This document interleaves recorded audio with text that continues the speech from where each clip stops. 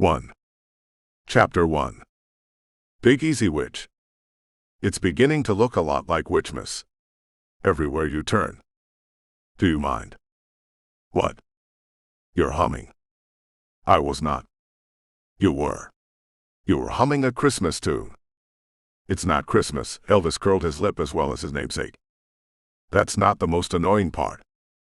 It was more annoying than singing Christmas tunes out of season. I am agog. You're a ghost? A ghost changing the lyrics to Christmas tunes. I'm allowed to arrest you for that. Do you have corporeal cuffs? He held out his wrists. They look solid if wispy, a paler version of the intellectual I once called a friend. Still called a friend, since he was tethered to me by some unseen form of justice or crazy karma. You said Witchmas. A witch mass, he mused. If you've never seen a ghost muse, it's almost as funny as it sounds. First he looked pensive, as if he was searching his memory banks for what a witch mass might be. He didn't have to tell me. I knew. I'd seen one in Germany in World War II, the final war to end all wars, since all we engaged in since were police actions and regional conflicts. That coven, like this one, had been doing demon work. Back then the city were involved, and part of the peace process was they would no longer interfere in the matters of men. I know the city don't have short memories. They're practically immortal and hold contracts, accords, and promises as sacred. Which meant either this coven had gone rogue and scattered 13 demons around the United States, or the worse option. The worse option by its definition was really bad. Really, really bad. I need a beer, I sighed. Elvis perked up with that one, then his face deflated, the pensive look replaced by utter dejection. I can't taste beer, Marshal. If ghosts could cry, he would be. Elvis moaned instead. It was a mournful, lonesome sound that set a series of goosebumps dancing up my spine and made me shiver. I like the Christmas Carol better. I shivered again.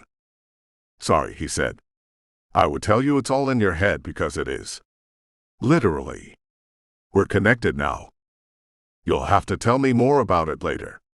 Right now, let's get some evidence and find out where to start hunting for these witches. 2. Chapter 2. The crime scene, as I called it, was empty. Barren. Evidence of the ritual that brought demons back to this plane was erased, the altar destroyed and made to look like a pile of construction rocks. I could feel the power of the ley line pulsing below me, a steady thrum of energy like standing next to a buried power line. 1.21 gigawatts, I muttered as I stepped through the tingle again. Great Scott! Elvis drawled behind me. I can't find anything, I confessed. Strong magic is afoot, he said. And someone is cleaning up after it. Which meant we either still had someone in Memphis doing witch dirty work, or the purveyor of evil had done the deed and split. I was opting for split. Memphis isn't my hometown, since I roam all over the East in service of the marshals, but I spent a lot of time there. Enough that magic users knew it was a home base, or sorts. Technically, my home base was a beat-up pickup truck with an 8-foot bed. It was warded, had a place to sleep in the back, and a locked metal toolbox full of implements and instruments. Mobile, discreet, and under a permanent shield when I wasn't around it. I sometimes even parked it by the river, just so I could spout out the line, in a truck down by the river, to anyone who would offer a laugh in exchange. I wasn't homeless. I was living the dirtbag life, ready to travel at a second's notice. Plus, I had a credit card from the judge that was black and could get me into any hotel in the world, no matter the star rating. When I whipped that sucker out, eyes got wide and the obsequious sucking up began. Where are we going? Elvis asked. I stopped on the edge of the construction site and stared at the flowing water of the mighty river the new neighborhood was perched on. Something about the tug of the current drew my eyes, and I let them wander to the south. You would think the judge would poof us where we needed to be, I said to the ghost at my shoulder in a distracted voice. He knew you had me. Yeah, but you haven't figured it out yet. I will. The wind picked up, floating trash paper around us in a swirling tumble of acrobatic flight. An aluminum soda can rolled and rattled across the asphalt and tumbled into a rock-strewn ditch. A second can fetched up against my hiking boots and held there. I bent to pick it up. A yellow can of chicory coffee from a world-famous establishment in New Orleans. I looked up from the can and saw I was still facing south. You couldn't just have said it out loud. I shouted at the clouds on the horizon. Said what? Elvis asked. I don't have to talk out loud. You can hear me in your mind. I wasn't talking to you. Then who were you talking to? The Elvis impersonator said in a De Niro voice. I'm the only one here. You must be talking to me. I held out the can with the faded cover to show him our destination. The judge wants us to go to New Orleans. You think, said the ghost, and his eyes got a faraway look in them. That feels right, he said after a moment. Didn't we do something in the Big Easy once? I nodded, but he didn't see me. He was staring toward the south, following the curve of the river and trying like hell to remember. We did, I told him. The medium. He nodded, like someone who couldn't recall but knew they should.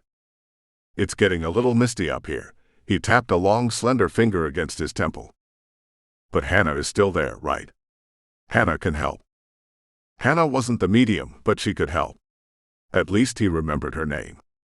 Hannah, I told him, and his face lit up in a smile, happy he had pulled that at least from the cobwebs of his memory. Nothing to it but to get to it, he lifted a lip. Talkin' care of TCB. I climbed into the truck and let him float through the open window to settle on the other side of the bench seat. It's a long drive, he said.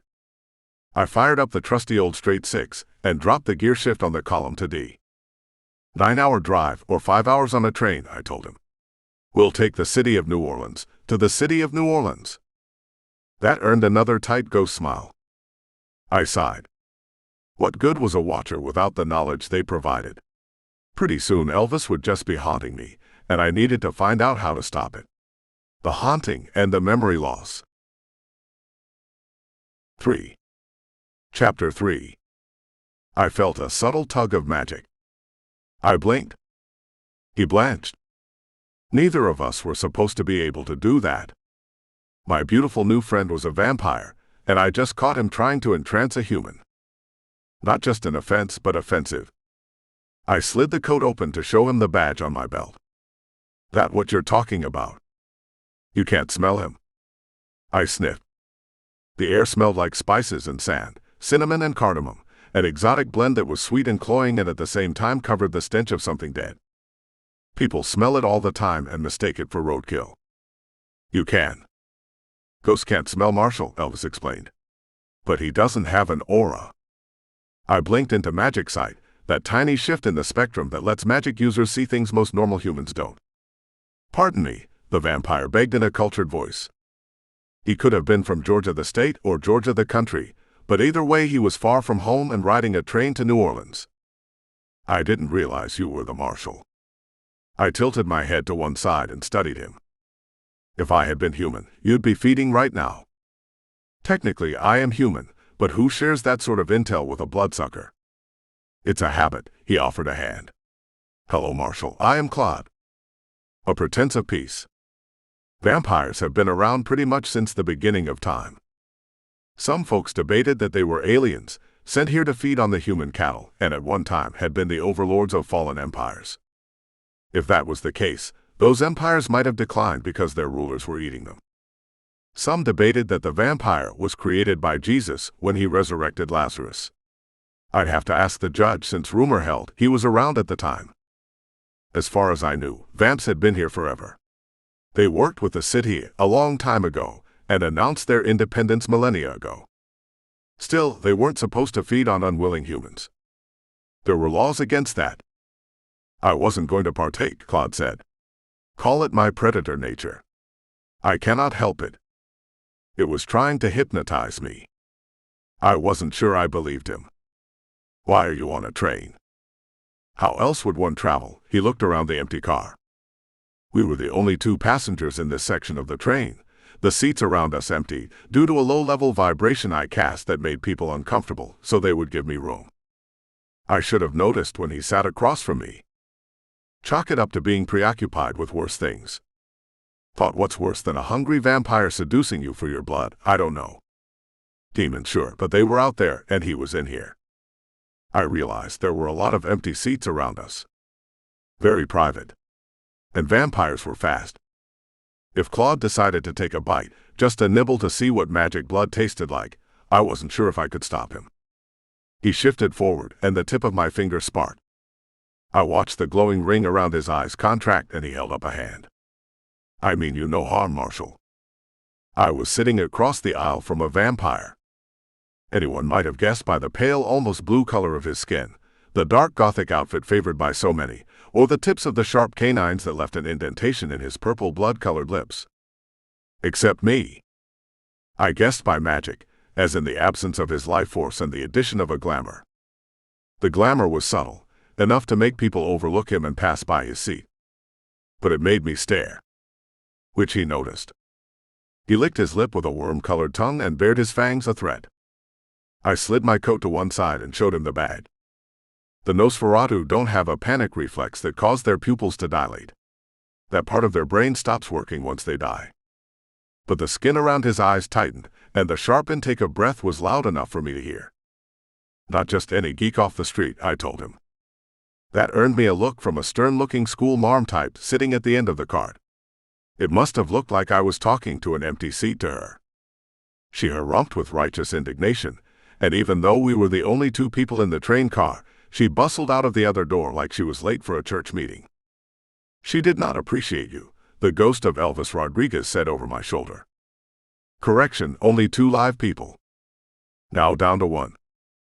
I sat across from the vamp. I am innocent of all wrongdoing, Marshal, he said. His voice was cultured, upper-crust New England from the turn of the century.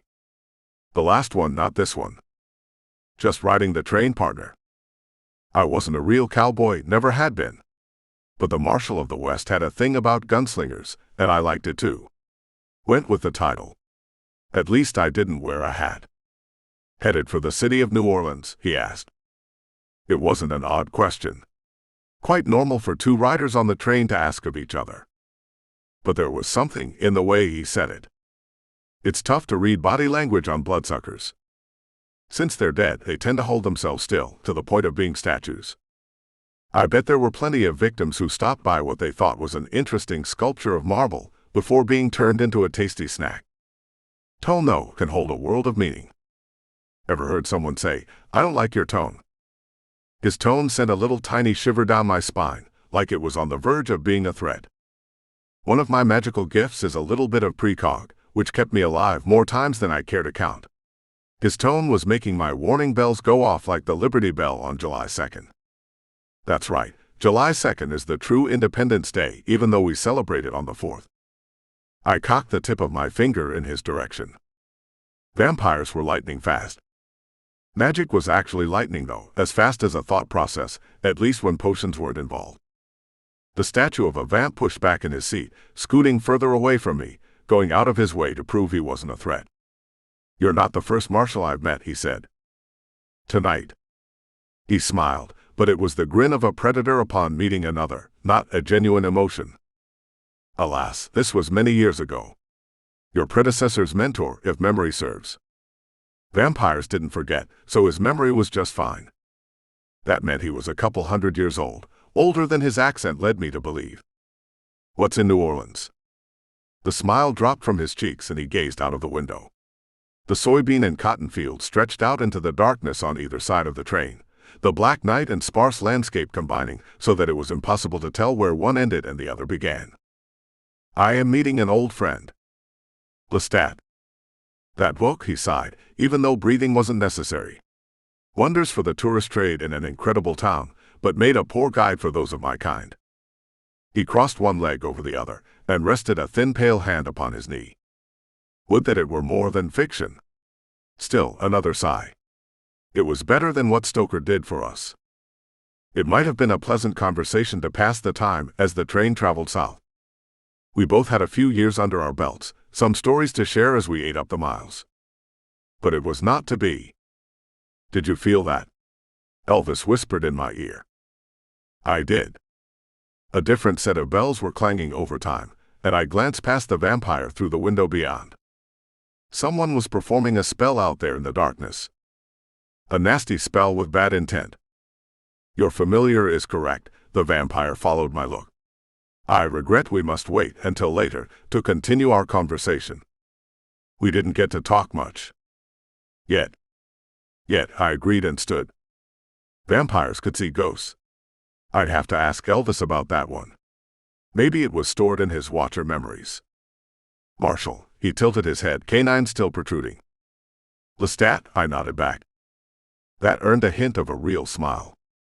There is a convocation in New Orleans, he called after me as I moved toward the door of the railcar. That made me stop. What kind of convocation? The kind that could cause you trouble. Why, tell me.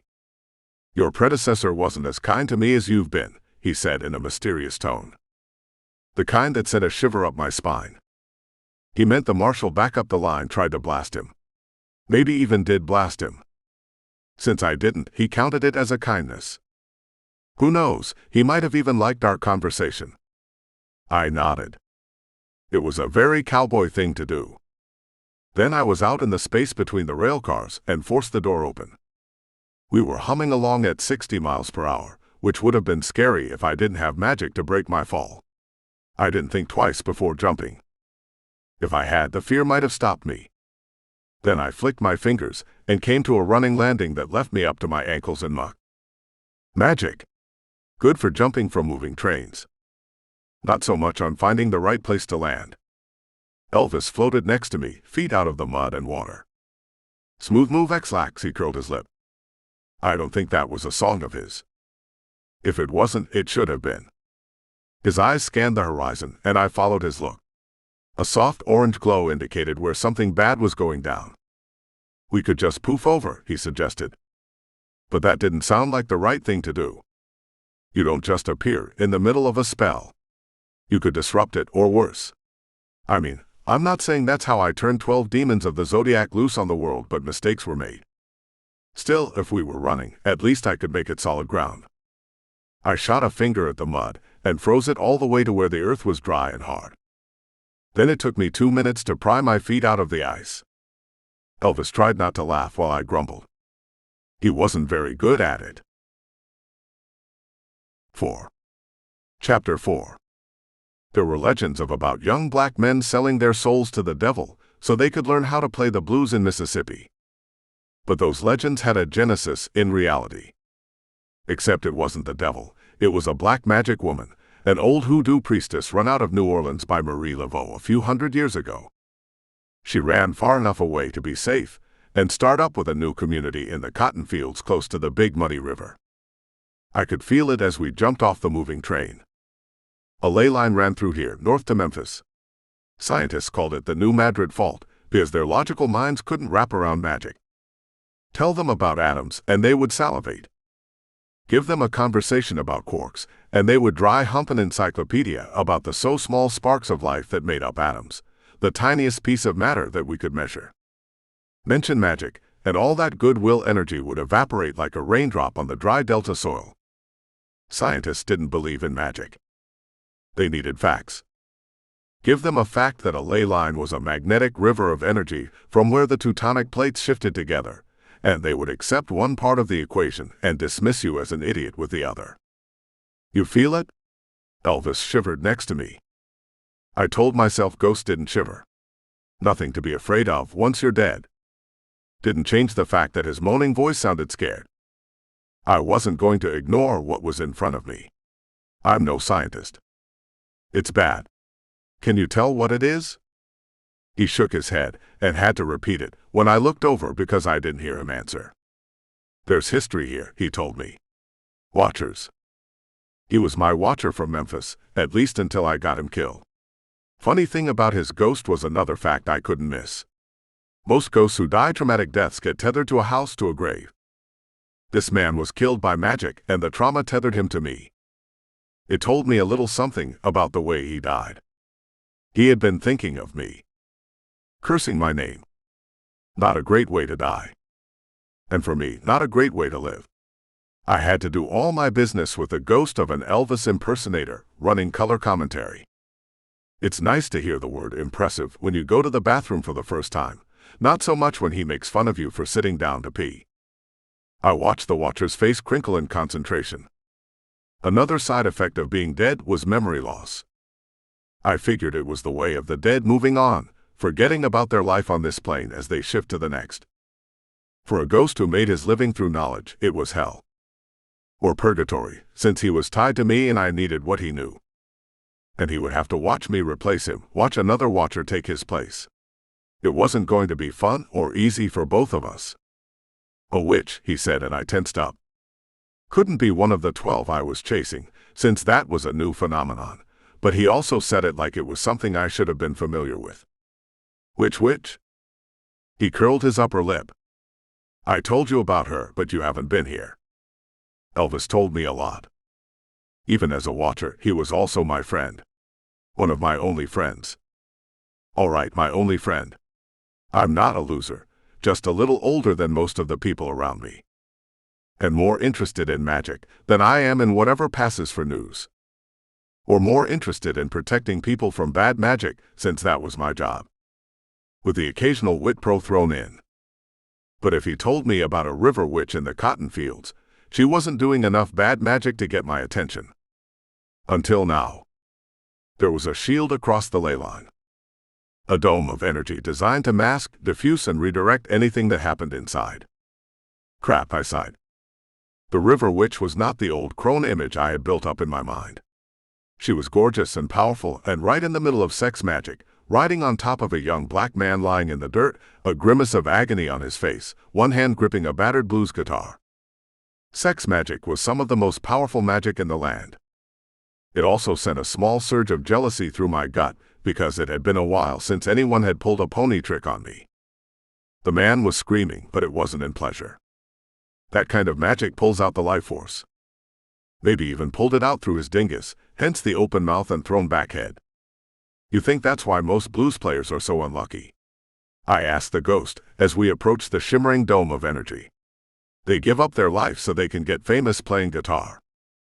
My namesake came to this crossroads, he told me. I think he ended up being lucky. Maybe, I shrugged. But he did die young. And his career flamed out when he went into the army. Elvis punched my shoulder, but all I felt was a cold shiver run across my spine. He still had the gift, even if he was in a tank in Germany. Then why the comeback special? It's all about marketing, Marshall. I tapped on the energy field and got a startled look from the witch. Can't say that I blamed her. I would have been a little perturbed from coitus interruptus as well. She flashed a hungry smile and held up one finger to tell me to wait a minute. Guess this is where the line starts. This is bad magic, Elvis told me. And if she's expecting more to show up, then she's got a plan. Was that it? Were the witches in my territory emboldened by the screw-up in Memphis? I was going to have to come up with a great wrestling name for it, because referring to it as a screw-up would just mess with my good luck magic further down the line. You can't have negative vibes floating out there because they tend to attach to something and come back to haunt you. The power of positive thinking is literally a thing. Quantum physics is magic, and that's just how it works. What about Memphis Meltdown? I said out loud as I pulled aside my coat. For what? The ghost asked. You might want to wait for that. Naming the ritual in Memphis. Showing your badge. Why? The ghost nodded to the witch. See what she's on. The black magic woman saw the badge I kept clipped to my belt, and her eyes started to glow yellow. Dang, I see it now. You couldn't point that out before. Hello, naked woman doing the nasty, said the ghost. I didn't notice. Ghosts don't care about that, I said. The witch stood up off the writhing naked man on the ground. He rolled over on his side and curled in a fetal ball around the guitar. Poor fellow did not look happy. He looked like he hurt and bit off a little more than he could handle. Maybe other ghosts, said Elvis. But I am a connoisseur of beautiful women. The Latin lover in me cannot help it. She was gorgeous, even with yellow eyes. Muscular, shapely body standing in the dusty Mississippi topsoil, nothing hidden from our eyes. Okay, Latin lover, I redirected him. What's the symbol? All magic has a toll, Marshall. He quirked up an eyebrow, waiting for me to get it. I didn't. I blamed the naked woman. She was very distracting. What always requires a toll? Elvis asked, trying to keep exasperation from his voice and failing. Crap. There was one creature who loved a toll more than the expressway authority that liked to charge 25 cents a mile on toll roads. Damn it. Yep, Elvis agreed. The witch threw back her head and howled. Then we felt it. Even over the hum of the ley line that ran all the way up to New Madrid. Footsteps. Giant pounding footsteps. Coming closer. And then they were there. 5. Chapter 5. Hey man, is this the line for the lady? A voice sounded behind us. I'd like to say only the ghost screamed. I'd like to say only the ghost jumped, bounced off the energy field, and tried to keep from firing off a magic spell at the obvious human standing behind us, holding a guitar in both hands. Let's just say I said it, okay? Only the ghost was scared. Not me. Not for that. What the hell did you do? Elvis screamed. I shot him, I stammered. The ghost floated over to the prostrate form on the ground and reached down to check his pulse. His fingers slipped through his neck and the body shivered. At least he's not dead. He snuck up on us, I argued. Look. A giant hand whistled out of the darkness and batted me 8 rows out into the cotton field. Out. Elvis shouted. Thanks for the warning. I rolled over and up. A 12-foot-tall troll stood outside the energy field and stared at the unconscious man in the dirt. He lifted up a 5-foot-long foot and prepared to squash him like a bug. I winged a spell at his big toe. The zap lifted him up and knocked him back on his posterior with a puff of crunching dirt. The troll howled. You didn't tell me there was a troll in my territory, I shouted as I shoved aside the cotton plants and made my way back toward the crossroads. I didn't know. Elvis floated to meet me halfway, the tether making his job of finding me easy. How do you not know a 12-foot creature is living around here? The troll rolled over to his scabby knees and made its way to wobbly feet.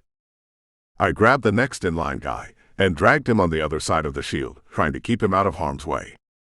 The witch was inside the protective dome pointing and laughing. I could see the other guy still curled around his guitar and crying. Guess he didn't like the price he paid for greatness. The troll started stomping back toward the crossroad. How's she planning to give the magic to the troll? I circled around the dome and tried to think about taking it out. They are nigh on impervious. Magic affects them, but it has to be just right. Just right everything. Right spot, right spell, right time. Trolls are magic creatures themselves and normally belong on the other side of the veil. The city used them a lot in the war and abandoned them over here when they lost. Most people think of trolls as big dumb lumbering idiots. Those people end up dead quick. Trolls are smart, some of the smartest in Phi. They just look dumb. It's the size and their faces and the perpetual look of befuddlement that is their bone structure. But they can outthink most humans on any given day, and the fact that this one was still around 80 years after the war ended meant he was as intelligent as they get. One sign of intelligence was finding a partner. Like a black magic woman stuck in a backwater community on the edge of the Mississippi. I tried to think about a bridge close by. One thing about trolls is they have to have a bridge. Over troubled water, over gorges, over canyon or dell. It's part of their makeup, like a dragon drawn to greed. Did the train rumble over a bridge while I was conversing with the vampire? The troll roared and rushed me. Eep! Elvis shrieked. I wasn't too worried. Trolls are big and 12 feet tall was twice my height. It meant he could cover ground fast, but not as fast as a scared man can move. I hightailed it back the other direction with a plan to rope-a-dope him until he was worn out, then maybe blast him in the eye with an ice pick spell. I did remember a bridge. A change in the rumble on the tracks. A large creek a mile or so away, over a creek or bayou. It must have been his home. I wondered how many runaways had disappeared around here. How many hobos riding the rails never made it through. I should have been paying better attention. Because I didn't hear the troll running behind me. By the time it registered, I smacked into a leg that felt like tree bark. Smart troll. Stopped running and waited for me to make the circle. Dumb Marshall. Should have kept my head in the game. It reached down with massive fingers and grabbed one arm to lift me up. It grabbed a dangling leg in the other and held me parallel to the ground, started pulling like a kid with a wishbone. It smiled and drooled and I could see yellow eyes the same color as the witch's as it pulled me up level with its nose to watch my final seconds. 6. Chapter 6. People can't see ghosts. Because most people don't have magic. Mediums can because that is their special power. Some witches can. Depends on the spell and their particular brand of magic faith. As in, believe you can see a ghost strong enough, the power manifests like that. Cats can see ghosts. All cats. Which is why they are magic.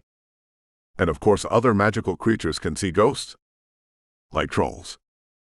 Elvis used the tether to catapult himself right into the troll's face, a screaming banshee of physical ineffectiveness. But the troll didn't know that. It let go of my arm to bat away the spurt, wailing and whipping around its eyes, jabbing spiritual hands toward unprotected yellow eyes. Then it dropped me headfirst into the hard Mississippi dirt. Lucky me, I rolled at the last minute and just did a backflop into the dust. Not even a cotton plant to break my fall. Like landing on dirty concrete. I lay there flopping for a second, trying to find the wind that was knocked out of me. Then I heard the witch screaming. The power of the soundproof energy dome was dissipating as she yelled at the troll. Something about get him or squish him. I didn't wait to find out which. Even though I couldn't get up, I could wiggle my finger. It was enough to focus my mind and zap us away. I'm not strong enough to go far. The judge can move us anywhere across the globe. My wife and her sister could move us a couple thousand miles. I made it 200 yards and poofed back into the dirt, still not breathing. Elvis got dragged through the air by the tether, his scream making a Doppler effect in the still night. He was smart enough to shut up when he stopped, and floated in the dark above my head. "You okay?" he whispered. I moved my mouth like a fish, but no sound came out. "I thought he was going to split you in half," said Elvis. He folded his legs into a lotus yoga pose, and sat in the air just over me. I didn't appreciate the view. But I couldn't say anything until my diaphragm stopped making spasms. When it did, I rolled over and shoved myself to my knees to peer over the tops of the cotton plants. How long was I down? It took a couple of breaths just to get the question out. 20 minutes, he told me. Not that ghosts can tell time. We don't need to, you know. Time for us is just a drop of forever. Don't get philosophical, I warned him. That took a few more breaths. The troll and witch must have thought we left. They could have figured we were coming back because she was in the middle of completing the ritual with the large creature, foregoing the second man still unconscious off to the side. I might have hit him a little harder than I thought. Blame the ghost. He's a squealer and the noise startled me. Gross, Elvis whispered next to my ear, sending a spark from the tip of my finger. The light caught the eyes of the witch and the creature, but not enough to make them stop, just pause. Yep, I snapped. I was getting tired of getting scared. The ritual to steal life force through sex magic was the same as to give it. That's what made Elvis say gross. 'Cause the troll laid down on its back, and the witch went to work on getting him ready. It didn't take much, then she climbed on and straddled him. It wasn't pretty, and the physics of it was all wrong. This time the witch was the one screaming. I just can't wrap my head around why. Elvis turned away and floated his back to the site. I turned to join him. Magic transfer, I said. But to what purpose? A witch and a troll can make magic together, but why? She's stealing essence, so that makes her live longer. Otherwise I would think she would get life points in exchange for the sex magic, he said. But we're missing something. His face crinkled in concentration. Do we really need a why? I asked. I need to understand what's going on. I stood up in the darkness and adjusted everything that had shifted in my fall and escape, starting with my spine. It popped like it was protesting, and I bit back a groan. I'm going to let you figure it out, I told him. I can't stay here while you go marshalling. He pointed to the invisible line that tethered him to me. Then you'll have to think it up on the move, I told him. She's doing black magic and I can't let that stand. Plus I had a thing about trolls. I'd run into a platoon of them back in the City War. They were vile creatures who belonged on the other side of the veil, and when you catch them munching on a battalion of allies in the woods of Bastogne, let's just say rage is a powerful magic multiplier. I reached down and tapped into a little of that, then sprinted toward the duo, doing it in the dirt. They couldn't hear me over the screaming. She was not enjoying herself. The troll turned his head toward me, though. Maybe he felt me running, just as I felt his footsteps pounding toward the dome earlier. He tried to move his hands and bat the witch away. I didn't give him a chance. I channeled a spell into one of his yellow eyes and blew out the back of his head in a spray of gore and guts that painted the Mississippi landscape like a Rorschach pattern. The witch stopped screaming as something happened in the magic transfer. She tried to hop off, hop down, hop away. I quivered a spell into her heart and popped it in her chest before she could do any of it. She collapsed in a mound on the ground next to the troll. Marshall. I turned to look at the wide-eyed ghost beside me. He just pointed. The problem with interrupting a ritual spell is the build-up of magical energy. A ritual is about layering and building, combining forces until the right level is reached. Then all of that pent-up energy is released, which makes the completion of the spell possible. All of that energy was in a bond between the dead troll and the dead witch, a short black ribbon of shimmering darkness that boiled and churned with tiny purple streaks of lightning. Crap, I sighed. This is gonna hurt, Elvis advised. The magic exploded in a thunderclap, and for the third time that night, I was flying through the air and anticipating another hard landing. 7. Chapter 7. I didn't pass out, though it took several minutes to catch my breath again. 32 minutes, Elvis said as I crawled back to my knees and stood on shaky legs again. Mississippi needed some rain to soften up that soil. I looked back at the mess of the ritual site. The troll was in pieces scattered around the crossroads. The witch was a stain on the dirt. The two men willing to sacrifice their life force in exchange for talent, possible glory, were gone, parts of their clothes and guitars fluttering in the wind. I hope I never have to see something like that again, I told the ghost and started walking toward the tracks. At least I thought I did. Elvis had to adjust my direction. Twice. Guess I landed harder than I thought. The tracks were right where we left them. Not that I expected them to move or anything, but after I bounced my head off the dirt a couple of times, I was wondering if the tracks had moved or if there was more magic afoot. The twin rails ran in a straight line through the black countryside, a wash of stars bright enough to make the sky glow but cast little light on the ground. I turned south, double-checked with Elvis to make sure it was the correct direction, then hoofed it. The rail line ran across country highways and backroads farms every couple of miles. We approached the fifth or sixth one and saw a beat-up pickup truck waiting next to the yellow and black RR crossing sign. For a moment, I thought it was mine, and the judge was making magic happen again. Marshall, the voice called from behind the driver's seat. I pulled up a spell and got ready to cast it. It never paid to let down your guard in the middle of the night in strange country where no one was supposed to know you were there. The judge sent me. I let the spell go. Not my truck, but I had to admire the fellow for his chosen form of transport. Almost anyone could say those words, but if the judge didn't actually send the man behind the wheel and he said it, then hell could rain down on him.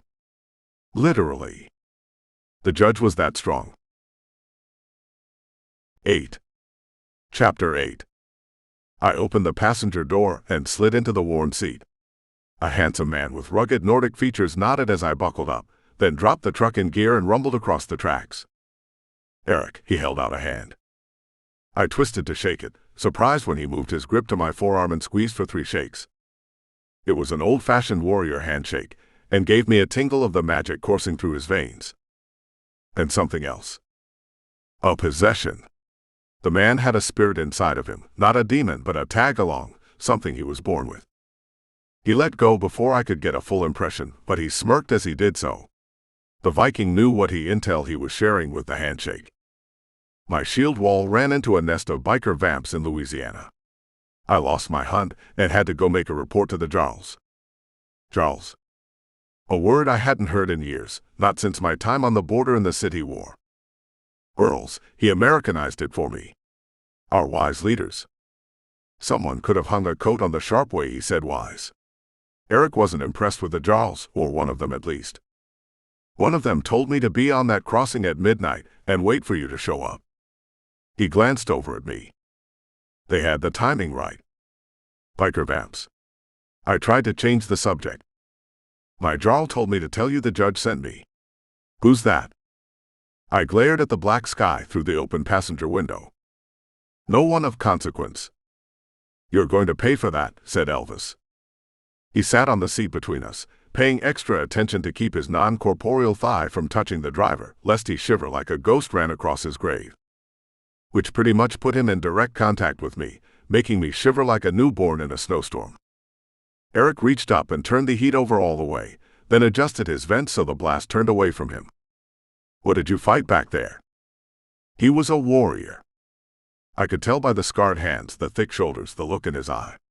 He was an apex predator, which I guess he would have to be if he was in charge of a shield wall hunting vampires. Troll. He made a whistling noise with his lips and looked at me with newfound respect. Alone. I nodded. Damn. He said it with respect, which made the aches and pains feel a slight bit better.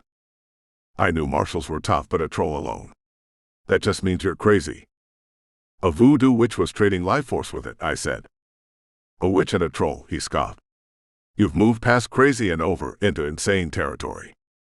I could feel the respect seeping away. Borderline stupid. I felt a surge of anger. Who the hell was this guy, warrior or not? Damn Vikings, and they're messed up. I'm just messing with you, he smiled. Guess he could tell I was pissed. And you stopped shivering. Took your mind off being cold, off the after effects of battle. He did. I had. Been there, the Viking continued. Done that. Burned the t-shirt. Trolls. No, just vampires. The trolls in Norway are twice as big as American trolls. They trap them in the mountains with giant barriers disguised as power lines. Most of the ones left over here are runts. I'd found the mountain trolls in the woods. They were bigger. Still, fighting a 12-foot runt wasn't anything to sneeze at. And a witch, though she didn't do much fighting. And didn't do much good for my hunt. You can sleep if you want, Eric offered. I don't know what you're planning in the Big Easy, but something is going down. I met a vampire on the train, I told him. A conclave. His eyes flashed red in the darkness of the cab as the spirit inside him surged to the surface. I watched him fight it back, an internal battle that only showed on his face, the grit of his teeth, the crinkled eyes. Did you kill it? He growled. Still fighting. Only allowed in self-defense, I told him, and he nodded. We talked. Talking doesn't do much good with the bloodsuckers, he said. My turn to nod. The Normanni were a group of vampire fighters dedicated to keeping the world safe from the undead. They had one reason for existence, to end the scourge of vampires. They were pretty locked in on that worldview. And they were damn good at their job. But the marshals had to see things just a little different. Shades of gray, I like to call it, on my ethical slide rule. A lot of vamps could exist with humans. There were enough of the goth types that would offer up blood for the asking. I could no more cast a vampire than I could a witch without reason. The reason didn't have to be much, sure. It could be a perceived threat or a hint of one. But I tended to err on the side of basic decency, a live and let live policy that usually served me well. Until I got my ass handed to me on a platter. Then I could go crazy with the magic. Did he tell you what they were conclaving about? He played with the word, and I bet under different circumstances we could be friends or drinking buddies. If I was allowed to have either. Didn't get the chance, I told him. Ran across a ritual at a crossroads before I could get more out of him. The Viking nodded. Then he gripped the wheel and glared at the road, the red glow in his eyes softening to just a circle around the iris that I could only see when he glanced over at me. That was my cue to shut up and catch some shut-eye, so I hunkered down against the door of the truck and tried to do just that. Elvis was quiet enough to let me. But sleep wouldn't come. Instead, I thought about my wife and where she went missing. It was on a troll hunt, a mission for the judge. No word on what happened. No sign of where she went. Like she just disappeared. I bet he poofed her straight to the fight, though. No messing around with bumming rides on trains and trucks trying to clean up a mess.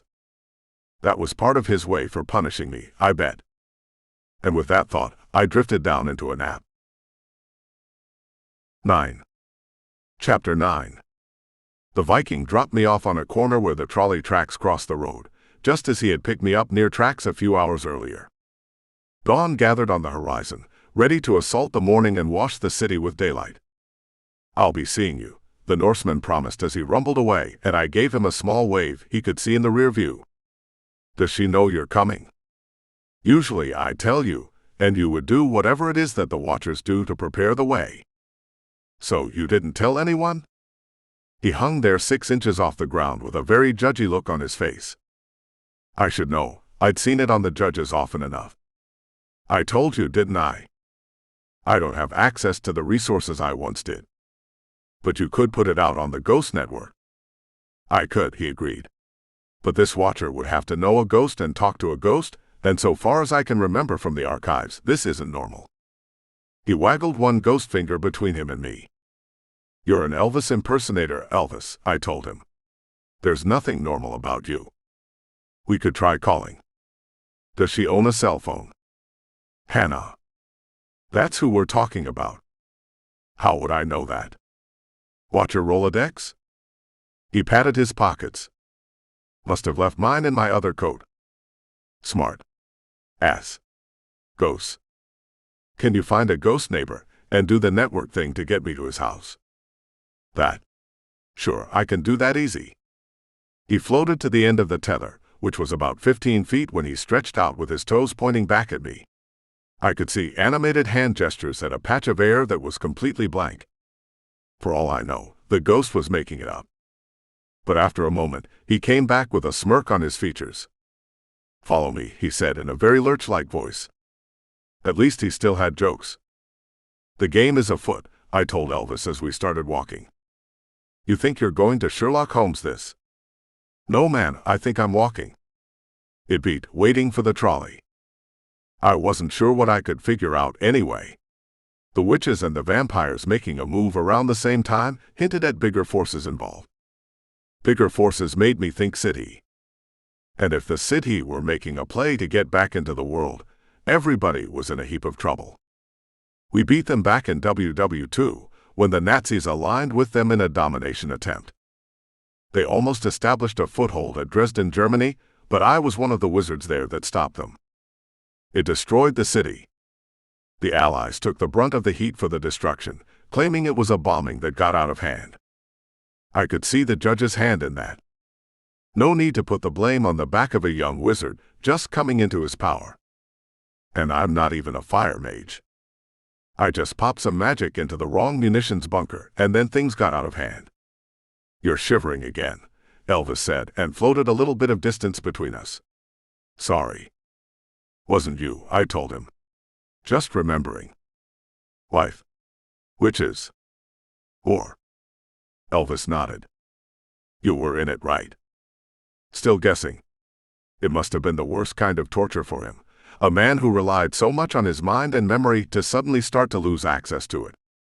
When we got to Hannah's, I'd put her to work on it too. "So where is she?" I asked the ghost after we had wandered around for a couple of hours. "I think," he started to say. "Don't think," I snapped. "No." He had led us to 3 houses so far, each in opposite directions and far from where we were. I was hot, hungry, still sore from the previous night's activities. Which would have been as fun as hell to say if I was with a lady, but I wasn't.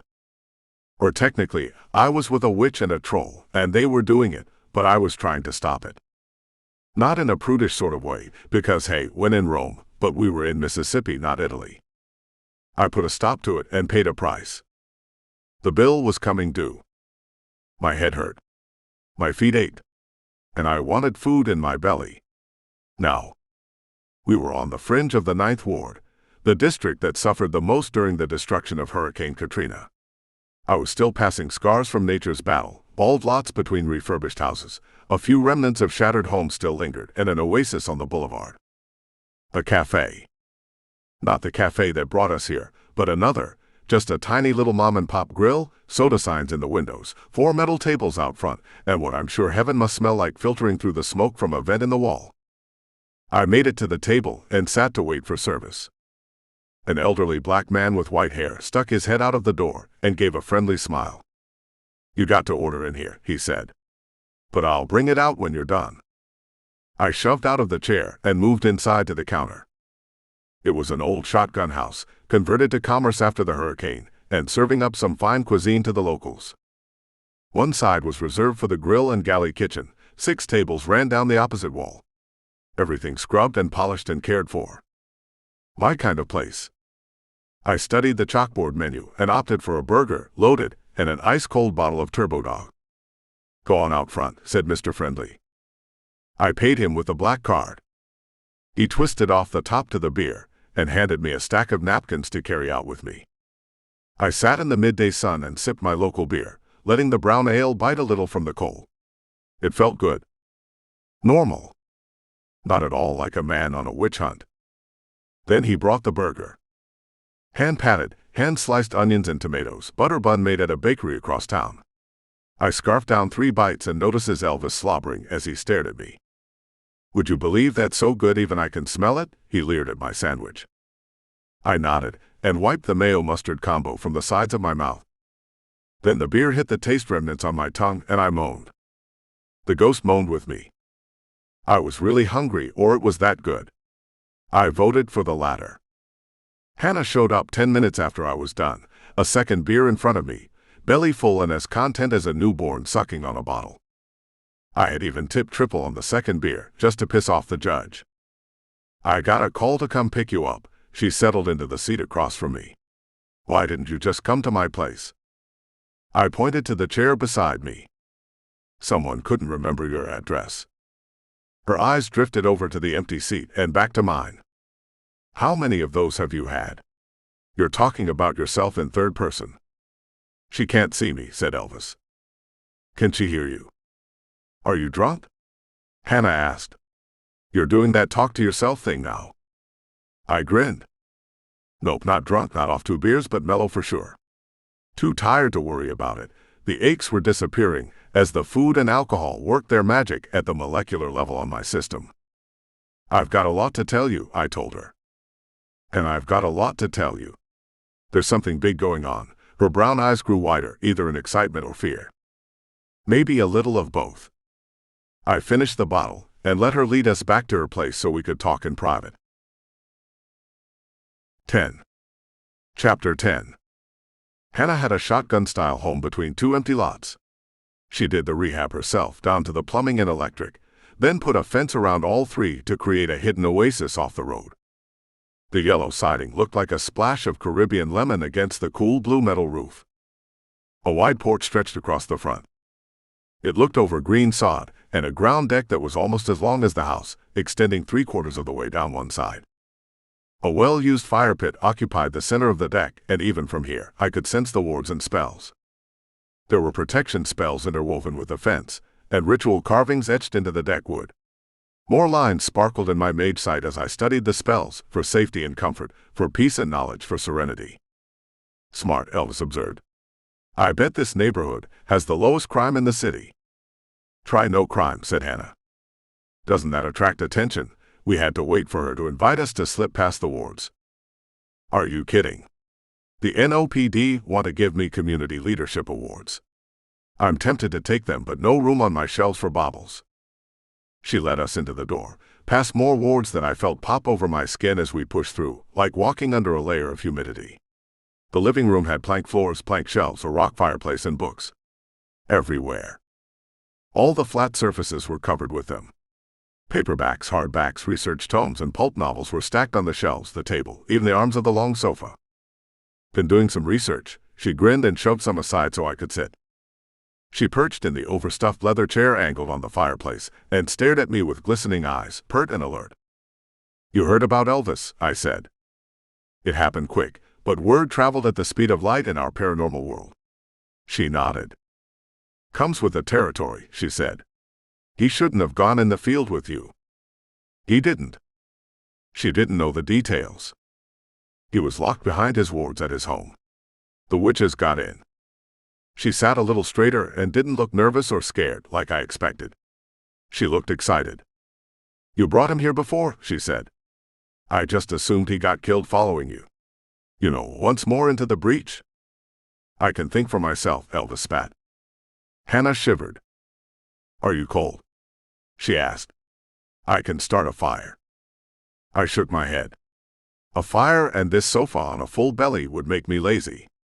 Add to that the fitful sleep in a truck, and it was a recipe for a nap. They had power, I told her. I don't know where it was coming from. The ley line, Elvis said. It was more than that. More than what? She asked. The ley line. She dug through a stack of books and pulled out a leather-bound volume she plopped into her lap. I'll get started on some research, she told me. In the meantime, you look wiped. Why don't you kick back and get ready for tonight? What's tonight? My senses went on high alert. I knew what I had to do, what I was here to find, but I thought that might require a little old-fashioned footwork.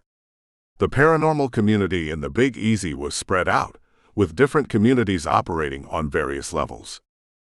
And a vampire conclave. But someone would have seen a zodiac demon roaming around. It just might take a while to find it. I thought you knew. She chewed on a strand of dirty blonde hair she tucked between her lips as one hand flipped through crisp pages. I got a message that you were going to a graveyard tonight for a midnight meeting. Same time I got the word to pick you up.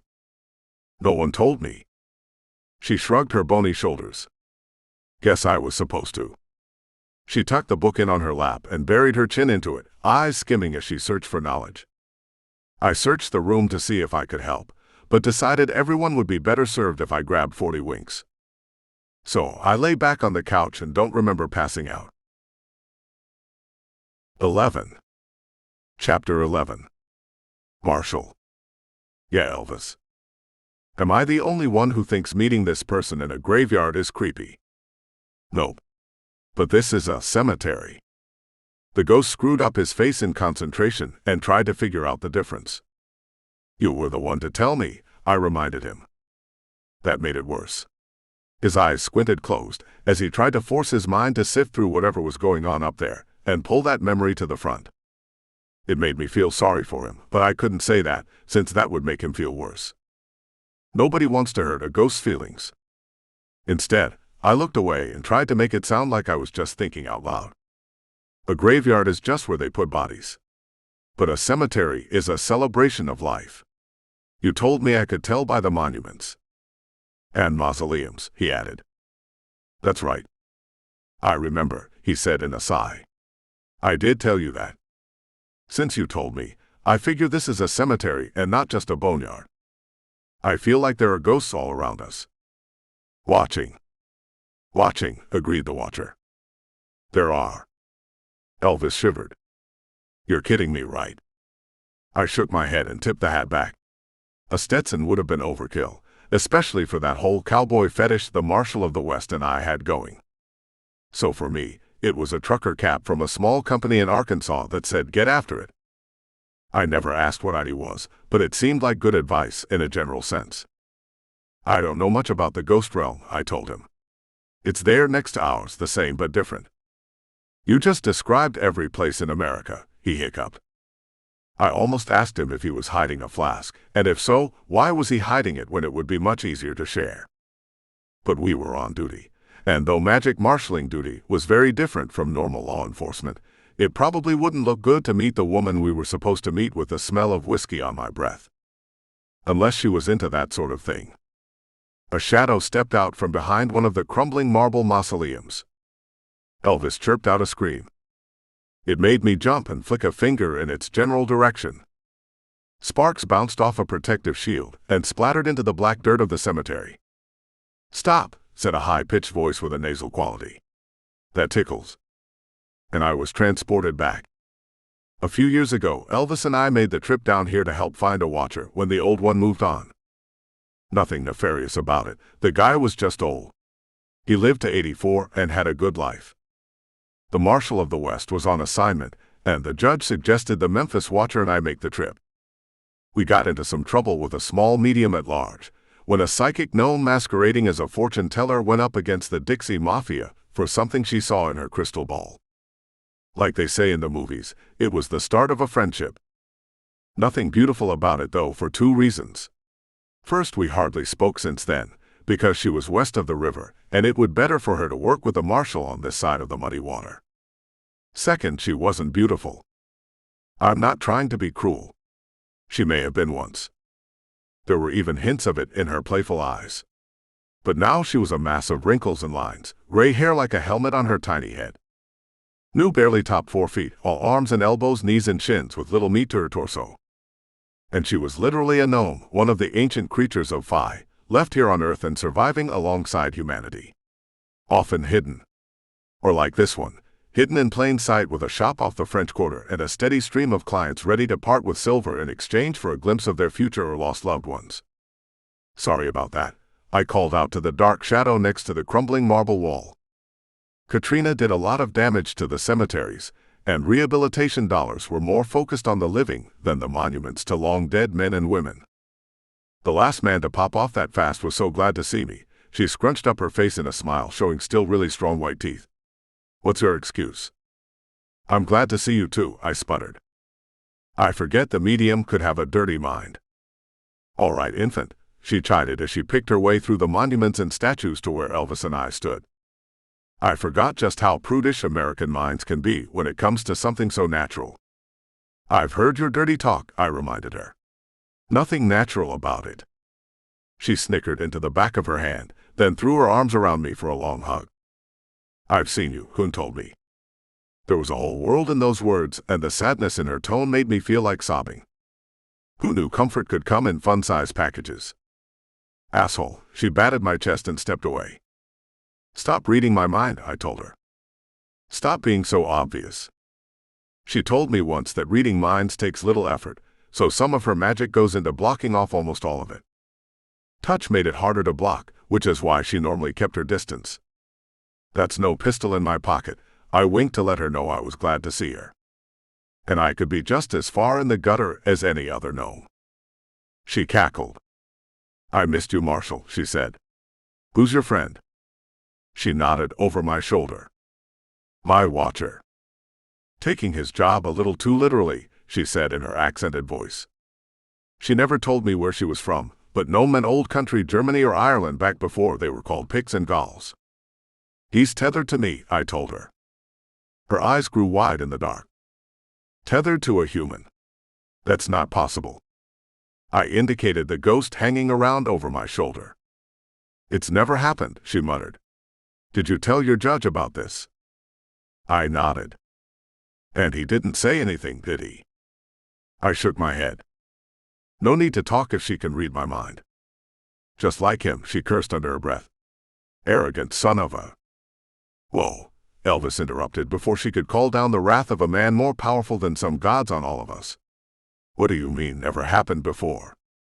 Her long finger seemed an odd fit for her tiny body. That didn't stop her from pointing one at me. He shouldn't be strong enough for you to do it. But I picked him, Elvis answered. Well, not really picked. I was thinking of him when the witches got me. And abracadabra. She nodded, a thoughtful look on her wrinkled face. No, still shouldn't do it. A death curse. From a watcher, she dismissed it with a sniff. It's a mystery, Marshall. I'll give you points for bringing me something fun to ponder. You didn't see it in my future. Her eyes grew cloudy and sad, and she blinked something out of them before her face took on a grim set.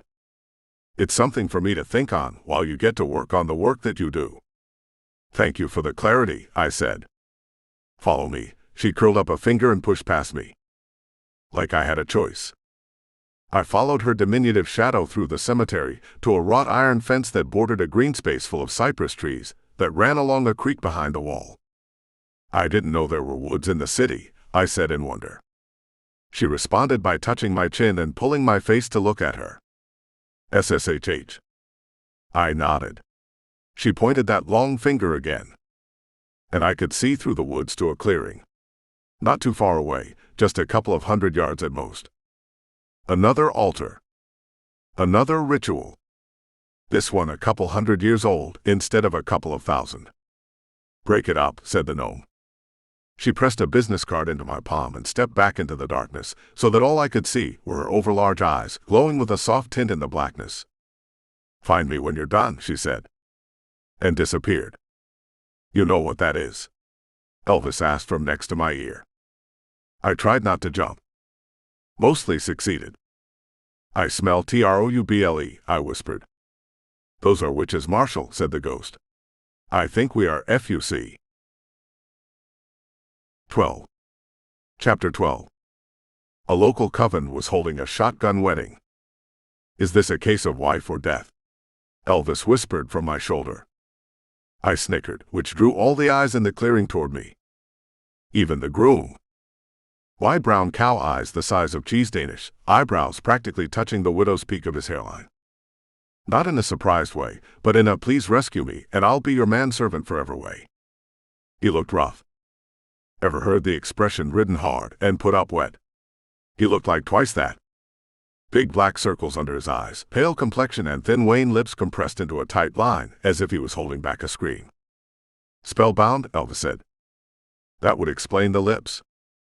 "Excuse me, ladies, while I whip this out," I quoted my favorite line that drew a ton of laughs each time I said it as I shifted open my leather bomber. The light from a disco ball sparkled off the silver star badge on my belt, with the words "Marshal" magically enhanced so that all in the room could see. No one laughed at my joke, though. There were a lot of glares. Some minor hissing, like cats that get scared before they skedaddle. "Tough crowd," I told Elvis. "You get no respect." I stepped into the clearing and moved to the edge of a salt circle. "Ladies," I cleared my throat. "Want to tell me why you've got a magical barrier around your special day? You're not welcome here." This from the Wiccan-looking one on the altar. She was a bouncy ball of rotund energy, practically vibrating from the magic she was pulling from the earth. Whatever they had planned, I felt sorry for the groom. "Welcome or not, I'm here to stop what you're doing." The shotguns I mentioned. They were literal. While the salt circle was designed to contain the magic within, and I couldn't shoot a spell through the shimmering wall of glowing green, the witches must have pulled a reverse on it. Which meant they could shoot out shotguns. Literally. I watched 3 of them swing up from muscular WWE-looking witches, where the bridesmaids would have stood in a traditional wedding. I flicked a shield spell up with a twitch of my fingers, almost like a soft snap, and 3 rounds of birdshot bounced off like hurricane rain on a tin roof. They were double barrels of fun stuff, so I waited for the second blast to echo through the clearing, then scooted a little closer to the salt line. A quick swipe of my toe would disrupt the circle and give me access to sling a few spells into the group. I didn't count on the familiars. Some people have guard dogs, this coven had guard cats. Enormous Maine Coon cats, which made Rottweilers shiver in their chains. 1 for each witch, which meant 13 descendants of an amorous union of saber-toothed tigers with woolly mammoths launched at me all at once. I caught movement from the corner of one eye, saw a shadow in the corner of the other, and did the only thing a human can do in a spot like that. I ducked. 2 massive bodies slammed into each other with a roaring meow, and landed on top of my head just as a couple more 200 pounds of cat flesh slammed into me. We all tumbled across the clearing in a hissing, spitting, screaming jumble of limbs, claws, and biting. Mostly by me. I had one cat by the tail when we stopped, and came up swinging like a Olympian in a hammer throw event. It yowled as it plowed into the other cats when they came in, swiping 8-inch claws dashing for my face. The swing bought me time, at least a foot of breathing room, and that was all I needed. Marshals are like gunslingers of the old Wild West, except where those folks use 6 guns, we use magic. Thought made real. Each magic user is unique in their ability. Some need time to cast a spell, construct the thought, bind the elements and send it forth into the world. Others need to gather ingredients for potions and boil up some trouble. I was a trained battle mage, and the judge instilled in us a discipline like no other on this planet. We trained until our spells were ingrained so deeply they were cast and complete, before the thought was from one side of the brain to the fingers. Magic at the speed of a synapse. That meant the coven was in trouble. Because they gave me time. I snapped and froze the cats. I snapped and melted the earth under a 2-foot section of the salt circle, so it collapsed with a psychic plop. I snapped and the witches were paralyzed where they stood. And I was ready for anything else they might have planned. Witches were notorious for booby traps and backups. But the woods were quiet. I sauntered up to the wedding altar, which was made up like a lace-covered twin bed, and noticed the trenches in the wood, stained with blood from previous weddings. The groom was in for the night of his life. The last one. They were going to steal his life essence and sacrifice him. I bet you're glad I got here, buddy. His eyes screamed, but his mouth stayed shut tight. You ladies are coming with me. I prepared the spell to transport us all in front of the judge. Marshal! Elvis screamed. It was a psychic scream, since he was a ghost, and the only way you can hear a ghost is through your mind, not your ears. Psychic screams were a migraine whammy that felt like someone took a baseball bat, jammed a bunch of ice picks through it, named it something sweet and innocent like Lucille, and slammed it into your mind hole. Hurt is an understatement. Still, I'm no geek off the street. The Marshal is a world-class magical badass, the toughest of the battle mages, a true survivor. In a job where a lifespan is roughly 18 months, I'd been doing it for a decade. That's because some of my magic is precog, which lets me see 1 second or 2 into the future. Normally.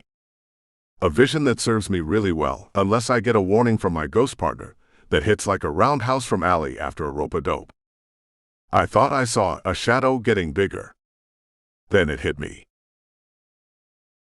13. Chapter 13. Now, I don't know where the coven got a saber-toothed tiger from, and truth be told, I didn't give a damn. At least that's what I wanted to think, as it gripped my battered leather bomber in the 2 teeth that was its namesake, and shook me like a tiny little mouse. I thought the Maine Coon cats were big. They looked little puppies compared to the extinct tiger. Or kittens, I guess I should say. Getting swung around like a felt toy made the old brain pan mix up electrical signals. Elvis was trying to help. Though tied to me by a tether, it wasn't physical, so he wasn't flopping.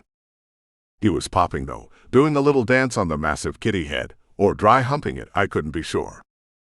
Either or, the extinct cat was not impressed. It dropped me from its jaws and swatted me like a ball of yarn through the air. I smacked into a tree, crashed through some branches, and landed sort of sideways at the base of the trunk. I had just enough time to see the saber-tooth bounding across the clearing to get me and raise my hand. No claws. The cat could have shredded me in one eviscerating swipe. But it didn't. It could have punched through my tender head with 12-inch teeth. But it didn't. The damn cat looked like it was smiling. I held back and regretted it, caused the supersized kitty popped me up in the air with a twist and sent me sailing again. Don't hurt Harold, someone called out. I plopped down and wondered who the hell was Harold. Then the defense took the field. I wish I could tell you it was glorious.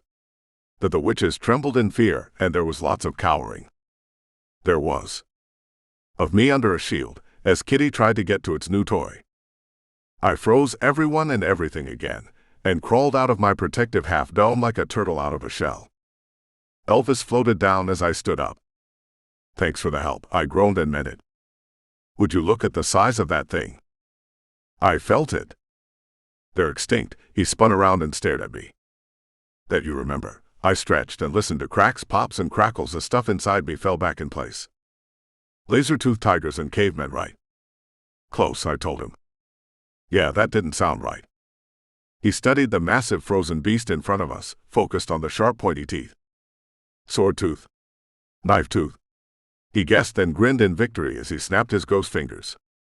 They didn't make a sound. Razor tooth. I nodded. You got it, dude. The ghost puffed up, confident in the win over his failing memory. Who was I to take it from him? The bride and groom were stuck on the altar, the coven leader in front of them. I walked up, waved my hand around his head, and thought release. He staggered and stared in wide-eyed wonder at the frozen tableau around him. This your plan? I asked. Not my plan, no. His voice had a Cajun accent and a hint of something else. North, maybe. You want it to happen. I kept one eye on the cats. Familiars are magical too, and sometimes stronger than the witch or warlock they partner with. If one of them got loose, it could hurt. Not like this, the groom stuttered. Then go, I told him. He was off like a sprinter at the Olympics, and leapt the fence back into the cemetery. You know what's happening here? I asked my ghost, and realized with a start that he was sort of my familiar now. I would have liked a badass saber-toothed tiger or a grizzly bear, but when life gives you melons, you might be dyslexic. It's a ritual, he answered. I got that, I said, wishing for my giant spirit animals. What kind? He shrugged. A union. It is a wedding. Yes, he explained, and for a moment there was the hint of my watcher there. A union of power. These symbols are a trade, protection for power and the protection of power. This coven has a weakness, and it looks like the guy you let go was their key out of it. Crap. Was he a warlock? No, shrieked the witch behind me. You ruined everything. And pop, just like that, she broke my spell and let loose the cats of war. 14. Chapter 14. Harold the Saber-Tooth was smarter than his partner. As soon as the unfreezing thawed him out, he took 2 large leaps, knocked me down, and covered me with his massive form. The other cats bounced off his magical hide and plopped on their feet. Waiting. Harold bared his teeth, leaned in, and licked me with his sandpaper tongue. Gross, I said. Cat kisses. I think he likes you, Elvis sang. You ain't nothing but a cat though, licking all the time. Save it for karaoke. I pushed the cat back and sat up. He inserted his head under my hand and allowed me to scratch him. Did you call him Harold? The coven leader stepped forward and tried to keep my attention. I am Beth, she introduced herself. We are unfamiliar with you as the marshal. We overreacted. Beth, I hear you calling, but I can't come home right now, Elvis crooned. Wrong band, I stood up. What? The witch and the ghost said at the same time. He must have lost some memories of the King songs and was mixing them up with Kiss. The mind works in weird ways, just electrical impulses really, and when the wires get crossed or you go ghost, I guess we were in uncharted waters. Nothing, I told her. The rest of her coven drifted in even lines behind her, 6 on each side, prepared to offer power if she needed it. The shotguns were still pointed in my general direction though. I'm the Marshal of the East. I pulled aside the jacket to show the badge again. And you should answer to the shield, not to the man. She nodded and chewed on pouty lips. Beth was a knockout in a girl-next-door way. Brunette hair pulled back in loose waves, beautiful face and, not that I noticed, a really nice body under the flowing white gown. No bra. You're right, she agreed. We're sorry. Things have been somewhat strained since the marshal left town. Left. I kept that to myself. I guess I was expecting some backup, or at least a run-in to let him know I was operating west of the river. But him being out of town shouldn't be that surprising, I told her. He covers all of the territory on this side. She nodded in a way that was cute and demure at the same time, and I sent out feelers to see if she was trying a spell on me. Turned out no. Turned out she was just a natural looker. He has been gone for some time, she said. Long enough that others are starting to explore inroads into our fair city. You interrupted an alliance that would have saved a good many people. That's something for the marshal to handle, I said. But he is not. She watched me with golden brown eyes that shimmered in the flickering candlelight, waiting to see how I would react. My partner, the one from the west, was a hothead. A reputation for flying off the handle at the slightest provocations and using a hammer response when a scalpel was needed. He would have blasted the witch, maybe all of them. Some might not have survived.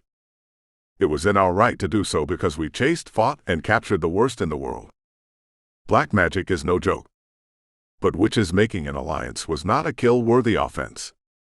Barely deserved a second glance from a marshal of magic, unless this union had disastrous consequences downstream. And to find that answer, I'd need to visit the gnome. 15. Chapter 15. Harold let me go after a few more head scratches. He dismissed me in that feline way of turning up his nose and turning his back on me. The coven didn't, though. They watched me walk away, eyes tracking every step as if they expected me to turn and blast them at any moment. I kind of liked the look of surprise on their faces when I didn't. Elvis tagged along but kept quiet. I think he realized the mix-up was a mess-up, or he was trying to do a multiplication table. Something kept him occupied as we marched toward the fringe of the French Quarter and the little shop of predictions therein. The gnome's home hadn't changed since our last visit. Maybe a few different veils on the wall and new candles added to the sconces, but it had a sense of eternal familiarity. The crystal ball was in the same spot on the same stand, the chairs around the plush cushion top table a little more worn and faded. But the same. She sat waiting in expectation as I pushed through the door. Did you figure it out? I shook my head. Not the witches I want. I know, she said. But another problem to be dealt with. Not mine, I said. Her keen eyes studied me as she crunched her caterpillar eyebrows together. He has not told you. He who told me what? Damn him to hell if he wasn't already cursed. Her accent made the word sound elegant. Are we talking about the guy who ran away? He just told me it wasn't his plan, I explained. She waved away the thought of him like an annoying gnat on a summertime eve. Digby Richmond, she sneered. Mafia's son is no matter to the things we are to discuss. Then I don't know who you're talking about. She took a deep breath and said it slow, like she was explaining it to a child. Which I suppose she was, at least to her. I was 90-something and didn't look it. She had been around a lot longer, but never gave me anything exact.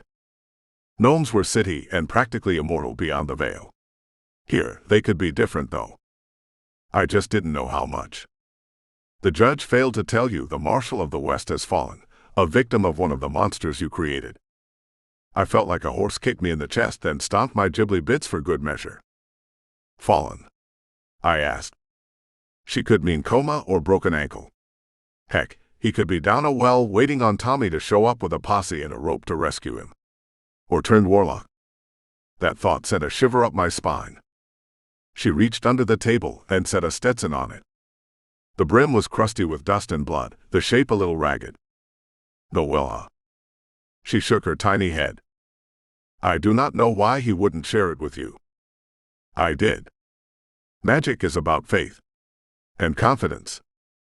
And if a guy you thought was way tougher than you was taken out by a demon witch monster you set on the loose, it could shake the foundation of that confidence. A crack in the faith armor. Doubt like that could be deadly.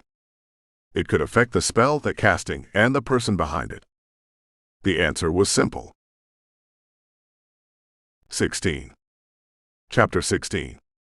We returned to Hannah's place, if not quite conquering victors, then at least a small tick in the W column. A win for the home team. She didn't let the feeling last 2 steps past the door. I've got news, she stated. Her voice was flat, her expression neutral. I guess what she found out wasn't good. Those symbols you described for the ritual. They're a protection spell. I told you. A union protection, Elvis snorted. A union protection spell, said Hannah. I waved off the ghost so she could finish. Is it a gnat, she asked. I hate gnats. They get in all the time. She glanced around for the flying phantom menace until I could redirect her back to the thought on track. A union protection spell. The coven you met is the weakest in New Orleans. Their leader has only been in charge for a short while, less than a year. But her heart's in the right place. Nothing I enjoy more than an anatomically correct good witch. Right, Hannah rolled her eyes. And you. It's the big easy, right? Got to let your freak flag fly. Keep it at half-mast, okay? Her coven made some enemies in the past few months. How? Hannah shrugged. I don't know. It's the question behind the question that is sometimes important, I told her. Let her hang that with my freak flag. I'm like a mullet, business up front but party in the back. I'll find out, she answered and moved on. They made an enemy of a voodoo witch named Phyllis, and now they're trying to partner with Dixie Mafia for protection.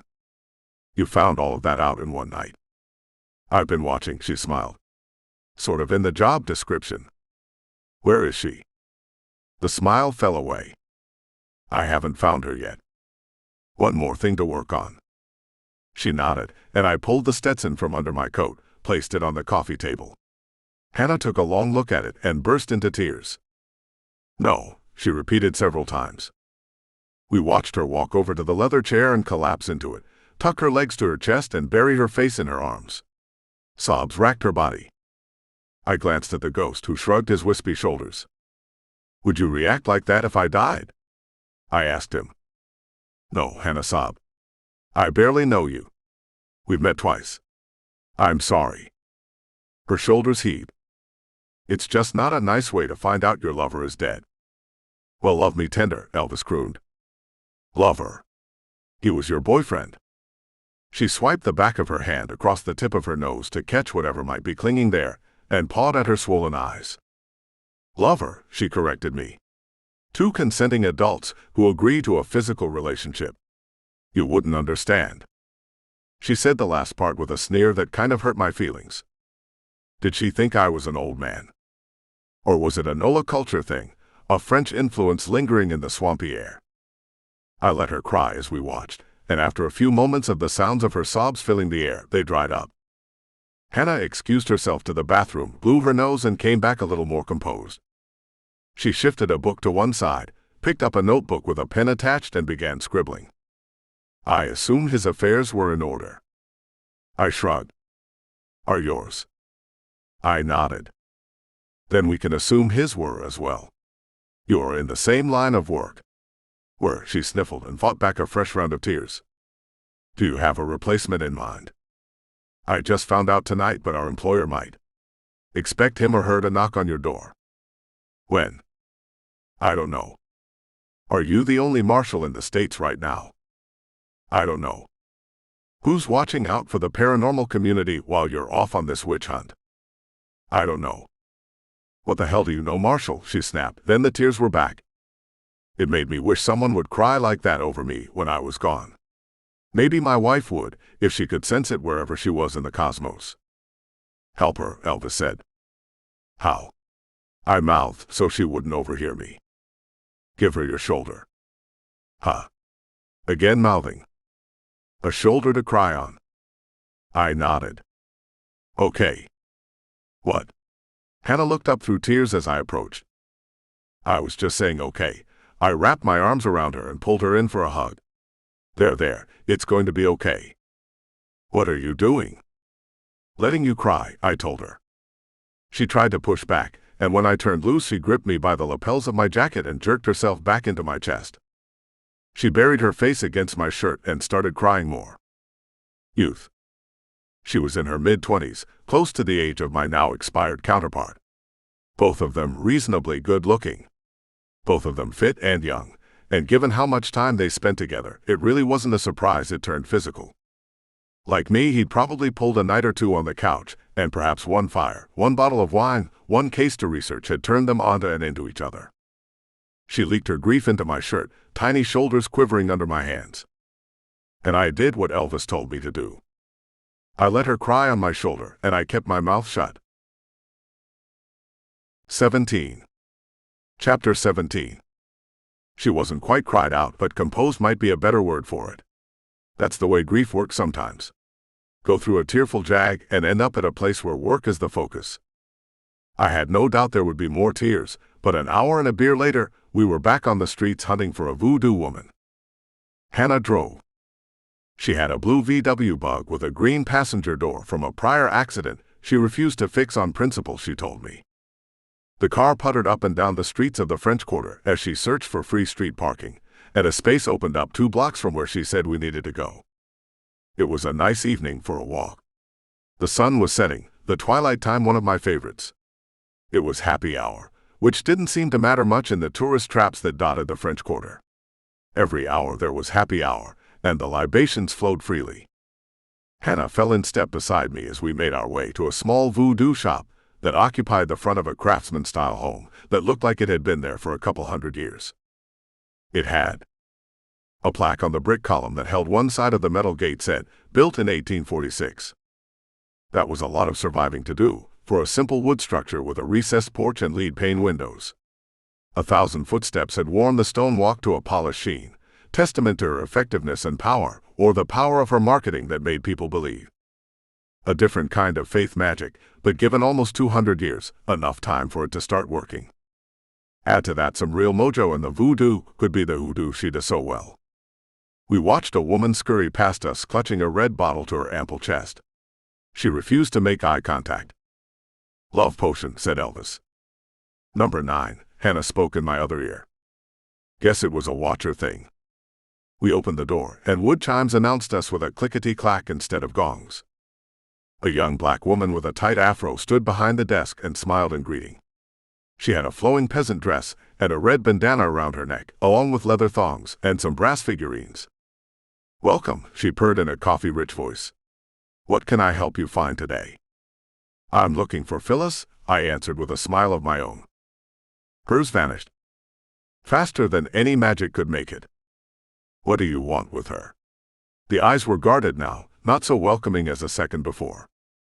It is easy to tell if someone is a user, and in the community. All I have to do is show the badge. If they are a normal person acting as clerk, they look at it and wonder why the ATF or DIA happens to be about. That's the letters a non-magical person would see etched in the infused metal. A user, though, would see exactly what it is. Marshal. And they would know. 'Cause if the marshal showed up at your door, chances are you were up to no good, starting to make trouble in your neighborhood. The woman behind the counter glanced at the badge and froze. "Don't shoot," she whispered, eyes ratcheting up to the size of small saucers. "Don't make me," I growled. I'll admit, the trucker's cap, though battered and worn, did not have the same menacing effect as my now-deceased partner's Stetson. Didn't stop me from trying, though. I tilted up the brim and leaned over the counter on my elbows, finger pointed in her direction. No need to tell her it was just for show, and overkill. I could do what needed to be done with just my mind. "You Phyllis." "No," said Hannah, and pointed to a picture on one of the shelves when I glanced over my shoulder. The young woman in front of me was wearing a white softball t-shirt with red letters that said D on the front, next to an older, elegant-looking lady in the same kind of shirt, PHYLLISS on hers. "She's making you look bad?" said Elvis. "Not quite," I said and stood up. "Not quite what?" Hannah asked. I talked to her about impressions and appearances as soon as we left the place. Aura is sometimes all about timing and keeping your mouth shut. "She's not here," Dee blurted out. "I don't know where she is." The last part was a little too fast, a little too forced. I hooked a thumb in my belt and shook out my index finger so she could see. "You sure, Dee?" She gulped. I watched her swallow. "I'm sure." Elvis floated on his tether and stuck his head through the wall. He pulled it through and blew away an imaginary dust ball. All dark in the back. "Feels empty," he said. "I think she's telling the truth," Hannah said, watching me instead of Dee. We were really going to have to work on our good cop, bad cop routine. But I felt that way too. Dee was scared, but I couldn't say if she was more afraid of us or the voodoo woman we were hunting. "Do you know when she'll be back?" I tried another track. Dee shook her head, wide eyes dancing from me to Hannah and back again. "Let's go." I turned and started for the door. "That's it." Hannah trailed me. "No, you're right." I turned from halfway across the room. "Dee, you know who I am, right?" She nodded, a terrified look on her face. She didn't know me, but she knew what I was, and the reputation that the Marshal of the West left didn't taste good in most magic users' mouth. "You know what Phyllis is, right?" Another nod. More wide eyes. "Then why isn't this place warded?" I hadn't felt a single tingle stepping through, not even the residual magic of a homeward, the build-up of energy people give off just living in a place. "It's not her home," he said. "Just a shop just for tourists." "Then where is home?" "I don't know." I watched her eyes, watched the skin around her brow for any ticks, a trace of betrayal. But nothing moved. Dee held my gaze and cringed like the lack of an answer was a crime in itself. "No magic in here?" I asked. She shook her head. "Tell her I'll be back." Dee nodded. I led Hannah and Elvis back down the walkway. "Where now?" she asked. "A little less conversation, a little more action," the ghost of Elvis said. I glanced over my shoulder and saw him staring at a spot on the sidewalk. 3 men waited. Correction. 2 half-trolls and the guy from the altar waited. I bit back the urge to start slinging and instead pulled Hannah a little behind me so I could block her. "Marshal," the man named Digby smiled. "No need for violence." He stepped out of the shadows and under a street light, followed by the 2 boulders on either shoulder, and I could see he meant it. His bodyguards weren't trolls, just looked that way. He saw me appraise them. "You like?" "I picked them up on special when the Saints went marching home," he beamed. "Impressive." "Bum knees," he added in an exaggerated whisper. He held out a hand, and I shook it. "I wanted to say thank you for the thing you did," he glanced at Hannah. "She knows." "She does." "Good, I don't have to hunt for the words. Discretion and valor, you know." I doubted the son of a Dixie Mafia boss knew much about valor, but I wasn't going to be the first one to sling insults. The 2 goons orbiting him were armed, and if they started shooting, innocent people might get hurt. I didn't know there was so much magic in the world, Digby kept smiling. But man, once you know where to look. He pointed to the building we just abandoned. That place. Tourist trash. But the woman who owns it. Powerful magic. He swung his hand up and down and whistled. I didn't ask how he found me. If he knew about magic, and he was connected, finding a marshal who wasn't hiding would be easy. But I did wonder what he was up to. You're welcome, I told him. I want to help you out, said Digby. I mean, I would have married Angie in a heartbeat for all the right reasons, but last night was not right. I wondered if I should have him explain. Then I figured just to keep my trap shut. Digby struck me as the type of fellow who liked a good monologue. His 2 bodyguards rolled their eyes. Apparently, they had heard more than one before. I don't know why you're here, he said. But you're not the normal marshal for New Orleans. He's out of town, I told him. Hannah sniffled. And trouble is brewing, Digby nodded. I could tell that when they forced me into that ceremony last night. What kind of trouble? I looked him up and down for a second. The magical kind, right? He grinned. I'm not magic, no sir. But I've got some feelers out in this town. You could say, I know people who know people. And I pay my debts. My dad makes sure of it. Did your dad send you to find me? The 2 bodyguards nodded like they were in sync, heads bobbing up and down twice in slow motion. Maybe they were more babysitters than bodyguards. Ignore those guys, said Digby. I told Daddy I wanted to thank you, and he suggested I go look. You're welcome, I told him. I was just doing my job. I know, but it's hard to not take it personally when someone saves your life. I don't think they would have killed you. I shot a look at Elvis. The ghost shrugged, eyes telling me he couldn't remember. Lucky for me, he was hovering by Hannah, who thought my look was meant for her, and she shook her head no. The rituals weren't set up for blood. That got Digby's attention. He zeroed in on her, and I got a glimpse of the predator he could be. Not there, not yet, but if he followed in his daddy's footsteps, someone he might become. He looked at her like a hawk eyeing a field mouse. So much knowledge in a tiny package, he reached a hand around me to grip hers. Digby Richmond. Hannah, she said. His smile was charming her as he pumped her hand twice and let go, fingertips trailing along hers. Glad to meet someone else in the know, Hannah. Maybe one day soon we can trade stories and share what we learn. She knows just enough to get her in trouble, I said, trying to head off her blush. Excellent, Digby clapped. Just like me. Just enough to stay in trouble, and thanks to you, Marshall, still alive to keep finding it. He winked at Hannah. But I'm staying out of it tonight. He held up both hands to show they were empty. I'm just a messenger right now, and I want to tell you where you can find the purveyor of that establishment. That's a good deduction, I told him. To think I'm looking for her. I didn't know really, the smile again. Either he was really innocent, or really good at acting like it. I'm just connecting dots. You busted up a coven ceremony.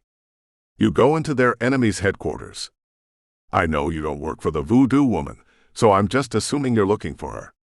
Am I right? I'm right, aren't I? I gave him a nod. No harm. No foul. And I so happen to know where she is because some of my contacts stumbled across her in the hunt for you. Hunt. Search, he backed up a step. Guess I needed to dial down the paranoia a notch. She's at the St. Louis Cemetery, said Digby. I hope that helps. I looked at Hannah, and she nodded. We can walk from here. I can offer a ride, said Digby. He elbowed one of the guards in the ribs to use a wrist microphone to call up a big limo. Not a stretch limo, but a jacked-up SUV large enough for a dozen people. We'll walk, I told the Dixie Prince. But I appreciate the offer. And thanks for your help. No problem, Marshal. Digby climbed up into the back of the SUV. Like I said, I always pay my debts. And you'll always have a friend in NOLA when you need me. He shut the door before I could refuse such a kind offer, and we watched the limo drive off. Which way? She pointed. It would have been faster to ride, said Hannah. I took off marching toward the direction she indicated. We needed the time. We would have more time there if we drove, she huffed to keep up. We need more time to prepare, I answered. Dee would have called to warn her we were looking. I would have liked to ride in the limo, Elvis said as he floated along. I haven't been in one of those since my prom. 18. Chapter 18. Remember when I told you about the whole faith magic thing? Belief is inherent in the workings of magic. If you don't believe, it won't work. Haitians believed in zombies. Not the shuffling I'm hungry for brain zombies, but Hattiean zombies. Come back from the dead, impossible to kill. A whole lot in common with golems from the Jewish tradition, not that weird voice guy from the Tolkien books. I hate zombies. New Orleans was a refuge for Haitians, especially after the devastating earthquake there in 2008. Hurricane Katrina did little to slow the immigration of the Hattiean community to a town that embraced their traditions and witchcraft with a level of acceptance unseen anywhere in the U.S. There were several 100,000 Haitians living in NOLA, which meant there was a lot of belief rolling around in the air. Belief a good wicked witch could pull on to enhance her magic. Not to mention tens of thousands of dead Haitians who, while alive, believed. Hannah, I gulped. We were staring at 24 Haitian zombies spread out across the road. She squeaked. I took that to mean, what? You have to get me to the Haitian cemetery. Squeak. I translated that to mean, can you get us past the Haitian zombies blocking our path and closing in on us? I'm going to take out this group, I told her. But I need to get to the main cemetery and lock it down, or they're just going to keep coming. Squeak. Or yes. At least that's what I think, she said. I'm a little rusty on my terrified noise translation. I have trouble enough keeping my own in. Zombies are slow. They have one advantage, and that is in overwhelming numbers. If they catch you, they rip you apart. No eating brains, no coming back to life as a zombie if they bite you. At least no reported cases of it yet. Zombies would grab you and tear your limbs off, and you would bleed to death. They probably ate you, but I hadn't seen zombie work since the Elf Front in Germany. The cities used zombies for a couple of battles. Those weren't Haitian zombies, but any human corpse on a couple of battlefields. Mortars and machine guns took care of them just as easy as a spell. I did not have a machine gun or mortar with me this time. Inglorious bastards, I shouted, and zinged off a spell from each hand. The spell zipped through a zombie each and disengaged them. I kept it going, zing, zing, zing, while Hannah led us backwards up the road. I got 16 before the first one got through. If you don't get a headshot, they keep coming. Try hitting that bullseye while they lumber toward you. And you're running. Backwards. I thought I was doing pretty good. One grabbed Hannah and she screamed. I popped its head off. 7 to go. There are more down here, said Elvis. Dang it, I did not want to hear that. I said there are more down here, he shouted. I must have said it out loud.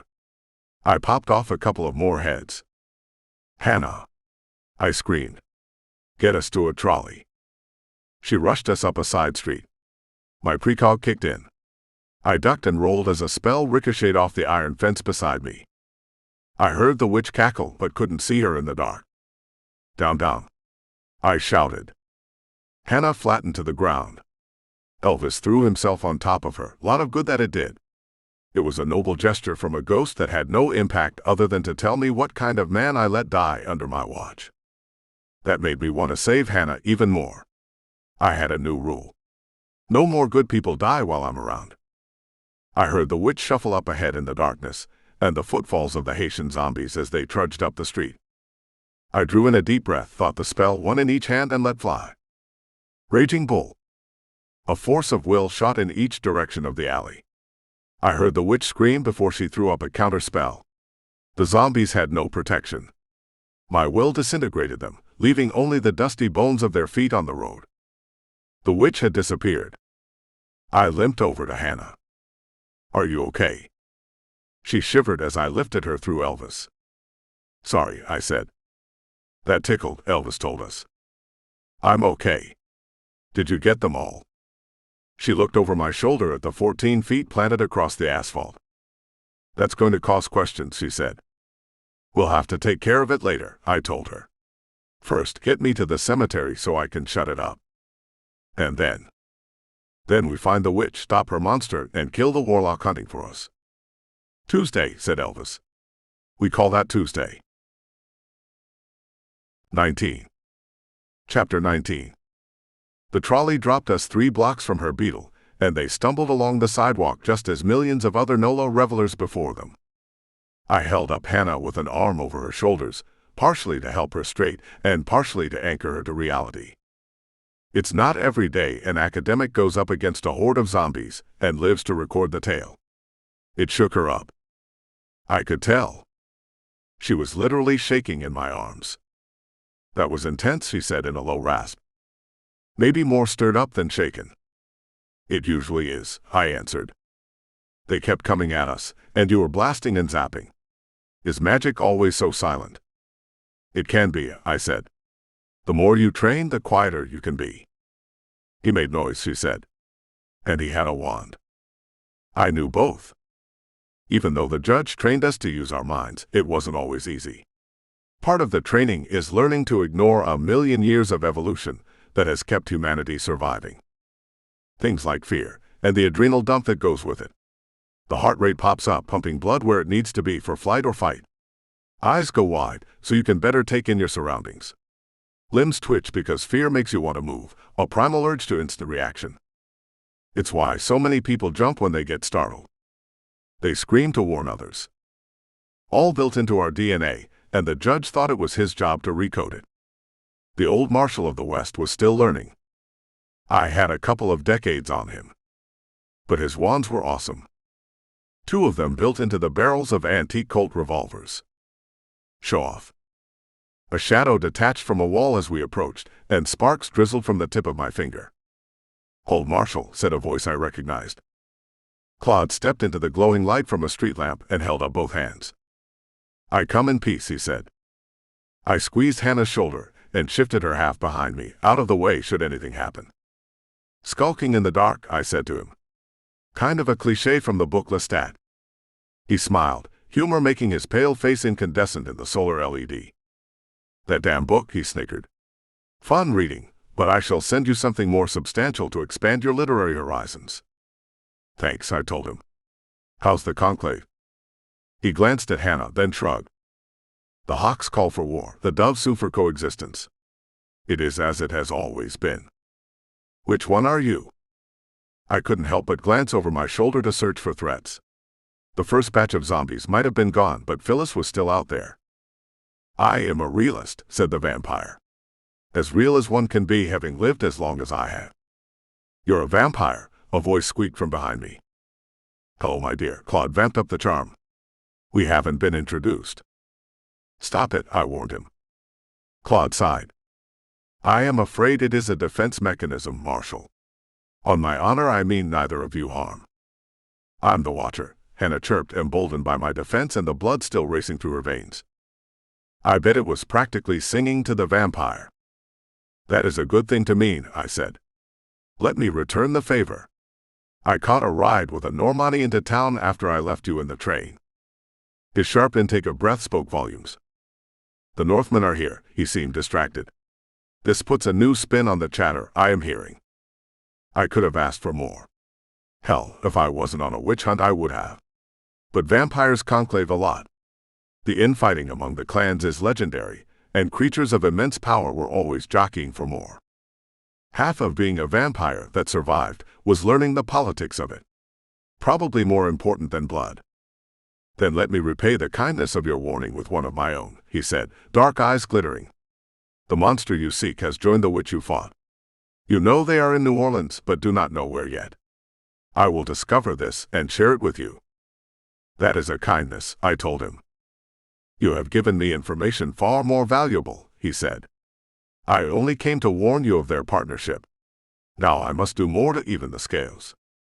Part of blood-sucking politics was the trading of favors. Vamps hated owing anybody. All right, I agreed, because you just don't turn down that kind of help when it's offered. Claude turned and disappeared without a goodbye or by your leave. I wondered if I should live as long as he, would I have forgot the niceties too? Did you just make a deal with a vampire? Hannah shifted in front of me.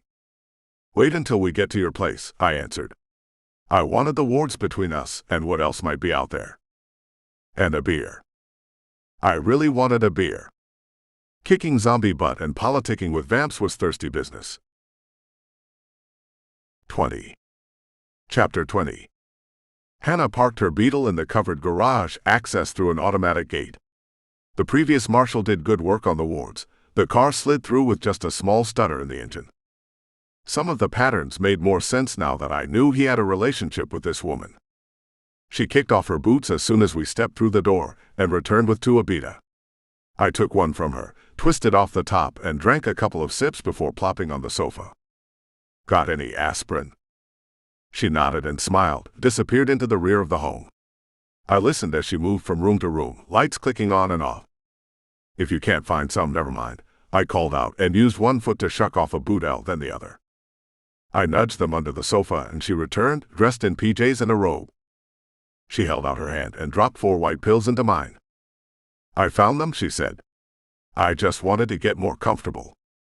Comfort sounded like something I needed to, so I settled back further into the couch and treated my beer on my hip. Do you want to talk about tonight? I want to drink about tonight, she said, and did just that. She finished hers first, waited for me to drain mine, and then took our empties back into the kitchen to replace them. She came back and sat on the couch opposite me. One more of these and I'll be tipsy, she giggled and locked eyes with New as she put the bottle to her lips. 2 is my limit. I wiggled the bottle at her and earned a pout. That's no fun, she said.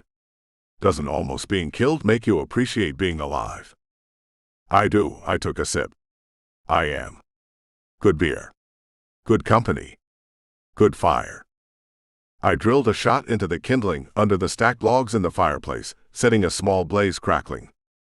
She snuggled into the cushions and stared at the flames. I've never lost anyone I've loved before, she said after the silence stretched out in a comfortable distance. I have. It's not easy. No, she said. He would never take me out on the job, though. Part of his job is keeping you safe. He did. He took all of it seriously. I wasn't sure who she was trying to convince. You're different from him. I'm a different person. You're magic. She adjusted so she could face me. It's different. It was like watching a wild animal. He had more control, I said. It wasn't just that. My dad was in the army and took me to a range growing up. That's how I learned to shoot. Have you ever seen a .50 cal? I was in the army, I nodded. You were. Small world. Then you know the difference between a .45 sidearm and a .50 cal rifle. I nodded. You're the rifle, she said. Being aimed by a monkey, Elvis chimed in. I looked over and saw him mesmerized by the dancing flames in the hearth. Why do you do that? She asked. I felt her shift closer. Why do you look like there's someone there? Because there was. A young guy just like you who believed I could keep him safe and failed, I said in my mind. Is it a ghost? She asked, and I turned my head. She was close to my face. Do the memories haunt you too?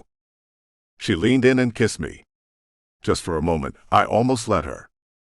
She was soft and warm and there, hopped up and excited by her brush with death, and I was hungry for the touch of a woman. My blood was singing. It was roaring as it pounced through my ears. She could feel my strong heartbeat in her pain as she put her hand on my chest, and it must have excited her more. I pulled back after 3 seconds. Maybe 4, and even then it was close. I have a wife, I said. She scooted away. I'm so sorry, she stammered. There isn't a ring and... I know, I turned to stammer. She's been missing for a couple of years. Oh. How many? 10. 10 years. Yes. And you're holding out hope she's coming back. I drained the second beer and rubbed my hand on the back of my neck. I did go on a date a while ago. So you're getting back out there. She ended up being an evil witch summoning demons to Earth, I confessed. The ones I'm hunting now. That made her laugh and she hopped off the couch. I watched her cute pert little I'm not gonna touch it butt sashay into the kitchen and come back with a couple of bottles. We killed a 6er, she passed one to me and curled up in the leather chair. Can't abandon the last two in the fridge. I twisted the top and drank slowly. You know what I appreciate about you, Marshall. She looked at the fire again. You don't do things half-measure. Don't date for a decade, and when you do, she's an arch-nemesis. Not my arch-nemesis, I joked. That's a Sicilian when deathbed on the line. That earned an air toast. You know, you could have spent the night in my bed and used the missing wife as an excuse in the morning. That wouldn't be right, I said, and kind of felt regret that I didn't think of it. A Boy Scout. They weren't around when I was growing up, but the sentiment was the same. She grinned, finished her beer, and this time left the empties on the end table. I'm going to bed, she announced, and stood at the end of the sofa. If you get cold or scared or lonely, feel free to join me. She left before I could answer. Should you stay or should you go now? Elvis sang. Damn it. No matter what I decided, I wasn't getting much sleep tonight. 21. Chapter 21. There's someone out there, Elvis whispered in my ear. Panic. The best alarm clock ever. I bolted off the sofa and stared at the door. Where?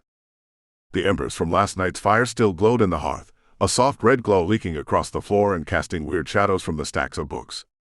Some guy at the fence. He can't come through. I went over to the window and peeked through the thick curtains. A shadowed figure stood by the gate and stared at the house. It's not Claude, said the ghost. Shorter. Thicker. And human. I stepped through the front door onto the cool planks for the front porch. A thrall. I could tell by the eyes, the faraway look that vampire hypnosis created. I can't come in, he said in a frat boy bubble voice. I queued up a spell, just in case he was a distraction, and stepped down to the fence. Watch me back, I said to Elvis in a soft voice. Wards, he reminded me. I didn't remind him that he was cowering behind wards when a couple of witches came calling to kill him. The thrall watched me approach, looking like a goth and stoner got together to make his outfit. Long unkempt hair dyed black around a pale face that hadn't seen sunlight in years. Loose baggy pajama bottoms, black to match the mood, and a black tank top completed his look. Even black sandals on his feet, yellow toenails in need of trimming. Nice eyes, I told him. They were rimmed with black, an attempt to turn them into soulless pits of despair. It ended up looking like clown makeup. Guess he didn't expect a compliment. Thanks, dude. There it was. Dude. Hippie stoner all the way. Nailed it. I expected the Scooby Gang to pull up in a mystery machine any moment. If you can't come in, you want me to come out and play. I twirled my index finger in the air. He actually backed up and tripped off the curb, fell flat on his ass in the street, black eyes blinking in panic. No man, no way. I took a step forward to help him up, and he cringed. I'm just here with a message, man, he said with the words almost running together. Claude sent me. I stopped and figured I would just hold tight before me trying to help kill the poor guy. What do you have for me? He took his time getting up, brushing off the bottom of the flowing PJs. An address, he said. But he didn't tell me what it was for. I held out a hand. He took a double take at the extended index finger and stepped to one side as he approached the gate. I could reach through the wards with just the slightest tingle in my forearm. He put a folded piece of elegant stationery in my hand and jumped back. That it? The thrall nodded. You got a home to go to? More nodding. Then get gone. I pulled my arm back in and almost heard the spiritual pop of the ward resealing once I was through. We watched the kid run down the street and slip around the corner.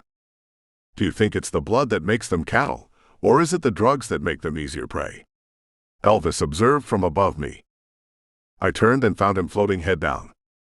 I think it's a combo. He nodded, chin bobbing up to his chest. There's a reason you're floating that way. I walked back toward the house. The ghost let the tether tug him along, rather than expend any energy floating.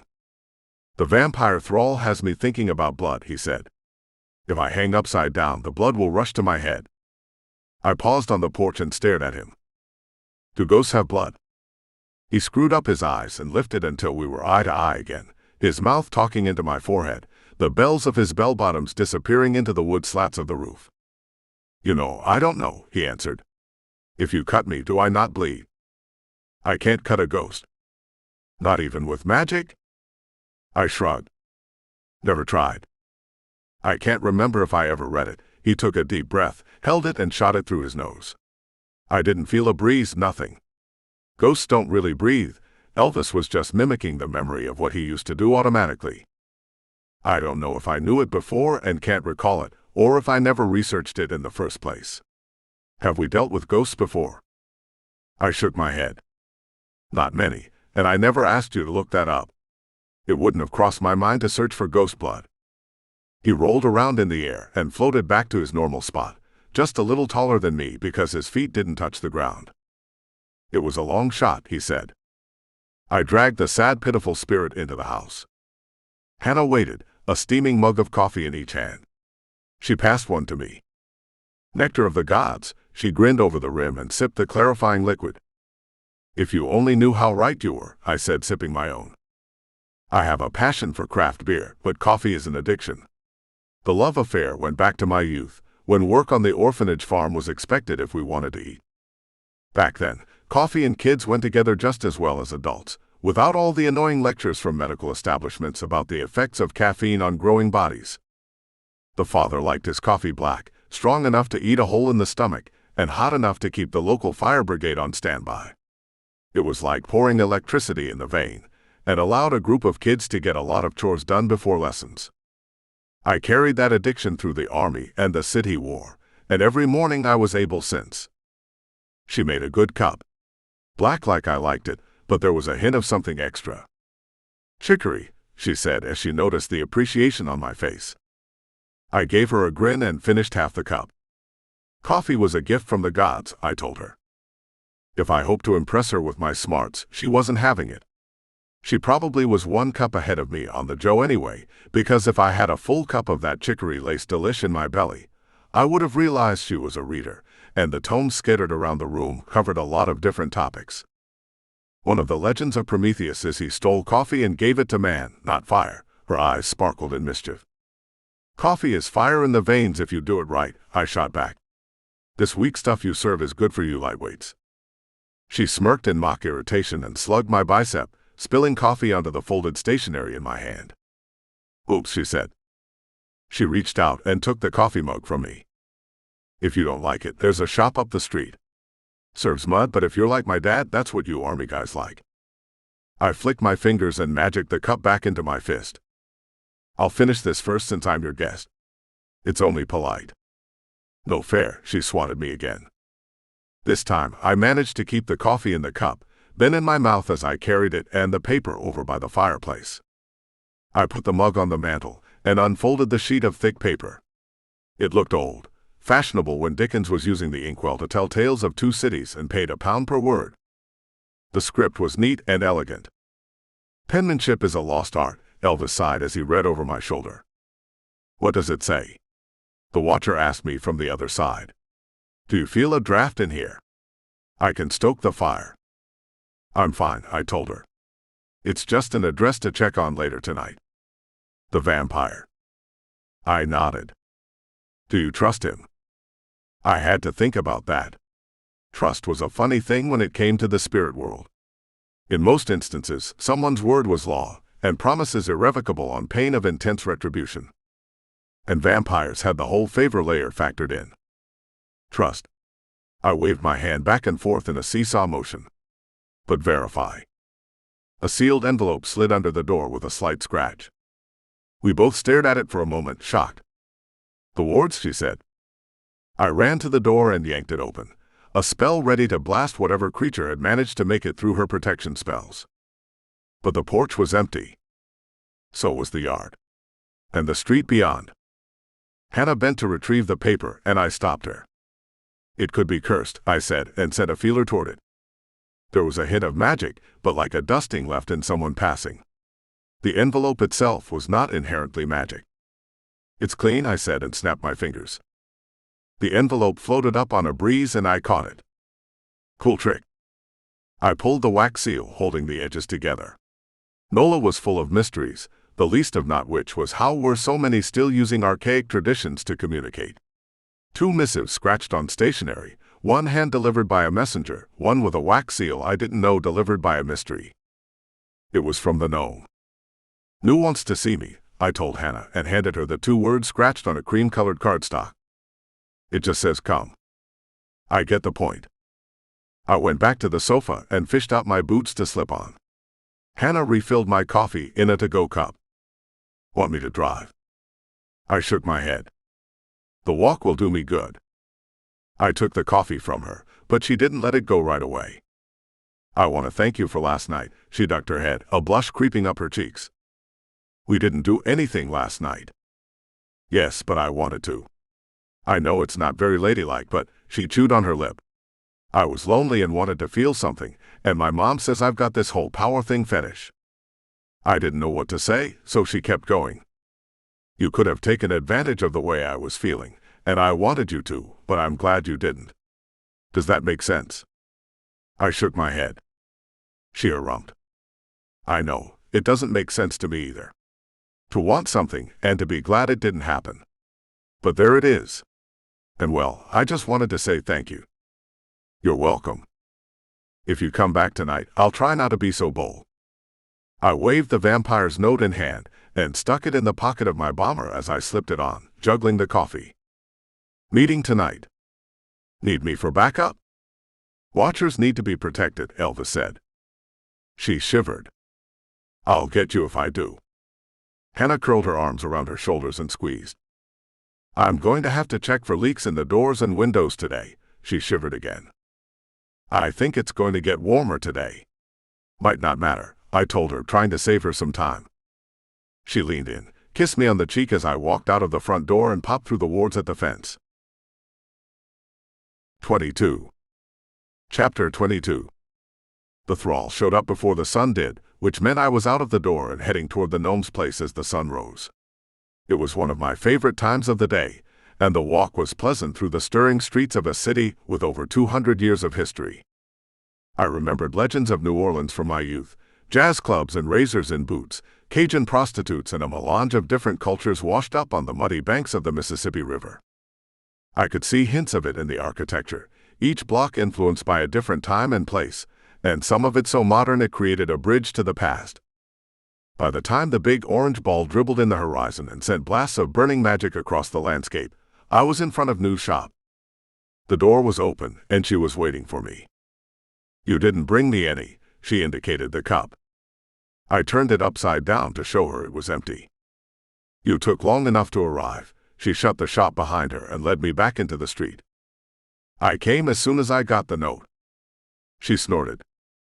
"That damn pixie," she laughed. "I sent her hours ago." Pixies were notorious for being flighty, both in a literal and figurative sense.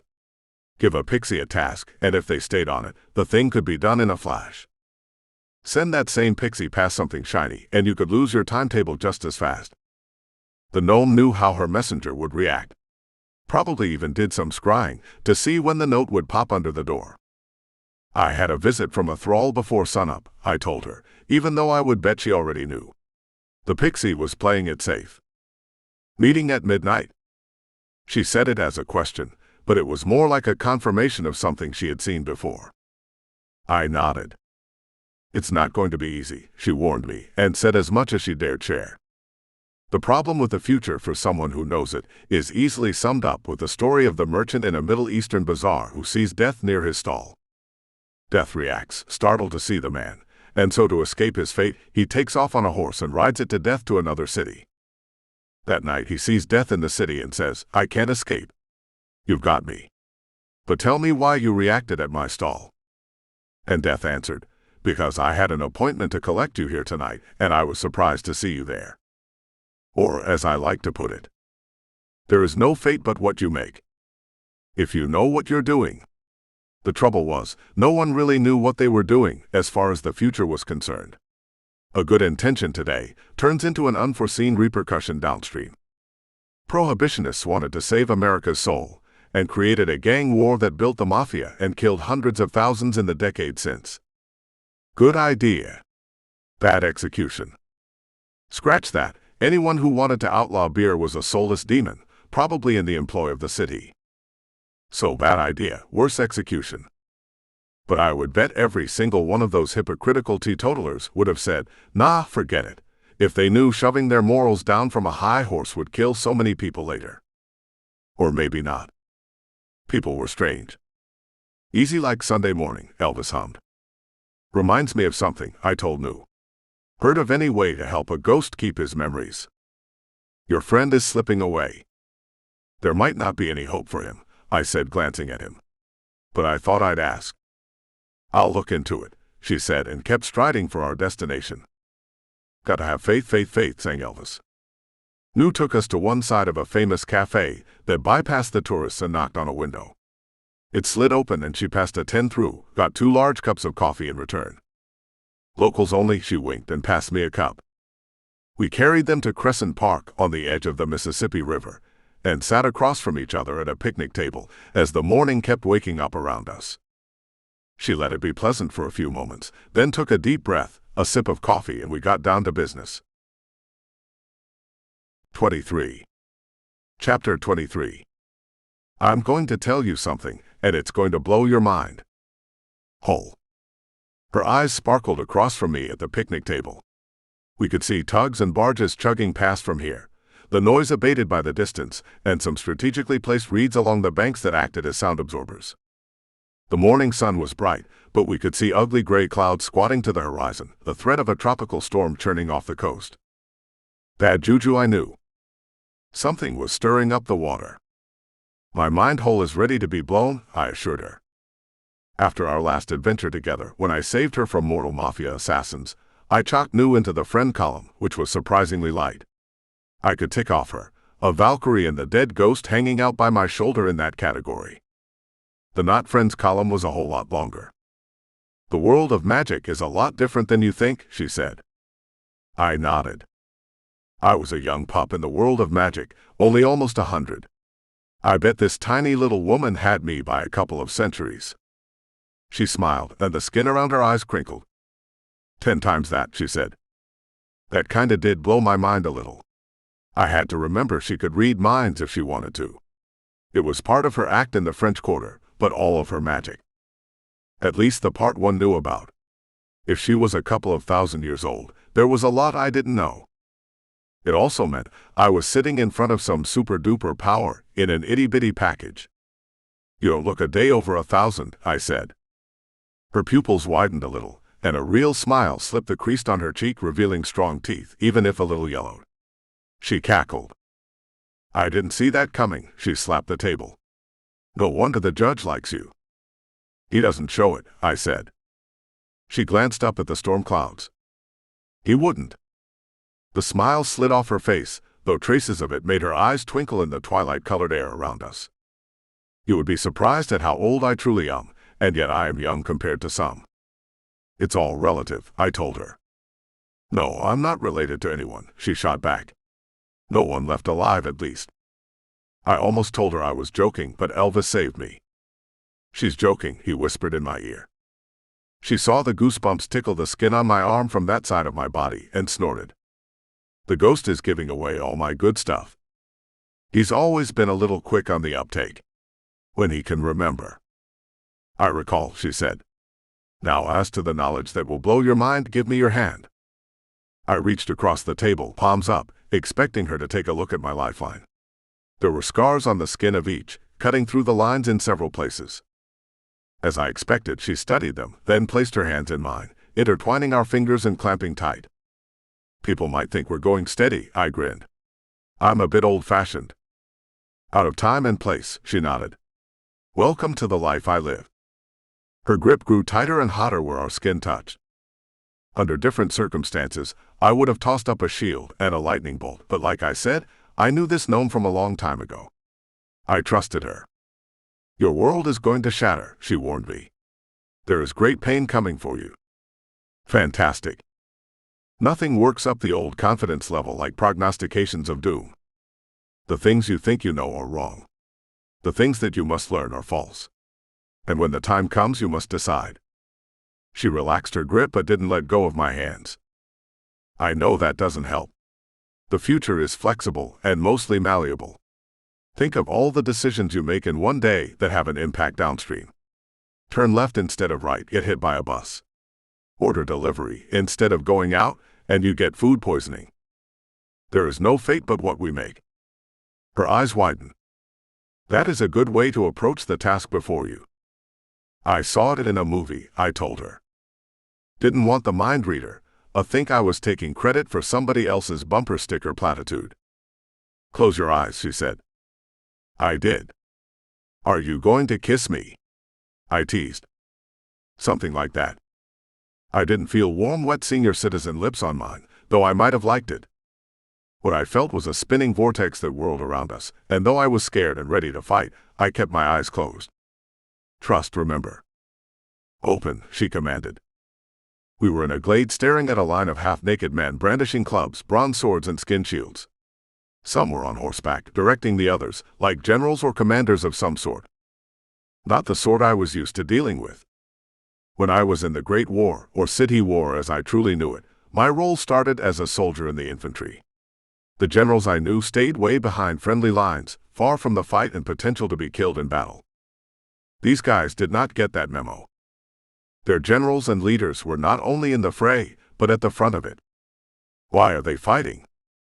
That's not fighting, the gnome said from beside me. That's training. I glanced back at the men on the field, and the strewn bodies leading up to the line. Most of them were still moving, albeit slow. Watch, she directed me to look at a man on horseback riding along the outside of the advancing line. He led the horse toward us in an attempt to flank the group, and a quarter of the men along that side angled toward him to counter his attack. It's a ruse, I said, and sure enough, the horseman was a distraction. As soon as the line turned to fight him, the opposition rushed in and crashed into their now exposed flank. The man on horseback slowed to a trot and pulled up just in front of where we were standing. He was tall for the time, half-naked like the others, wearing only a plain spun wrap around his waist, sandals strapped to his feet and muscular calves and paint on his chest. He looked like a Spartan warrior from the movie where they fought the Persians. Ripped, muscular, tan, and angry. He glared at the men and screamed. I couldn't understand the words coming out of his mouth. A form of Gaelic, the gnome said. We don't have to whisper. What you are observing is a memory. When is this? 5,000 years before you were born. More maybe. The records of this history are long gone and buried. Then how do you know it? Magic, she said. Which could explain a lot. Or it was just her way of deflecting the question. The voice of the general sounded familiar, but I wasn't sure if that was because I had been on the receiving end of yells like that before, or it was just his voice. There are only so many tonal qualities and pitches in the human range, and though his words were lost to me, the meaning was clear. Get your ass in gear and get your act together. The gnome reached her fingers up in front of my face and snapped her fingers. Like a switch, the volume didn't change, but the words did. I don't give a frog's ass if you're tired, the general screamed. Do you think the feckin' fairies are going to give a damn if you're ready for your supper? I was right. He was laying into the group of men. The battle had fizzled out in front of us as he yelled. The men looked exhausted and spent. What are they preparing for? War, the gnome answered. Why else train? She was right. If this was 5,000 years ago, they would be preparing to battle another clan or invaders. I tried to remember my history. Were Vikings around that long ago? Who was? I guess it depended on where we were and when. I looked around at the landscape, trying to place it, but if you've ever tried to figure out where you were by just the look of the trees and bushes around you, it ain't always easy. Sure, if there were cactus, you could guess Arizona, or lots of alpine trees, and you could guess Switzerland. This valley looked like 1,000 other meadows I'd seen on 3 continents. Long, narrow pasture trees on either side, leading to a small rise on the end I could see. The grass was filled with clover, which kept it mostly shin-high on the soldiers training beyond, but that could have been a result of feet that stamped through the field all day and tramped it down. The general nudged his horse forward. We'll do it again, he called out. The men grumbled and gathered their weapons to separate into 2 sections on either end of the field. As they went, they gathered the fallen, helping some back into battle stances and carting others off to the side where they could recuperate. Look, said the gnome and pointed a gnarled finger to a spot in the bushes several yards from us. The leaves rustled and parted as two tiny 3-foot-tall figures stepped out of the shadows behind the general. They were dressed much as he was, bare-chested and kilted, and so perfectly formed that it made me catch my breath. They looked like children but held bows in one hand, swords on their hips, and attitudes like they were a couple of badasses on the prowl. We watched the duo saunter toward the general. The one in the back hesitated and stared at the bushes we were standing in. "Can they see us?" I whispered. The gnome shook her head. "We are a bit ghosts here observing, but he may sense something. His power is great."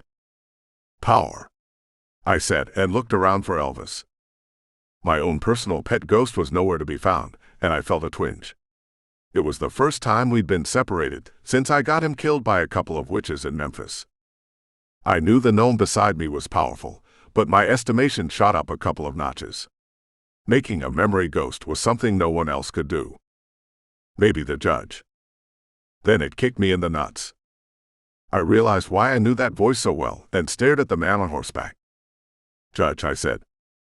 "Not bad for a babe," Lou giggled. "I mean infant, not the kind like him." She pointed. The muscles in his back rippled as he held the reins. The corded legs clenched the girth of the horse, clamping him down tight. His other hand rested on the pommel of a sword, and he wore a leather thong around his neck, with an iron totem carved in a symbol I didn't know. The two tiny men approached him, and he caught the movement from the corner of his eye. "Go home, boys," he shouted. "There's no room for children in this fight." "Children," said the little one in the lead. They stopped several steps away from the horse. "Saddle me not with infants," the judge screamed. The lead man leaped from the ground and flipped in the air. He sent 3 arrows winging from his bow to a spot in the field and landed on the flanks of the judge's horse. A tiny needle-tipped knife pressed against the judge's tender neck as the little man curled his hair in his small fist and yanked back. "I am no infant," the small man growled. "Nor am I a child to be sent home." The judge didn't flinch. He didn't move either, which told me something, but I couldn't see fear on his face. "This is where the munchkin gets turned into a pile of ash," I whispered. "Not yet." The judge laughed. It echoed across the field and caught the attention of the soldiers who gathered around the horse in a semicircle. "You'll have to forgive me, one of the judge said. I was mistaken in my rush to dismiss and did not pay attention to who made the approach." The wee one lowered his dagger and bowed. I guess the apology worked. He leaped off the back of the horse with an impressive flip and landed on light feet next to his partner. They stared up at the judge in expectation. He slid off the back of the horse and kneeled in front of them and waited until they did a quick bow. "Easily forgiven," said the second one as he held out a hand. "I am Radar of Clan Riley, come to join you in your fight.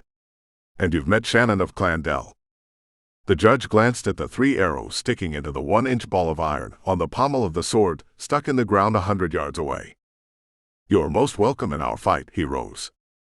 "Not just your fight against the first folk," said Shannon. His fingers worked the hilt of his dagger like he was playing a flute. "Aye," the judge agreed. "This is a fight for all of our world." "Who are the first folk?" I asked. "And who are the munchkins?" Radar turned to face the bush and studied it with keen eyes, eyebrows crinkled in concentration. "Are you sure he can't see us?" "See us? No. He senses us though," said the gnome. "Let me guess. Magic?" She nodded. "Do you not know what they are?" I studied them closer. They had sun-weathered skin, freckles, and looked as if they could be cousins. "Clans," I said. "Scots." "Close. Wrong island." "Irish," I said. "Celts." Even before there was a name for Celts, these are those people. "Which ones? The judge or the little people?" Radar stomped over to the bush and parted the leaves. I could have reached out and tweaked his nose, he was so close. He peered left and right, up and down, looking right over and through us. He even sniffed long and deep as if he could catch our scents. "What do you sense?" Shannon joined him, dagger in hand. "I cannot tell," Radar huffed. "Something." "What is it, wee folk?" "He senses something but knows not what," Shannon explained. The judge made a motion with his hands and scouts went to either side of the woods and began hunting, searching. "You think the city sent a spy?" Shannon nodded. "They always have spies," he spat. Then let us away to my camp, the judge said. You're my guests. Shannon nodded, as if he expected nothing less. Who are these guys? I whispered. Radar drew his sword and shoved it into the bushes. The point slid into my chest but didn't leave a mark. That didn't mean it didn't hurt, though. I grunted. I'd been stabbed before, but last time there was a lot of blood. This time it was just a dull ache, like a piece of ice inside of me. He did it again, and I almost punched the little turd nugget. Did you get it? Shannon asked. The tiny man shook his head. Nothing, he said, confused. There is nothing there. It didn't feel like nothing. It felt like getting stabbed with an icicle. I wanted to punch him, but I figured it wouldn't do me a lot of good. It would not, the gnome agreed. We watched the judge hop up on the back of the horse and scoot forward, making room for Shannon and Radar to join him. They leaped up behind him, settled in as he galloped over the rise and out of view. So the judge, huh? She nodded. There is still more to learn. I rubbed the cold spot on my chest. I'm okay so long as people quit stabbing me with tiny ghost swords. Stop making them nervous, she said. Me? What did I do? I asked a question. We're in the spirit world, right? He can't hear me in the spirit world. Magic, she said. And theirs is the oldest. You don't know what they're capable of. Her watery eyes stared into mine. Then why don't you tell me? So she did. 24. Chapter 24. We popped up on the edge of a campsite in a clearing in the woods. I could see pickets in the trees around us, sentries staring into the growing darkness for enemies that preferred the cover of night.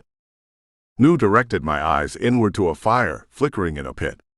Logs were placed around the fire for seating, and the judge and his men sat on them filling cups with red liquid from a goatskin sack. Shannon and Riley sat on one side of him, watching the men with equal parts amusement and curiosity. Leprechauns, New said, and I saw her eyes glisten with unshed tears as she stared at the two tiny men. They are cousins of my people. Gnomes and leprechauns in the same branch. I shook my head, then started to point out the differences. It is, she stated with a finality that shut me up. All of what you call the wee ones, the little people, are of the same tribe of fairy. Pixies, gnomes, leprechauns, sprites, imps, and more. Hobbits? I almost asked. But the sadness in her face made me hold my voice. Did you know them? I asked instead. She nodded. In this world before the bridge was torn asunder, many of the folk traveled back and forth. The leprechauns settled on this island, while my people moved into the Black Forest.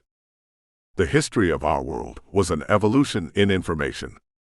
It's something most people take for granted, especially today when so much of our daily lives are recorded and captured and stored.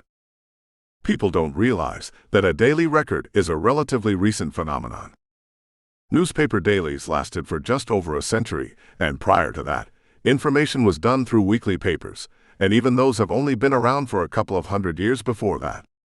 The thing about recorded history is, for the longest time, it wasn't. There were oral traditions and stories passed down, but so much has been lost that it's hard to know what is true, what is fiction, and what is a mixture of the two. Even modern history can be wrong. Everyone has seen the Dewey wins election headline, a misprint that was plain wrong. But if something happens, and that image is the one that happens to survive 1,000 years, people then will construct a narrative around Dewey winning a presidency. You need to tell me about the bridge, I said. And the Black Forest. One was information I could use to fight the city, or at least tell the judge, though by the looks of the warrior in front of us, he might know it already. The second was my own curiosity. Plus, I noticed she didn't say how she knew them. And it looked like she wasn't going to. Her eyes were locked on the three figures by the fire, in a really easy-to-decipher pay attention look. So I did. As far as we think we've advanced in technology, knowledge, and our understanding of the world, I don't know that any modern man would react so nonchalant about creatures of legend walking out of the woods to join a fight. The judge sat on one of the fallen logs dragged around the fire, and ladled stew onto his trencher, and invited the guests to help themselves before tucking in with a chunk of bread. The leprechauns heaped oversized portions of thick peppery stew onto trenchers of their own, and skipped the bread, opting to scoop with 2 fingers and shovel it into tiny mouths. The rest of the men settled into spots, all close enough to hear and share a voice, and I realized I'd seen this before. Not this particular tableau, but one so close like it that only the men in uniforms changed. It was a council of war, and the judge was giving his men time to recover, unwind, and decompress before they made further plans. The appearance of the wee ones, though unexpected, must have been a boon to their fight. Radar finished first, licking the smooth wood trencher clean before wiping it with the elbow of his sleeve and placing it back by the kettle.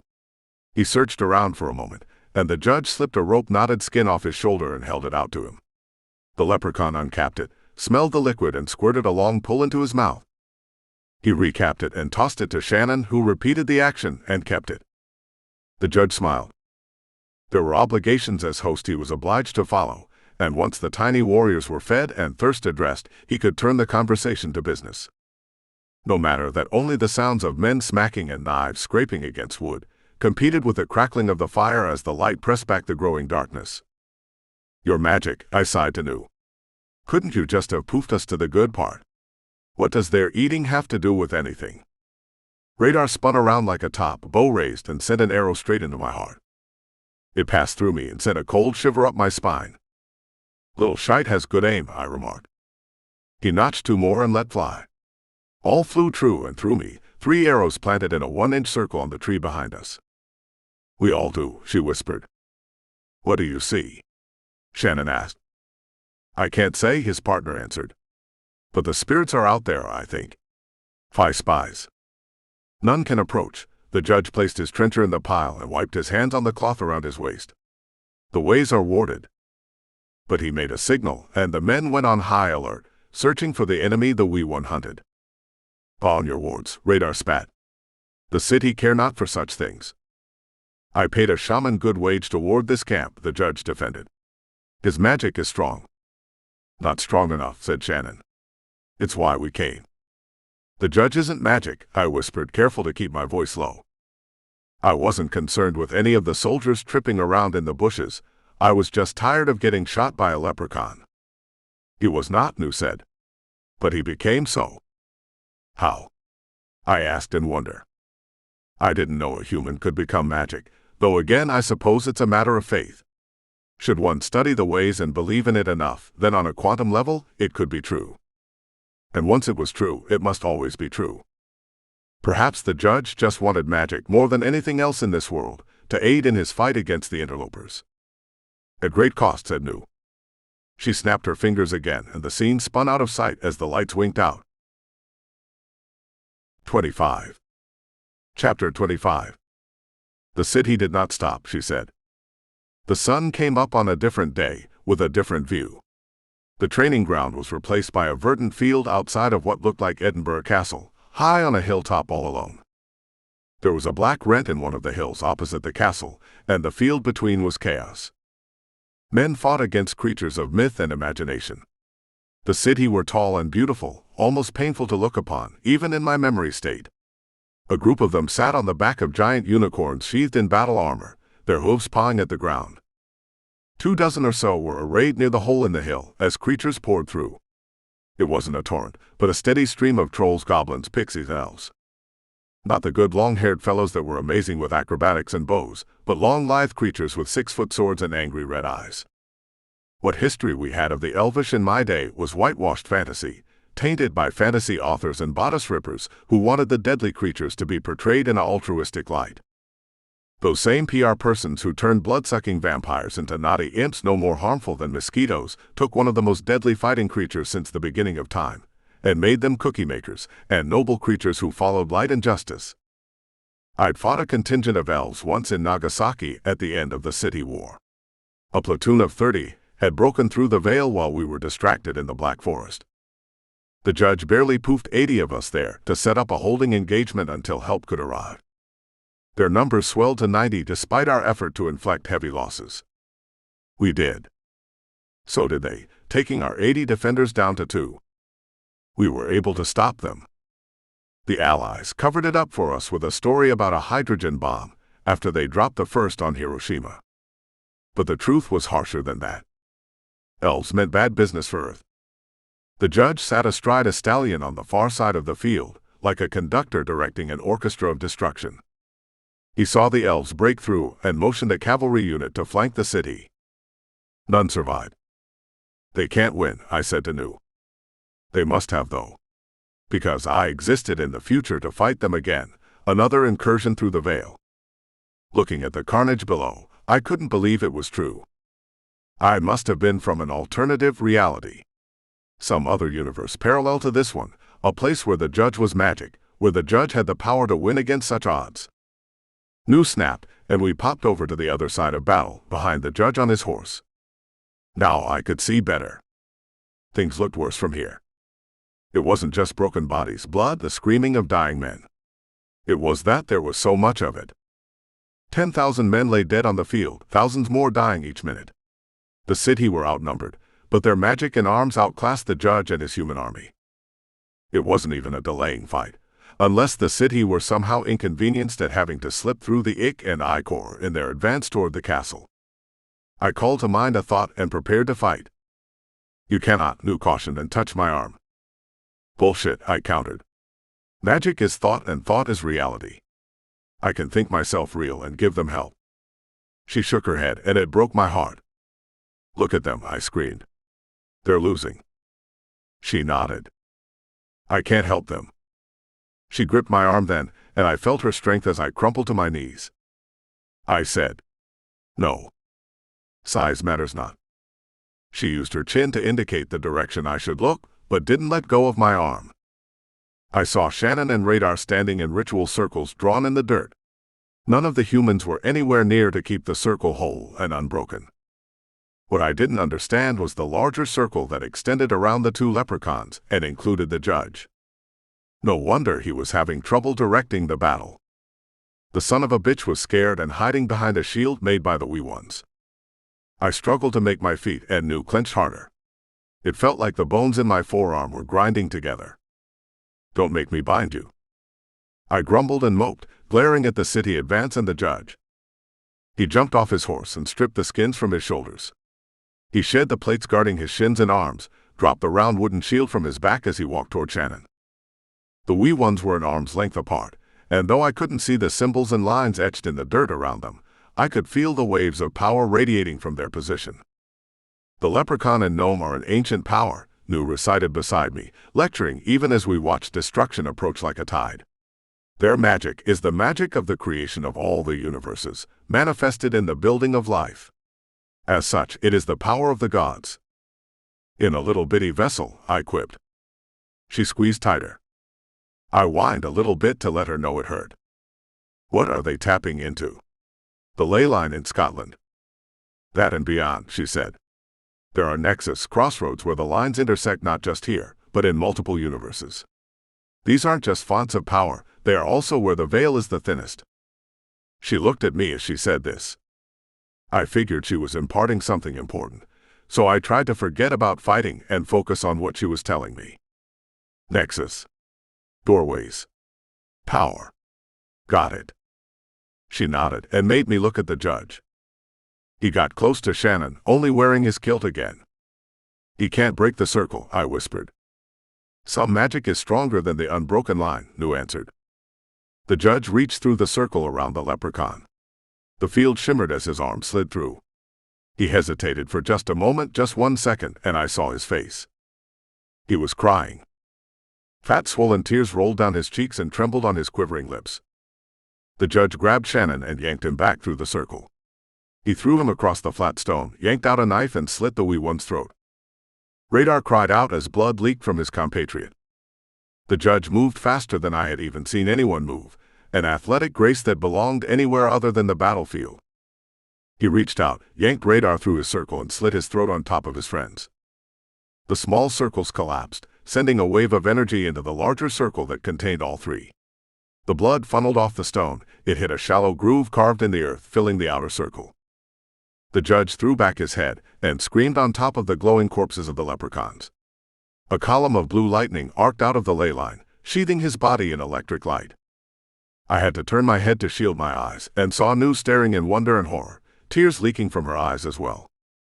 The light winked out, and I blinked away, the after effects strobing purple in my view. The judge stood up astride the bodies on the stone, and where he pointed, he died. He pushed back the onslaught of attackers, laying waste like a farmer with a scythe slicing down wheat. The city on unicorns turned and bolted for the rent in the fabric of our universe. Only one lived to escape, sacrificing his mount to the magic and crawling through. I don't know who sealed the rip. It could have been the city, to prevent the judge from sending magic back into their realm. It might have been the judge to stop any from coming through. But the black hole disappeared, and then it was just clean up. Scratch that. The judge did more than clean up. The blood on the field filled trenches, and I could see another ritual being built. The battlefield was a giant sacrificial ritual on top of a ley line, much like the one I had busted up that brought demons into the world. I glared at Nu. To gain power to fight the enemy, your judge made a sacrifice. She said it in a low, soft voice that I heard more in my head than with my ears. I looked back at the man who became something more, something akin to a god, and wondered at the mentality it would take to do something like that. To have so many die at my hands or at my command. The blood leaking from bodies kept flowing into the trenches, the magic drawing it in like a vacuum. It was a mixture of life essence and willpower and force of spirit, all trapped, all drawn in, and all being channeled, transferred into the judge. He stole their life, I growled. Thinking again magic thoughts of destruction and ramping up to take on the judge. Memories, Nu reminded me. He took their magic, but he did not steal it. She lifted us up higher, taller than the trees, so I could make out the symbols etched into the dark soil, rent into the rock. The symbols were of sacrifice, yes, but of willing sacrifice. For glory and honor, not of battle but of living. Tens of thousands of men lined up to fight for the judge and die for him. And I could see the symbols under the We1 circles. Willing, she confirmed. The sole reason they came. The Phi sent their own to die, give power to a human, and aid him in his fight against the city. The light went out, but I wanted to see more. I can show you no more, she said. It's I need to know. She was one of the ancients, her magic of a kind gifted to a man to fight for them. But when it came to willpower, I'm as stubborn as a mule in a sugar bowl. One sweet ass. I set my will against hers, and she laughed. Think this is one you can win. I said it harder and heard her smirk harder still. Here, hold my beer. She joked. Then she pulled back the curtain of her mind, and I started crying. Probably came close to pissing myself. I'm sure it was like being in the presence of a god, so much power, so much essence, so much of it all. Life. Will. Freedom. Magic. She pulled it back before it killed me. The scene winked back on, and I could see the judge sitting on the edge of the stone, weeping. We popped up on the edge of the clearing, outside of the tree line, and he looked up, looked in our direction. I almost spoke, but she held a finger against my lips. Those blue eyes glared for a moment, searching for us, for the spirit's radar had notices. I could see the red-rimmed puffiness, and the sadness destined to become permanent. He was the last thing alive in this field, and I knew his was the greatest sacrifice, for he killed everything he loved, and gave up his soul to keep this world safe. 26. Chapter 26. Nu snapped her fingers, and brought us back to the table by the river. A couple of 1,000 years and a couple of 100 days in the past, but only a few moments had passed her. Folks, that's relativity at its finest, which tells you pretty much all you need to know about magic. It can do whatever. I let go of the gnome's hands and wiped my head. The thing about relativity is most of the world we live in is made up of memories. Think about this for a moment, but the reality I was in existed of a park by the river, still warm cup of coffee clutched in my trembling hands. But that was only what I could see. I knew the rest of the world still went on around me. Hannah was at her house, reading and researching. The witches were out witching, the vampires twitching in their graves. The monsters were doing what demon monsters do when they hide out from sunlight after breaking into this plane. The Normani were stalking toward me across the park. I had faith that the rest of the world went on out of sight and unassisted by me outside my little bubble. I had memories of what went on out there, like knowing the water sliding past in front of me was in Memphis 3 days ago. But I didn't have to see it to know it. Watching the judge was like that. It was also like peeking in on parents in the bedroom, I suspect. A weird, guilty fascination with what you might see. I'd seen the judge. perhaps at his worst. I'd seen the sacrifice he had been willing to make, he had been prepared to give in to, and know how it affected him in the future. Or at least I thought I did. Was that past what made him who he was today? The most powerful wizard to exist? Or did he do more dastardly things in the interim, before I met him and went to work with him? Did he have to keep up the blood sacrifices to maintain his position? Was he like one of the gods of old, demanding an altar and a sheep every couple of days? The thought made my head spin. "Look out," Nu said and ducked. I didn't. A punch sent me spinning off the table, and I threw up a shield to stop two more. "You didn't see that coming," I yelled at her.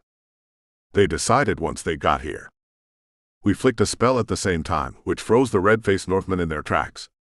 There were 3 of them, Eric the first knew, and 2 others who looked like they belonged on the set of some hot guy calendar shoot. Seriously, what did these Vikings eat to have such low body fat? I was tempted to be jealous, but decided to be pissed first. My sore jaw dictated it. I stood up and rubbed away some of the sting. "What about you?" I snarled at the ghost. They snuck up on me. He tried to look innocent. "Did you want me to take a punch?" Maybe the ghost was blaming me for getting him killed and now losing his memories. Scratch that, it was my fault Elvis died, so there was no one else to blame. "Did I want you to?" "Not until I saw him swinging." "Did it hurt?" "Don't sound so happy about it." I sat on the bench next to Nu and snapped my fingers to release the men from the spell. The largest one tumbled to the ground mid-kick, but the others recovered quickly and turned in my direction. "Let's see how long you can last without a sucker punch," I threatened. Eric held his hand in front of his warrior buddy to keep him from charging. "You informed the enemy of our presence and intent," he growled. Whoa. Angry Viking sounds like a wolf when they're pissed. Good to note. "I told you in the truck I met a guy on the train." I kept both hands on the table. Not so they could see them, so I could have a clear shot if they decided to rush me, or whip out swords or do something equally stupid. "I ran into him again last night, and gave fair warning to get out of town." "He is their elder," Eric shouted. "He sues for peace now." The largest Viking spit on the ground in disgust. "There is no peace with the undead," Eric continued. "But the vampires have sent an emissary to the Jarls." Nu took a breath beside me, but didn't say anything. "And you're blaming me?" "They are a scourge," the giant spit again. "Your interference has halted our mission to destroy them." I stood up from the table. They were smart enough to step back. Well, Eric and the other normal-sized guy were, but the tall one looked like he was itching to take a run at me. I guess he figured brute strength and his size were a match for my speed of thought. I melted the ground under his feet, so he slipped down to his knees, then locked it tight as concrete, just to give him a little reminder that he was dealing with forces beyond his ken. "Damn it, man," he spit again. "These are new boots. Not worried about being stuck in the ground. Worried about the leather." I shook my head. "I'm sorry I ruined your kill vampire party," I told Eric. "But if the vamps want peace and your Jarl agrees, then the killing stops." Eric shook his head. "No, it does not." I could see the berserker raging inside his eyes, the red glow outlining the iris. "The bloodsuckers will still prey on the weak. Only they will do so under the aegis of a brokered peace. It will not save humans. It will only be an advantage to the vampires." "You are responsible for the deaths of 1,000,000 innocents," the tall one said from his spot in the earth. "What happens from here forward will be on your head. Until I take it." Let's face it, I kind of like the guy. Any badass who can mouth off threats when you literally have them locked down up to their knees in dirt is someone you want on your side in a fight. "I like your moxie," I told him and loosened the earth so he could climb out. He did, and sat opposite of Nu to knock the soil from his soul. "I don't know what I can do," I told Eric. "But I'll hunt up the vampire and see if I can say something. Meet me at the Watcher's house at 10. "What will you say?" "What can you say that will stop this?" "I don't know. I figured honesty was the best policy here, because even I didn't know how to spin a lie to make it right. But he seems to respect me. And he's looking out for his people." "I don't respect that," Eric sneered. "Not at the expense of my people." Made sense to me. "I don't respect you." The big guy stomped his feet on the concrete. A smart man would have thought this through. I couldn't argue with him there either. Next time, try using your words. Less punching the marshal, more asking politely. Dig. Next time, I will be the one hitting. The big git stood up and towered over everyone. I turned the dirt under their feet into slushy sand, just to let them know I didn't think anyone should be hitting anyone right now, and watched them stumble their way toward the parking lot. A little warning next time. I turned to New. Like I said, it was a last-minute decision. They did come to talk at first. I nodded. Murky waters and ripples. I need to think about what you showed me. She sighed. It must be tough working with children. You have no idea, she said. But there will be food before your meeting tonight. I didn't ask how she knew about that. Probably picked the details out of my gray matter. Happy hour, she said, and named a place. On me. Despite the punch, I felt the day improving, as only one about to get free food and drinks coming. But first, there was work to do to get ready. For after. 27. Chapter 27. Vampires don't go out in the sun much, and it's not because they shine bright like a diamond, or some pope in the 16th century cursed them for daywalking. Turns out, it's just uncomfortable. Sure, give a vamp enough time and they learn to live with the ache, much as senior citizens learn to live with the dull throb of arthritis, or pretty much anyone learns to deal with back pain. It hurts. A lot, but eventually you live with it. The sun hurts vampires. No one knows why. Maybe some scientists did some experiments on it in the Nevada desert and created a race of super vamps resistant to the sun. But newbies hurt the most, and as they move past a couple hundred years, they learn to tolerate it. As it was, most vamps didn't live past 100 years. Or so I'd heard. Too much infighting, politics, and generally bad attitudes that come with too much power too fast. No sense of responsibility with that lot. So new vamps preferred the night. Finding one elder in a sea of humans that inundated NOLA was nigh on impossible. But finding a guy who had his fingers in a lot of pies, and a lot of them the illegal kind of pies, was a lot simpler. And a guy with his fingers in so many alleged pies would also know about paranormal activity in his town, since his son was betrothed to a witch or beholden to one. Either way, there was an alliance in the making, and I knew the guy trying to pull the strings. I just had to find him. There are eyes and ears of a city, a network of spies so observant had Washington used them in the American Revolution, it would have been over in less than a year. You just have to learn to ignore the stench. I saw a homeless guy sitting on the sidewalk with a battered cardboard sign saying he would work for food. I got some information from him for $10 and caught a trolley to where he directed. A dry cleaner's. A bell over the door tinkled when I pushed through. A smiling Asian man looked up from behind the counter, made a small mouse-like squeak, and disappeared into the back between racks of floating shirt suits and what looked to be an Elvis jumpsuit. You know what that's about? I asked over my shoulder. I think you scared him. I meant the threads. He floated over and tried to finger the material through the plastic covering, but his wispy hands couldn't grab the fabric. Nice workmanship. He stuck his head through the hanging suit. Another suit walked out from the back, flanked by two large walking slabs of masculinity. Digby's dad. I guessed. It was an educated guess, though, because Daddy Richmond looked like an older, more worn version of the younger. The man extended his hand, but one of the giants reached out and pulled his hand down. It was like grabbing a snake, and the guy looked just as scared to do it, especially once I saw the look he got for it. I marked him as the bravest man on earth at that moment. He knows what he's doing, I tried to help. Digby's dad dropped the glare and replaced it with a smile. You're right, of course, he snarled and took a moment to compose himself. I don't like being touched. Must make it hard to get that haircut. Elvis chortled, which made me smile. Daddy Richmond didn't like being made fun of. You're a guest in my town, Marshal. Guests should not make a habit of pissing off their host. I figured I could play this two ways. Have a pissing contest with the Dixie Mafia boss, and make getting the information I needed twice, maybe 3 times as hard. Or play nice. No need to be so sensitive, I said. I'm just here to find someone. I didn't say you were a welcome guest. The smile slipped off his face. Heckle and Jekyll stuck their massive hands under their massive coats, no doubt putting them on the butts of massive pistols. It could have been a big problem. Marshals are supposed to practice restraint when it comes to the use of magic on mortals. Turns out that's one of the easiest ways to get a sorcerer label slapped on your reputation, and is a huge part of my job.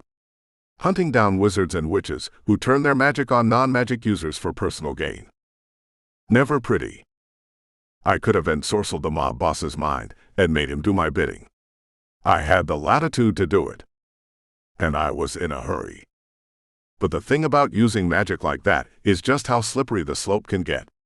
When you put your toe over the line into the gray, how far can you go before it gets black? It's not like there is a highly demarcated DMZ or a guide that lets you know just how far too far is when you start playing around with it. I thought perhaps it was done in layers. First, you steal bread to feed your family. Then it's just a short hop over to stealing money to buy bread to feed your family, with a bunch of micro decisions in between, all leading to black magic. Instead of controlling their minds, I wiggled my fingers and froze his bodyguards. I do not wish for things to go badly between us, Marshal, but if we continue along this path, I fear we must. The man with the moosed-up hair stood between his two frozen statues. He was the type of man who didn't speak in contractions, the type of person who watched old movies to adopt old ways, a Southern gentleman or the portrait of one. He captured the nuances of charm, but not the essence. It was as fake as the product he wore in his hair, the manicured smile, and, "Are you wearing makeup?" The glare was stronger this time, and I for one was glad the man wasn't a wizard. That look meant he would have started blasting. As it was, I almost got a sunburn from the color popping up on his cheeks. This is that path, Marshal. He was right. Things could and would go badly between us. There was no way around it, and I wasn't looking for one. This petty man with petty dreams hurt people to make his life better. I wasn't going to stand for it. Then Digby walked in behind me. "Hey, it's you." He clapped me on the back and stood off to the side from his dad, beaming like he'd just met an old friend from the frat in town for a weekend of drinking and football. I held back the spell and tried to breath. "Daddy," he said. "This is the man I was telling you about. Two things. I know Digby knew what his dad was up to regarding the criminal element. There was just no way around it, and the man was participating in an alliance ritual. Something was up, I just wasn't sure if this was my problem or one of those sorted out later problems. Second, what grown man calls his father Daddy?" "We are becoming acquainted," Daddy Richmond answered in an even voice. "That's good stuff, Daddy," he beamed some more. "I like this one better than the other, Marshal. That guy was kind of a dick." He aimed the last sentence at me, like we were in on a secret. "We all have that problem sometime," I told him. Fingers hooked on my belt, thought cocked and loaded. "What brings you to my establishment, Marshal?" Daddy Richmond asked. "Right. Vampires. And witches. And a demon monster. Am I right in assuming you know the comings and goings going on in your town?" He nodded. "Daddy knows everything," Digby bragged. "We've got this network of—" "Digby." Daddy didn't want him sharing any secrets. "Were you able to speak with the girl?" The young man nodded, his hair not moving. "They must have used the same stylist. She's still gung-ho." "Excellent. Marshal, I have other business to which I should be attending. If we could speed this along." "Vampire convention." 2 words. It was all I needed to say. Both men blanched. Even the statue guards may have flinched a little bit. "Conclave," Daddy Richmond said with a shiver. He knew. Probably one of the bloodsuckers paid a visit and offered a tribute. For a mafia man to be afraid of the mere mention of them, said the conclave was a dangerous big deal. "Conclave," I sneered. "Claude. What would you like with him?"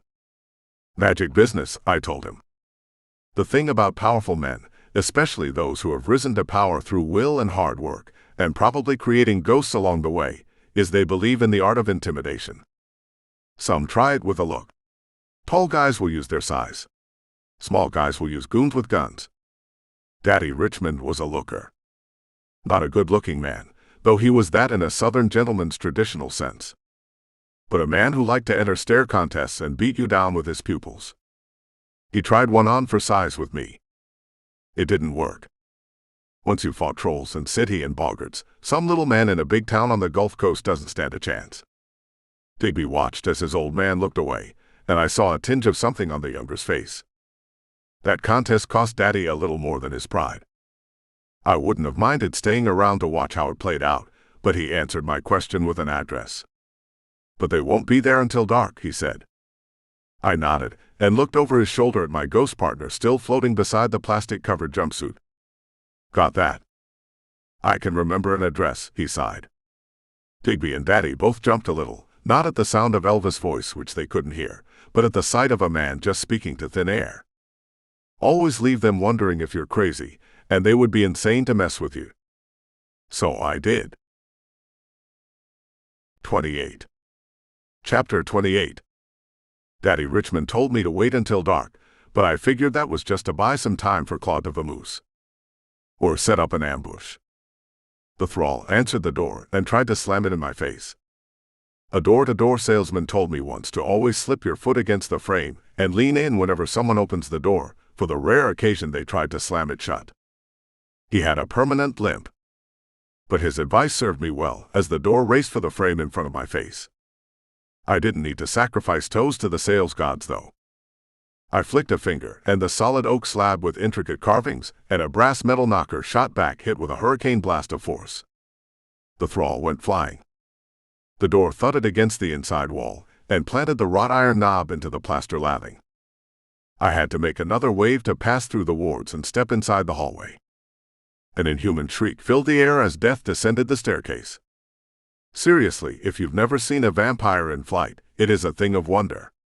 Of course, most bloodsuckers are so fast, or people are so hypnotized by them, they would fail to notice the beauty in the descent. But it is a sight to behold. I beheld it for about 1 second and stepped to one side as Claude smashed into the tile floor in a clatter of masonry and stone, and whipped around, fangs extended, clawed hand swiping for my oh-so-tender throat. Till he hit my shields. No flying sparks, no nail-on-chalkboard sound, just a solid thunk where the meat of his flesh met the meat of my magic. He stopped then and stood up straight from the hunched-over, more animalistic version of himself. "Marshal," he bowed his head. "Welcome to my home." No need to mention the attack or the way I barged in. No need to discuss how he could have taken my head off if I wasn't magic, or how I could have blasted him mid-air and showered in a confetti of vampire bits.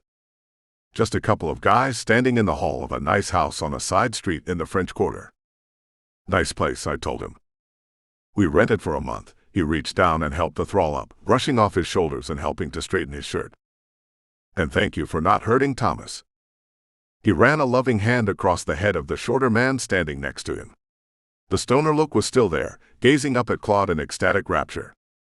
"You're not going to get your deposit back." Claude glanced over his shoulder at the damage to the wall and down at his feet. "Thomas," he said. The thrall hurried to shut the door, then examined the wall. "You will find he is quite skilled at many things, home repair one of them. He was a contractor for the cleanup. He must have appreciated the house he saw this morning." I stared at the vampire. He mentioned it. Quality craftsmanship never escapes his eye. He informed me he delivered my message this morning, so imagine my surprise to see you here today, and not at our designated meeting place. I decided to start the party early. "I am all for parties," Claude said, and invited me to enter further into his lair. I declined. "The address on the card. It is the witch which you seek."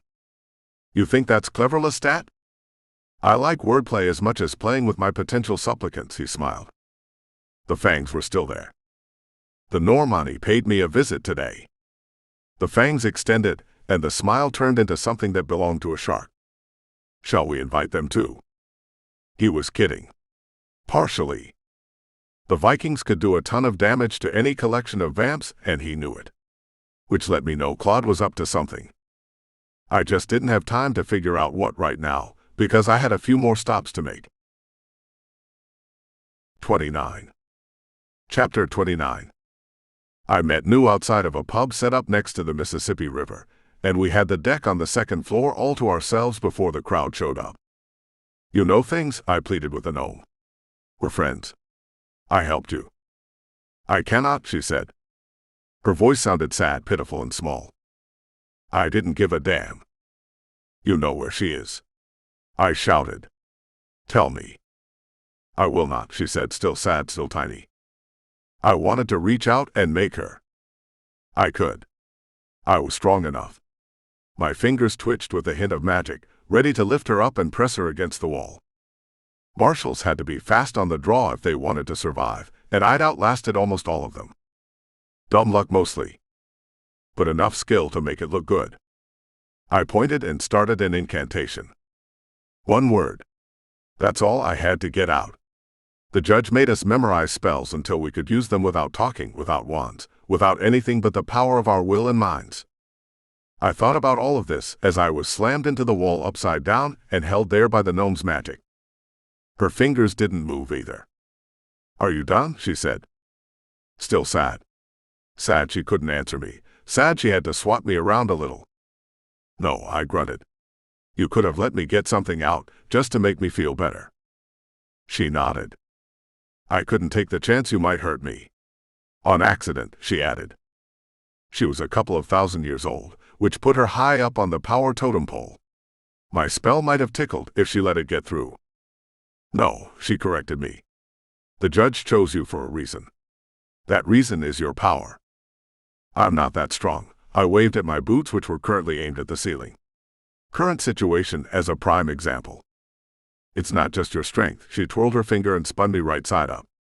It's your will. There are few with more willpower than you. I adjusted my coat and smoothed back my hair after she settled me on the ground. My little temper tantrum had subsided, and I felt a twinge of guilt for trying to force her to talk. Just a little twinge, though. I'm sorry. I know. I could read it up here, she tapped her temple. I would tell you what you want to know if I thought it would help. But there's the type of knowledge that destroys. This is that. I sighed. Is she alive? Would that make you feel better about the task before you? Hell yeah, I said.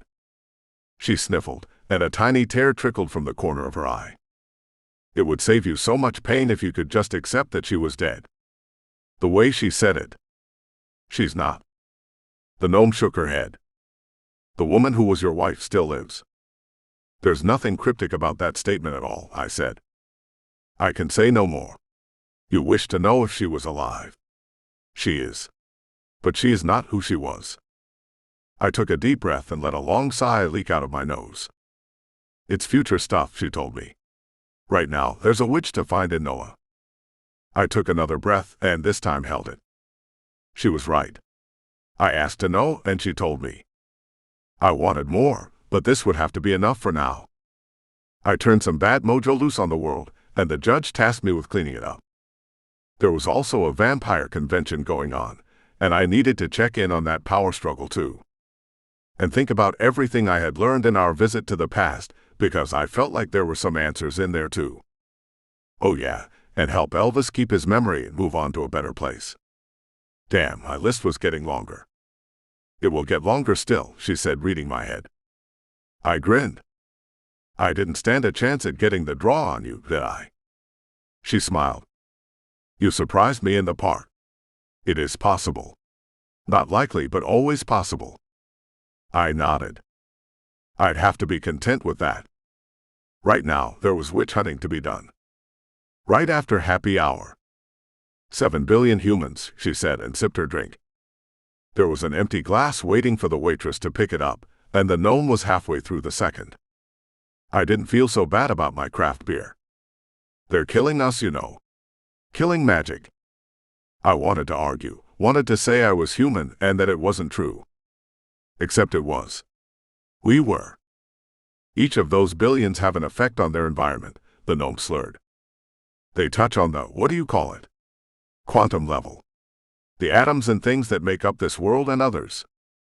That made sense to me. 7 billion actions by people every second of every day was bound to create ripples, changes. We argued for killing you off, she confided in me. All of you. Back before you spread across the land like a plague. In some places we succeeded, she ticked them off on her fingers. Cro-Magnon, the pygmy races, Bigfoot, the missing link. Each branch of the evolutionary tree, save one. You. Homo sapiens. Pets for the vampires. I didn't know that, I told her. Not many do. Something about your blood, the way it tastes. She finished her drink and made a circle finger motion that could have been interpreted as one more round or bring the check. I put a hand on my wallet to pick up the tab, but the waitress showed up with a refill for her and a fresh bottle for me. I wasn't going to complain. The vamps liked you around for fodder. But the fodder got loose 'cause some gods liked playing with you, and the next thing you know, here we are. 7 billion reasons the planet is dying, magic is dying. She pulled on the straw to wash away the thought and stared at me with bleary eyes. Do you know how hard it is to see the future in the first place? She asked. I shook my head. Must be tough, I sympathized. Let me tell you how tough. She put a friendly hand on my forearm and leaned in to tell me her secrets. See the river. See how muddy it is. I nodded. Could you find a school of fish in that water? Could you pick out one particular fish out of all the ones living and moving in that river? I shook my head no. It did sound too tough. It's like that, she winked. Trying to determine if the ripples and eddies are the one fish you want to find and follow. She leaned back then for another sip. Now multiply it by years, by millions of people who've traipsed across the paths you must go and where you have been. It is almost impossible. Her eyes grew serious and sober. But for magic. That's what makes it work for my kind. Faith that it will be. No try. Just do. She sounded a lot like a little green fellow I liked from the movies, and a mantra for my own line of tough work. She smirked. Who do you think they based it on? One of us. So she was a mind reader too. Not exactly, she corrected me out loud. You wear your thoughts on your face. That is perhaps why the judge values you so much. I didn't think so. I mean, I was good at what I did, but that was farm boy training that stuck with me for 90 years. There is a job to be done. Just saddle up and do it. I don't think he likes me one way or the other, I told her. The gnome's serious eyes grew sad, and she blinked back tears as she stared at me. Poor fish, she reached out and held my forearm again. If you only knew what lies ahead. I didn't get the chance to ask. One of those ripples in the current of life, or maybe it was an eddy that blocked her view, stopped her from talking. She gaped at the figure who stepped through the door. I used the mirror behind her to watch, and I gaped too. No matter what the gnome planned to tell me, neither one of us expected this. Gloria of the Memphis Witches pulled a scarf off her head and made a beeline for our seats. 30. Chapter 30. Fancy a boy like you in a place like this. She pulled out a chair and sat across from us at the table. Do you know how hard you are to find? I almost spelled her. Marshall's train. A lot. The judge makes sure we're the fastest guys and gals in the room no matter who we come up against. To do that, we forego wands and pointing at any of the other signals that would tell our opponent to get ready. Bad stuff is coming down the pipe. No, the judge trains us to use our mind, and only our mind to cast. It ain't easy. And the woman across from me seemed to know that. She motioned for the waitress by calling out across the bar, ensuring every head in the room turned to look at her. Sure, I could have popped her head off or popped her heart or gave her a raging case of genital warts, but the problem was people were watching. About 50 of those 7 billion souls the gnome had just been bitching about were in for some happy hour libation. I didn't want to give them a story to tell, and I saw a couple of phones out and up, ensuring any sort of action had the potential to end up being live streamed. Nice company you keep, she slathered on a smile that looked sincere. Am I interrupting a first date? Said he. The gnome spat and did something with her fingers. A protective spell popped up around her as Gloria the Good Witch made finger motions back, sending little sheets of sparks to bounce off the gnome's upstretched hand. There's no smoking in here, the waitress sneered. She must have mistaken the light show for lighters. You can get cancer on the deck, though. I snorted. She must have cared more about her lungs than a tip, but I can't say I blamed her. I came of age when doctors were prescribing cigarettes as cures, and taking massive payoffs from the tobacco industry to do it. I guess they still did, only now it was with opium instead of leaves. What can I get you? She asked Gloria. Out of here, I advised. Dirty martini, the witch ignored me. I decided to press for some info if she was planning to stay. Why did she call you City? Gloria laughed. Takes one to know one, her voice tinkled. It is possessed, the gnome spat from behind her protective shield. Possessed. She looks human, I said, confused. Oh, darling, that's the whole idea. I froze with my bottle halfway to my lips. My brain wouldn't work. I was vapor-locked by one word she let slip from those luscious lips. Darling. I'm so sorry, the gnome glanced at me. I would have told you had I known. Only my wife called me darling. Just like that. Same tone. Lilt to the voice, tilt to the head. I couldn't move. Couldn't breathe. Son of a bitch, Elvis said it for me. The spell slipped just a bit. And I saw her. The face was different, distorted by the possession that changed everything about her. Look, smell, touch, feel. Even her mind was different as I reached out and probed with magic. But the essence was there, a hint of her soul. And it had changed. I looked at the gnome, had tears streaming down her wrinkled cheeks. She looked heartbroken, and then I realized it was pity. At me. How? I stuttered. Gloria laughed again, as the waitress set a dirty martini in front of her.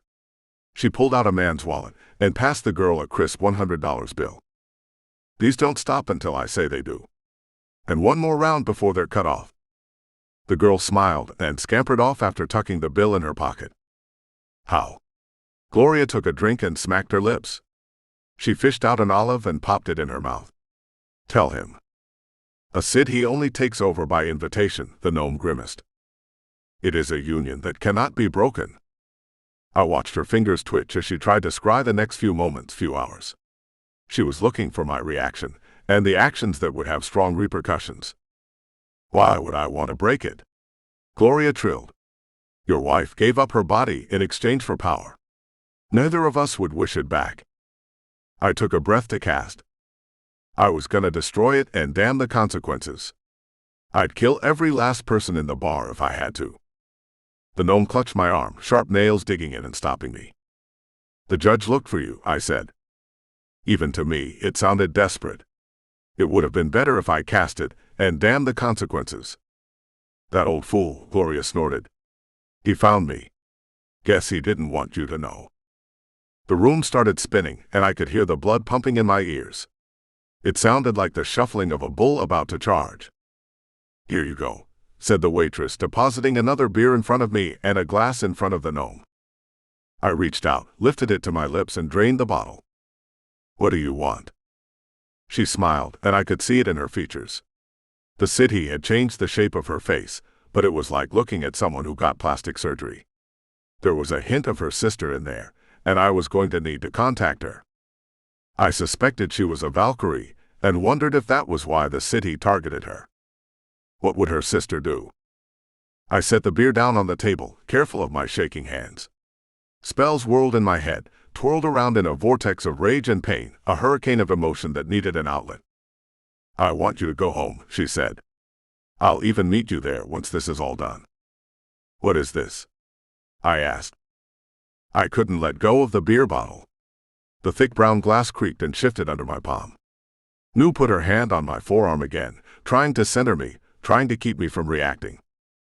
This is a mess you created when you interfered, Gloria said. Her auburn hair was so different from the blonde I knew. Her eyes slightly canted up in the corners.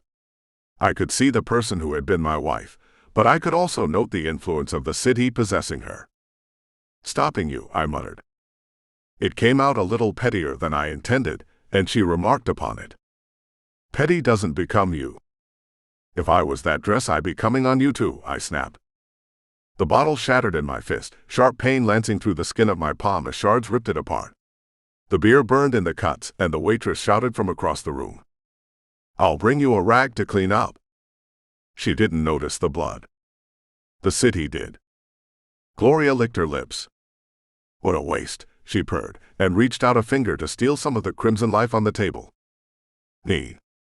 Nu crackled a force shield over the bloodstain on the table, protecting me from who knew what kinds of horror a magic creature beyond the veil could do with the blood. Keeping me safe from the woman I loved, the woman I missed for the past decade. The woman I would now have to mourn.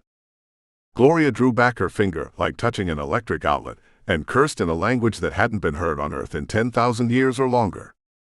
Or it could have been Latin. I needed to brush up. Ixnay on the touching my AUDIOBOOK.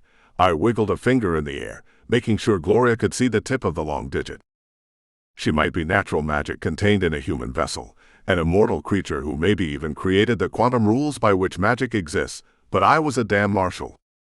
And no matter what deal my wife made to let this thing use her body, it wasn't going to get a piece of mine. Not without a fight. Gloria laughed. I have her memories of you in here, she sneered. And I remember the way you fumbled in Memphis. You're a child. Her eyes turned to New. Both of you children. Your limited minds couldn't comprehend the depth of my abilities. That is why she surrendered to me. The power. The exchange was glorious. The waitress hustled over with a bar towel. You're bleeding, she gagged and fainted. I spun out of my seat and caught her with my good hand before she cracked her head on the tile, but that gave Gloria a chance to hop away from the table. She backed toward the door. Go home, Marshal. Your judge has set you on an impossible task, and you are in over your head. You're just going to get more people killed. Shoot her, Elvis shouted. I'm going to save her, I said to Gloria. Gloria stopped and beamed in ecstasy. You don't know, she crowed and did a tiny jig with her feet. She can't be saved, Marshal. Your wife gave up her very soul when she invited me in. She is gone. Forever. I shot a thought at her face then. It couldn't be helped. Gloria snapped up a hand and batted it away, laughing as she slipped through the door. The manager arrived at the same time as New, taking over care for the fallen waitress who was moaning as she came around. I stood up, dripped blood on the floor next to her, and she passed out again. She was cared for, so I bolted toward the door and slammed through it with my shoulder. Gloria was gone. But the sound of her laughter lingered. I couldn't tell if it was just in my mind or on the wind. 31. Chapter 30. I need some time, I yelled at New. I didn't care if she wanted to hang me up by my heels again. I was pissed. I didn't know, she pleaded. That is something I would have shared. Maybe she would have. Maybe not. But I came to NOLA to do a job, and I was finding out a lot more than I wanted to know. Like my wife was dead. I opened my mouth to say something smart, something pithy, something with wit and bite, designed to cut her to the bone and leave her second-guessing everything about her life. It came out as a sob. Then my eyes watered up and I ran. It's hard to run in hiking boots, but not impossible. I ran as fast as I could from the bar on the river. I pounded on the pavement past the park. I crossed traffic, ignoring the honking horns and the swerving cars, the sound of tires screeching on the pavement. I ran in front of a trolley to beat it, and felt the edge tug against my bomber jacket. I stopped at a park in the center of town, a memorial to a jazz man and his trumpet, and sat under a tree with my face in my hands. The tears kept coming. Marshal, Elvis said from beside me. That was a wild run through town, but it's time to sober up. Not now, Elvis. I had to clear my throat to speak. Now, the ghost hissed. I looked up just in time. Look who's weeping in fear. The giant Viking sent a kick at my head as he stomped up to the tree. I ducked aside and he hit the trunk, shaking loose leaves. You have the worst timing, I grunted and rolled away. The earth under his feet turned to slush, but he jumped before he sank, grabbed a branch and kicked a kick at my head again. I ducked back, fought the branch into manacles, and let him hang there like a piñata. This is going to hurt you a lot more than it hurts me, I warned him, and shot a lance of force into his stomach. Then I had to stand back as he vomited all over the ground at our feet. I told you, I said. I wiggled the branch and he slipped to the ground, too out of it to jump as I dissolved the ground under him and let him slip in up to his head. Time to solve this problem like a soccer hooligan. I took 4 steps back, lined up on an imaginary goalpost, and got ready to punt his face. Bad idea, said Elvis. Stow it. I took 2 steps forward and a monster plowed into me. I tried to roll and get away from it, but a giant wolf snapped at my face, latched onto my forearm, and shook me like a rag doll. Cats and dogs, I cursed. The Hund yelped and shrank into a cute little Yorkshire Terrier. It still ravaged my arm, but the tiny teeth couldn't tear loose from the rips in the leather it had made in a much larger version. I rolled up to my feet and tried to decide if I was going to shot put the pup or just put it down to nip my ankles. "You're back," Elvis said as a second Hun slammed into me. I rolled with this one too, keeping it from biting, and crashed into the trunk of the tree. At least I had something to lean against as I climbed up again. "I'm getting pretty damn tired of stuff knocking me down," I raged, and sent a circle of force out around me. It slammed Eric and the other Viking down, plus the two Huns. The giant and his terrier were unfazed. They were so close to the ground. "Hold, Marshal," Eric yelled as he backflipped to his feet. I could see his eyes glowing red, the berserker in him ready to come out and play. I almost invited him. A good fight with 3 Vikings and their hell Huns would help ease my soul, and if they happened to do some damage along the way, so much the better. I could deal with physical pain. It might even take my mind off my heart for a moment. Elvis put his hand on my shoulder and sent a cold shiver down my spine. "You've got to cool it down," he sang. "A boy band?" He shrugged and I stood up straight, rage leaking off me as reason fought its way back in. "We are no boy band," Eric said, misunderstanding. "But we fight like one this day." I turned the earth to muck around the giant and used magic to lift him up. He'd have to bathe himself, but I shot a blast of air across him to clean off most of it. He looked ready to fight for a second, then threw back his head and howled. "Did you see what he did to my Hun?" He bent over and scooped up the terrier to go nose to nose. "By Odin's beard, man, you turned it into a rat."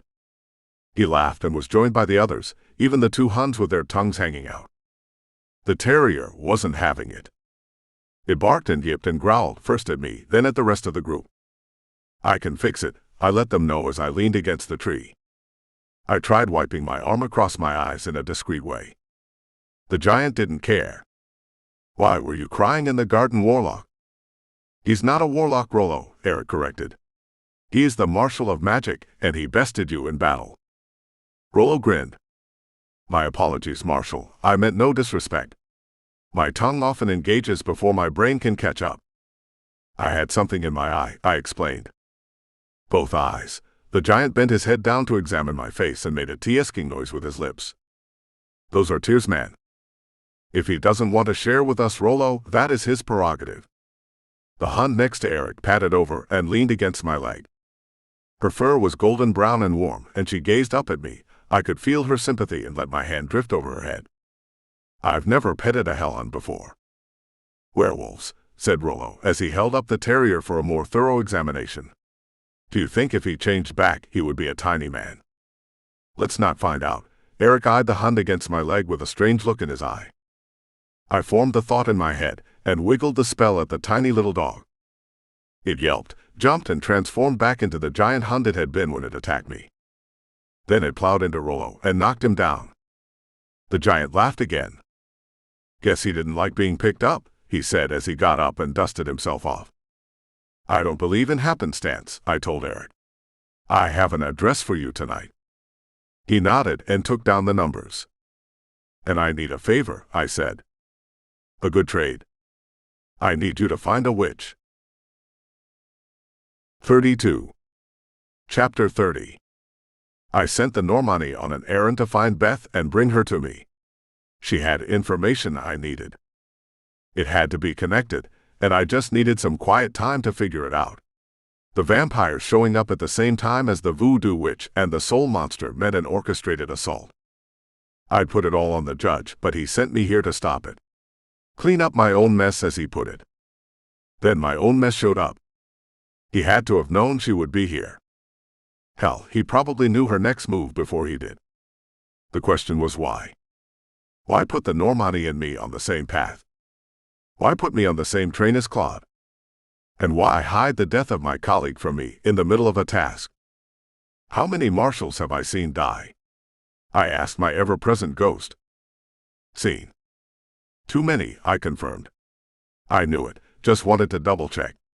Our job was to go up against some baddies, and there were a lot of those on the 7 continents. I'm not sure how the judge picked us. With an average lifespan of 18 months, it wasn't a lottery anyone wanted to win. None of that great powered, great responsibility crap. A marshal trained to fight black magic with even worse magic. We went after whoever the judge said to go get, and I was confident that I was one of the few who brought most back alive. I'd done enough damage in the war that killing was my backup option. And the disappearance of my wife had made me revere that spark of life a little too much. What was I going to do now? She was dead. Her body possessed by a city. And the man I worked for knew but didn't tell me. I drew circles on the concrete tabletop with the tip of my finger, and only noticed the heat-etched concrete when a wisp of smoke hit my nose. There were arcane symbols dredged up from my subconscious, circles and swirls, and a letter. "Do you know this?" I asked the ghost. Elvis floated over and studied the symbol for a moment. "That is no bueno," he said. "Where did you see it?" "I didn't know I had," I confessed. "What does it mean?" His eyes drifted off, vacant, as he tried to remember. "Not now," I muttered. "I need you to remember." "I'm caught in a trap," he looked at me and sobbed. "I can't walk out. It's almost broke my heart. My poor friend." "We know where to look," I told him. I patted my bomber pocket for a pen and a scrap of paper to scribble the symbol down. Eric and his Huns were back in an hour. It would almost be worth turning a bunch of people into werewolves just so they could hunt down missing persons and attach them to Viking warriors to mete out justice when they found those who took them. Beth did not look happy. "I'm not happy about this," she said. "Most witches need time to set up rituals before they can perform their magic and recharge their energy. That's why it takes so much training to control magic, and what most users don't know is there is an eternal battery source in faith in the quantum aspect of magic. The judge teaches it, but I had to be careful because once I learned he transformed from human to wizard with a giant blood sacrifice, it might affect my belief ability. Better to not think of it and focus on Beth. She was still pretty, and being angry just made her more attractive. Pert lips pursed in anger, brown eyes drawn in consternation. I thought if the marshal had business with me, he wouldn't send his lackeys to find me. "I'm in a hurry," I said, and shifted my arm. "It looks like you're sitting in a park," she snapped and froze. "What is that?" She pointed at the symbol. "Do you know it?" "No," she lied. "Jenny, I've got your number. I need to change your mind," Elvis crooned. She shivered. "Are you doing spirit magic?" she growled. Eric and the Huns shifted as they searched for spirits. "No one here but us chickens," Elvis said. "What does the symbol mean?" "I've seen it before, but I can't place it." "Ask your watcher," she said. "Lady," I shook my head. "I'm tired. I'm hungry. I got a crap ton of bad news today, and I just want a beer." "I don't care about your problems," she said. "I've got problems of my own." "I know. A fight with a witch named Phyllis." "How did you know that?" "The alliance ritual you were doing with Digby. Your coven is weak." "You're weak." "I am not," she said in a soft voice, cowed. "All right," I gave her some wiggle room. "You're not weak. You're just tired, and you're building a coven in one of the most highly magicked cities in the world. There's a lot of history here, and I don't have time for a lesson. I'm here to stop a demon, and I think Phyllis has teamed up with it." Beth chewed on her lip for a few moments. "I don't have much power, Marshal," she said after a moment. Her eyes flared. "But what I do have, I offer to assist you." I nodded. "So what does the symbol mean?" "I don't know its meaning, but I have seen it. It was carved into the skull of my familiar when I brought it back to life." "Which was yours? The giant cat's or the really giant saber-tooth?" "Saber-tooth," Elvis shrieked. "You said razor." His outburst sent a shiver through all of us and set the Huns to howling. I waved him down. "Saber, razor, it's the same thing." Talking to the air got me some crazy looks. Looks that said I might be on the crazy side too. I didn't worry about it. Added to the myth. Saber. I stored that away for a moment. It didn't help me for right now. "All right," I said. "Here's the plan." I outlined what I wanted to happen with the witch and her coven, and she agreed. "Bring the cats too," I said. She raised an eyebrow. "Are you sure?" "Cats and dogs in the same place," I shrugged. "What could possibly go wrong?" "You're nothing like the other Marshal. she said after studying me for a moment. So I'm told. He did not have the same humor as you. Good word choice. Very careful. I've been at it a little longer than him, I said. Not so much to prove to witches that get out of hand. She nodded. Warning heard? We will strive to stay in hand, Marshal. Viking, I called to Eric. Normani, he corrected. Northman, I said. Take the witch home, then meet me at that address at 10 o'clock. We have to be done in an hour, because I have an appointment at midnight. Then I took the ghost to the place we could find answers. 33. Chapter 31. I knocked on Hannah's door and waited for her to answer. She opened it after a few moments and handed me a bottle of beer. Good guess, I said and took a sip as I stepped in. She held a twin bottle up to clink against mine. What do they say about great minds? She grinned. They're dirty as hell. We toasted, and I settled on the couch as she curled up in the chair. Any word? We both asked at the same time. I was hoping the judge would send back up, but no such luck. She shook her head and sipped her beer. Here's what we have, I told her and pulled out the paper from my jacket pocket. Dog into this and see if you can find something on this. Did you draw this? Not originally, no. It looks Celtics or Norse, so start there. I mean, is this your handwriting? Yeah, I copied it. Why? It looks like a child did it. I was drawing on concrete, I told her. And I was in a hurry. You want me to find kid glyphs? We think it's important. Who is we? Me, I mean. She stared at me with crunched up eyebrows. Please don't tell me I'm going to get that weird when I get old, she teased. Talking to myself, making up ancient symbols. Comes with the territory, I told her.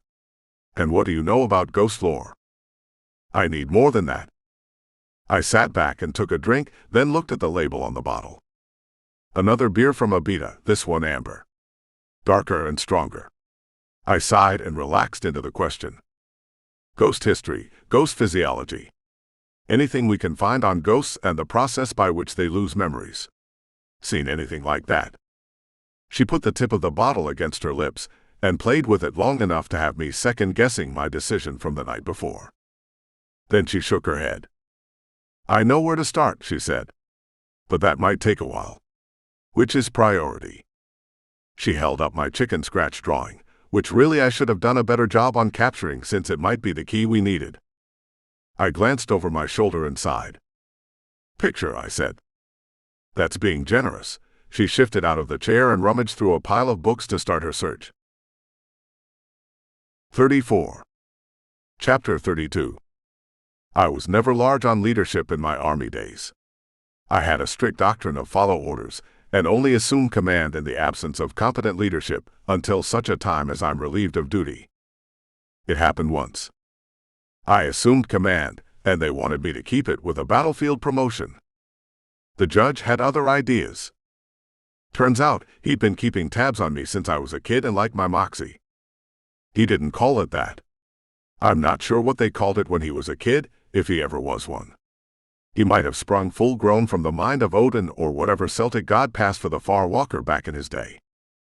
My moxie, as he called it, was a straightforward direct assault, with a little samurai wisdom thrown in. One of the priests at the orphanage I was raised in had spent time in Japan when it was still closed off to Westerners. He'd been shipbound to China when a storm washed them up on the volcanic shores of North Japan and the edge of an epidemic. He wouldn't talk about it much, but he had experience with magical things. As it turned out, most of the priests in the place did. And he had taught me some tenets that stuck with me through the years. One was, if a man is worth threatening, he is worth killing straight away. Samurai considered threats a waste of breath. Which is what made me a shoot-first kind of guy when the situation called for it. I balanced that yin with a yang for diplomacy. I'm not sure how much childhood affects our adult life, habits and way of thinking, since I couldn't remember my parents who were killed when I was very young. But they died in violence, I have been told, and so my penchant to do violence first was a back-burner item, a last result of sorts. I'd rather try to talk it out first. When that didn't work, it was time for the fireworks and shoot to kill. I wanted to find Phyllis and give her a chance to talk. I could have used the zombie attack as an excuse to blast her to nothing, but I'd rather turn her over to the judge and let him do the whole thing he was named for doing. Plus, a black magic woman like her might know something about a soul monster roaming the city, word of which had yet to reach my ears. I'd found a gang war, a zombie uprising, a vampire convention, but nothing of what I'd been sent to stop. And the gnome wasn't helping. What good was a psychic medium if they didn't tell you the path you needed to tread? There are reasons most folks don't know about magic. Sure, they believe it, like children on the age of 10 still sort of believe in Santa Claus and the Easter Bunny, but also know that only babies still believe that stuff. We grow out of belief. Most of us.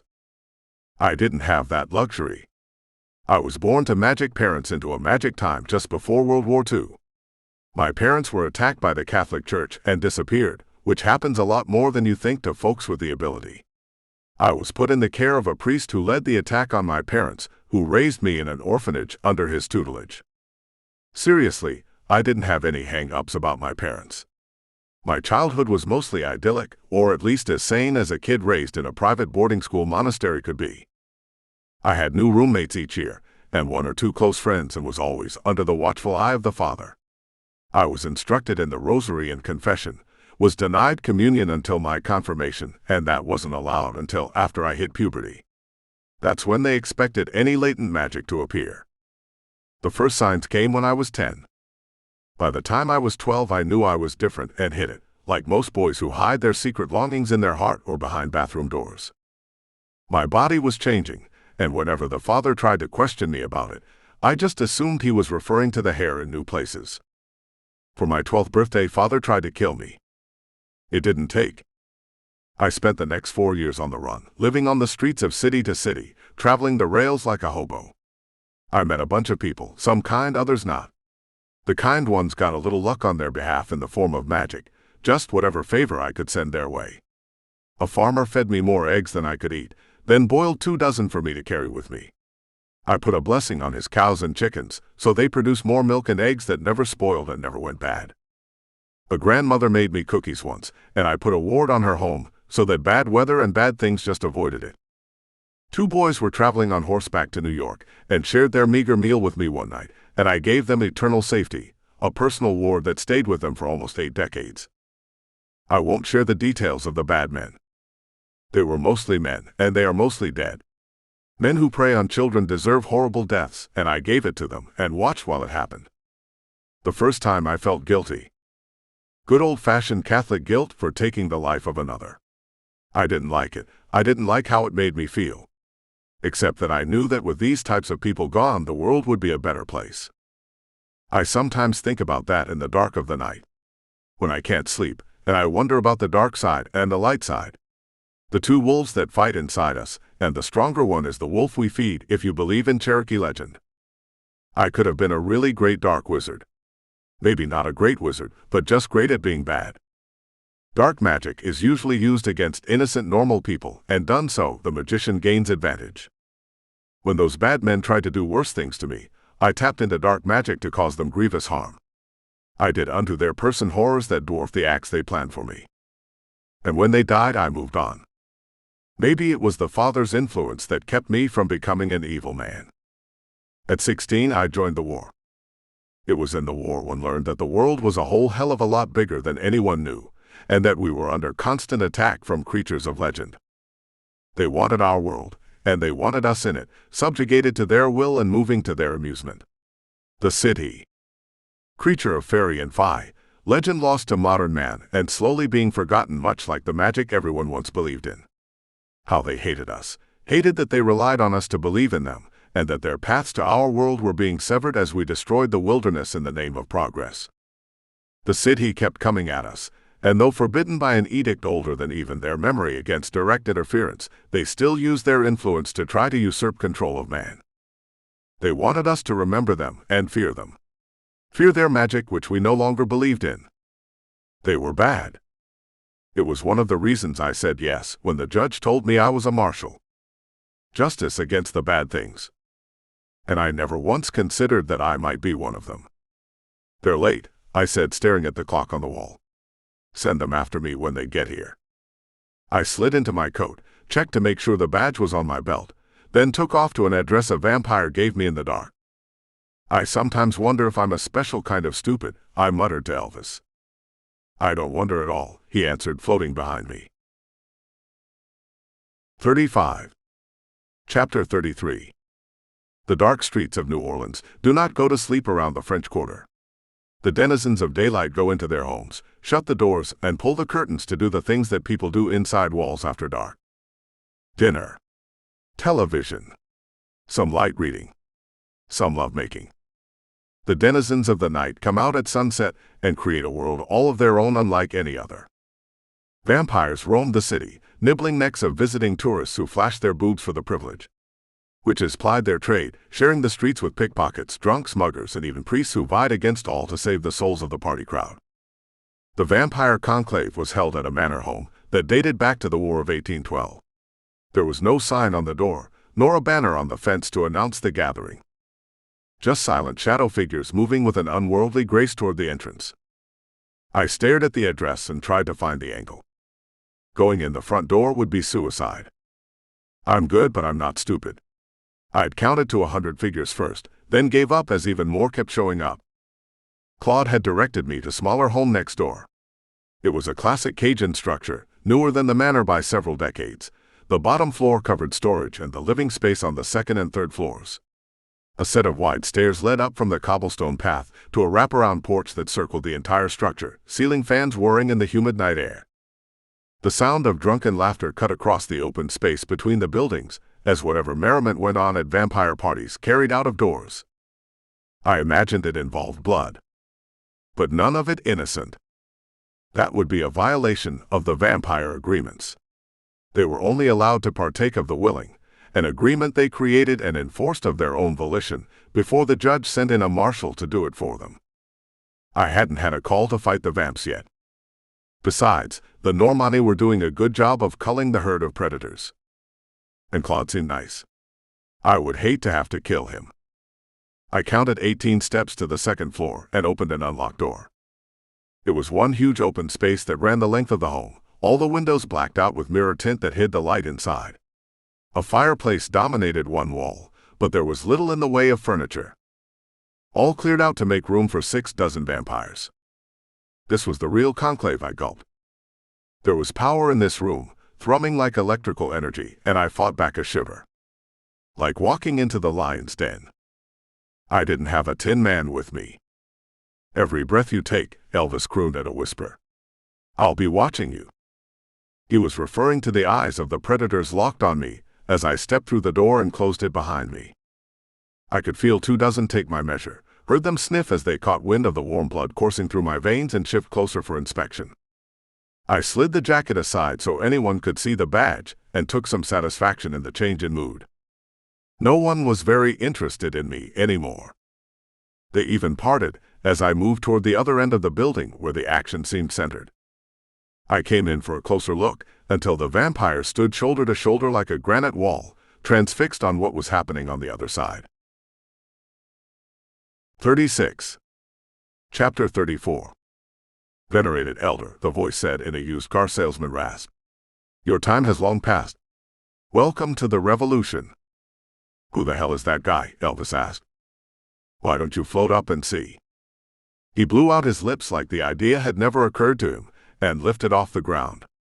He was back in a moment and looked bemused. Some clown with a bad dye job showboating, he said. Not one to miss a good showboat. I parted the vamps like the Red Sea and got a clear view to the guy talking. They did not like being moved by magic, and I heard mutterings, but no one retaliated. They were transfixed on the orator strutting around in front of Claude. He was ripped muscles and boiling energy, a peroxide blonde with spiky hair and rainbow sunglasses. He was also standing over a woman. She was spread out on a table like a buffet, tied down, so I knew this was no thrall making an offer. Hey, dye job, I called out. Who the hell are you? That got a few eyes turned my way. All of them. Except the girl. She had hers screwed shut like she was blocking out a nightmare. The showboating vamp half turned away from Claude and glared at me with red-rimmed eyes. You called the marshal on me. He sneered. Weak old man, you can't fight your battles on your own. Claude glared at everyone, and even I could tell he was still in fighting form. No vamp lived as long as he did without collecting a few fangs. But showboating requires a certain finesse, and the young blonde Nosferatu looked skilled at it. Tyler, he sneered and bowed as he introduced himself. Ty, I said. I hate to break up the party at the conclave, but your guest looks like she would rather be elsewhere. Tyler, he growled a correction. Isn't that what I said? No, he said. Pretty sure it is, Ty. I looked around to the other undead for support, but they were busy looking anywhere but at me. Except Claude, who was smiling. Like he knew a secret. And then I noticed they were all watching Tyler. Waiting. I will give you one chance to leave before I destroy you and feast on your bones. Whoa, that's pretty specific, Ty. Not to mention gross. Would it change your mind if you knew I kicked a troll's ass yesterday? Day before, Elvis corrected. Day before, I adjusted. I watched him. Personally, I think if a man is worth threatening, then he is worth killing first. Tyler was making a show for the audience of young vampires gathered. It would have been smarter for him to attack without warning. As it was, he flashed across the room like a vampire bat out of hell, ready to rain down some blood-sucking vengeance on my person. Magic at the speed of thought, I took a fistful of force and smacked him like a baseball through the wall. I was a little disappointed he didn't leave a hole the shape of a person in the opening. Home run. I called out. And the crowd goes wild. They didn't.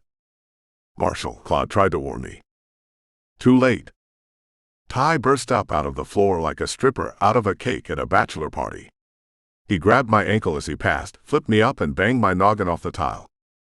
Remember that scene in the superhero movie where the big green giant grabs Loki and smacks him around a little bit?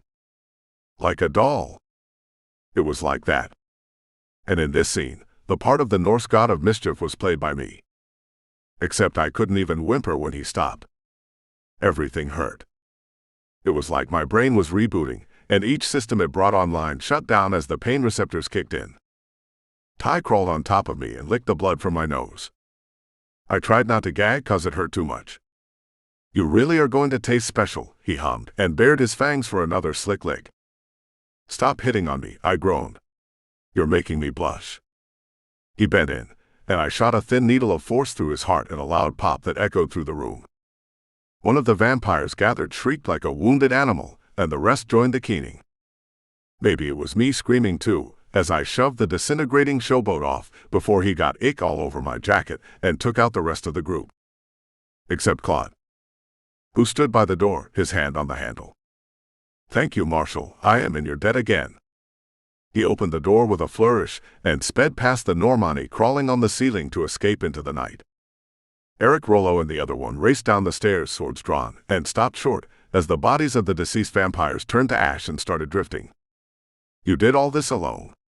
Eric asked. I made it to my elbows and knees, and then up on one foot. Don't everyone rush to help, I snapped. A beautiful naked woman morphed from the Hun by his side and rushed to lend a hand.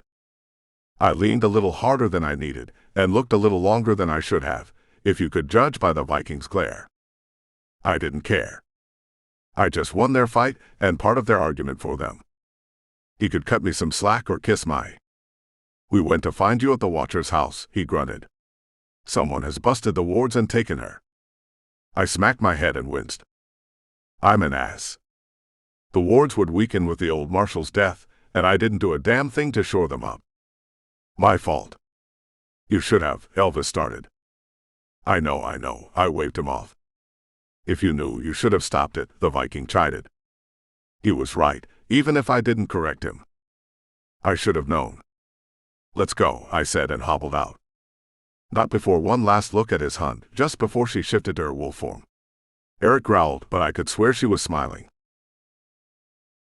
37. Chapter 35. War is starting, Marshall. It's been going on forever, I reminded him. Aye, he agreed, then glanced over at the blonde woman who was his hunt. I liked the tender look in his eye, the protective way he stared at her. Maybe he was appreciating the curve of her pert bottom in the yoga pants. I know I was. It's a different kind of war. He swiped his eyes over to catch me staring and was kind enough not to say anything about it. I checked with the Jarls and they've adjusted the threat level. Threat level midnight. He smiled, but it didn't touch his eyes. Threat level annihilate. The bloodsuckers have been around too long. We don't know who they have aligned themselves with this go-round, he sighed. But it's worse. Which meant it was going to get a lot worse. More innocent people were going to die. And I was off on a witch hunt. Literally. I wish I could join you, I told him. And I wish we had your magic by our side, Eric offered, a wistful tone in his voice. We'll find more. Or make some. He nodded and held out his hand. Good hunting, said the Normani. We used a traditional forearm grip, and I felt the tingle of magic inside him. He was possessed, but the spirit wasn't evil. I gripped harder, and took it as a challenge, tiny smirk turning up one corner of his mouth. I sent out some feelers and got an impression. He had a Viking warrior in his soul, an original berserker cursed by an Indian shaman up by Newfoundland almost 1,000 years ago. I sensed pain. And hunger. For vengeance. For justice. For freedom. The Normani nodded at me. He knew what I was feeling, what I was reading. He would be hungry forever, or until the vampires were eliminated, which was just as long as forever. They had been here since the beginning of time, feeding on the edge of humanity. No reason to think a shield wall would stop them permanently. But we'll protect them, he said as if reading my mind. Guess I needed to work on my poker face. The sheep need protecting. And we're the wolves to do it. Wolves eat sheep. It's the idea behind the principle, he said. That earned a smile from me. Luck be with you, I wished. It's better with you, he said. I've got the strength of my blade and just vampires to kill. You'll have to stop what the witchy women are doing. He gave me another nod, and I watched him walk over to join his werewolf. They linked fingers and trailed off toward the French Quarter and whatever undead needed killing on the streets there. I stared at the cemetery, in the direction of the river. There was some bad mojo brewing up there.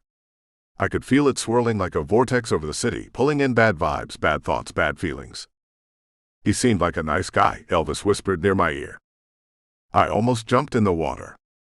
You need to be scared, he continued, a serious look on his ghost face. Another watcher has been taken on your watch. He didn't need to be a ghost to make me shiver at that. The Vikings had a job to protect people from the predators that hunted for their blood at night. I had a job to protect the world. And I was failing. I messed up with my watcher. I wasn't about to let it happen with another. We better hurry, I told him, and took off jogging to catch a trolley car to the cemetery. He didn't have a choice to keep up. 38. Chapter 36. The second St. Louis cemetery was smaller than the first, surrounded by the same white walls, populated with the same style of tombstone and mausoleums. A historic preservation committee placed plaques on the walls and changed the locks on the black iron gates every other year to keep vandals out. They succeeded most of the time, but couldn't hold back the ravages of time. Tombs that dated from the early 1800s dotted the landscape that took up most of an odd-sized city block. And the gates were open. Ready for this? I asked myself as much as Elvis. I wish I had more to offer, he said. Just be prepared, I told him. I can't communicate with the dead like you can. You didn't do such a great job with the living. He was right. I tried to make an alliance with Beth's coven, but they didn't show up. I couldn't blame them really. She was a weak witch, new to this world, and her coven was the weakest in NOLA. Partnering with the Dixie Mafia was a desperation move, and my asking for their help made me feel all the more desperate. I could have asked the Normani for help, but the vampire conclave demanded their attention. And knew wouldn't interfere, or couldn't. I wasn't sure which was closer to the truth. The fact that she shared so much with me about the judge surprised me. I couldn't think about that now, though. I needed my faith, my confidence. It was just me against the witches, and whatever monster they had conjured to Memphis and scattered to New Orleans. I wished I had a Valkyrie by my side. Fighting with my sister-in-law would have helped. She was one of the most powerful battle mages I had ever known, and her spell was the one that scattered these creatures to the wind. She had done it to save me, to save us when we busted up the spell, and now she wasn't talking to me. What do you do with a wizard who doesn't want to be found? Especially one who dated Odin, and who probably was hiding out in Valhalla even as I stood outside the wrought iron gates of a historic cemetery. Get in there, scaredy cat, I said under my voice. I can't move until you do, the ghost answered. Each journey of 1,000 miles begins with the first step. So does each battle. Full frontal. I screamed and poofed into the middle of the cemetery. Screw walking. 39. Chapter 37. You came alone. Gloria sneered. You are a fool. I blinked back the déjà vu and brought a spell to mind. She stood in front of a raised stone tomb turned into an altar. Hannah was tied to it, passed out or ensorcelled. I couldn't tell which from here. Gloria had the stone knife in one hand and a closed fist with the other. Phyllis, she nodded. The voodoo witch stepped out of the shadows and blew white powder into a cloud that drifted over my face. I've spent the last 10 years building up a resistance to iocane powder, I quipped, wiggled my fingers and knocked her out. Guess the time for talk was over. Marshall, Elvis warned. Then the demon stepped over her corpse. It was a soul catcher, modeled on the scales of justice and based on the Greek goddess Themis. In some reliefs she is pictured as a beautiful woman with justice on her mind. In the ones we don't allow humans to see, she is a monster with large flat scale plates where her hand should be. Guess which one showed up that night? I caught a bit of luck, though. The ritual hadn't started. A soul catcher needs souls, and setting the ritual in a place of the dead seemed like a bad idea. The demon took a swing at my head, and I ducked under the whistling plate. Marshall, Elvis called out again. Gloria began chanting, raising the knife over her head and concentrating on a symbol carved in the stone of the tomb. A resurrection glyph. Designed to bring back the dead. Like the body of a 30,000-year-old saber-toothed tiger. Or the couple of thousand people buried in the cemetery. A couple of thousand souls that would satiate even the most hungry demon soul catcher.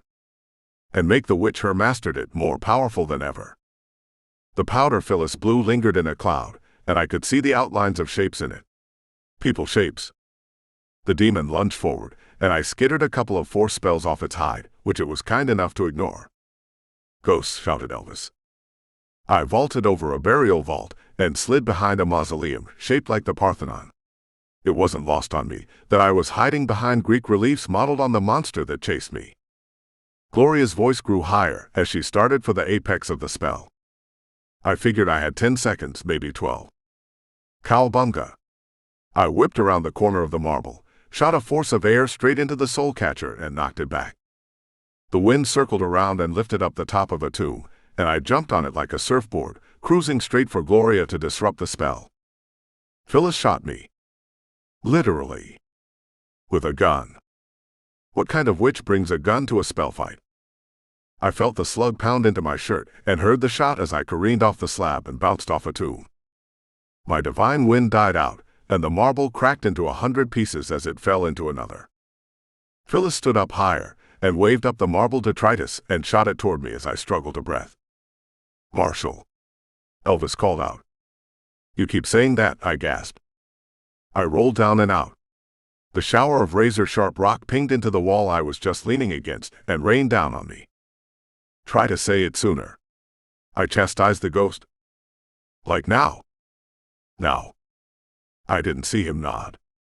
The soul catcher lashed out with a scale, caught me on the side, and pounded me through the air to land in a heap on the other side of the cemetery. Ouch. I stood up, saw the knife start to fall, and had just enough time to think a thought when Harold showed up. Phyllis may have brought a gun to the fight. I brought a 2-ton saber-toothed tiger. Technically, I didn't bring him, but Beth and her coven rode in like the cavalry. They weren't much more than a distraction. But Harold was the real deal. He plowed into Gloria and knocked the city on her ass.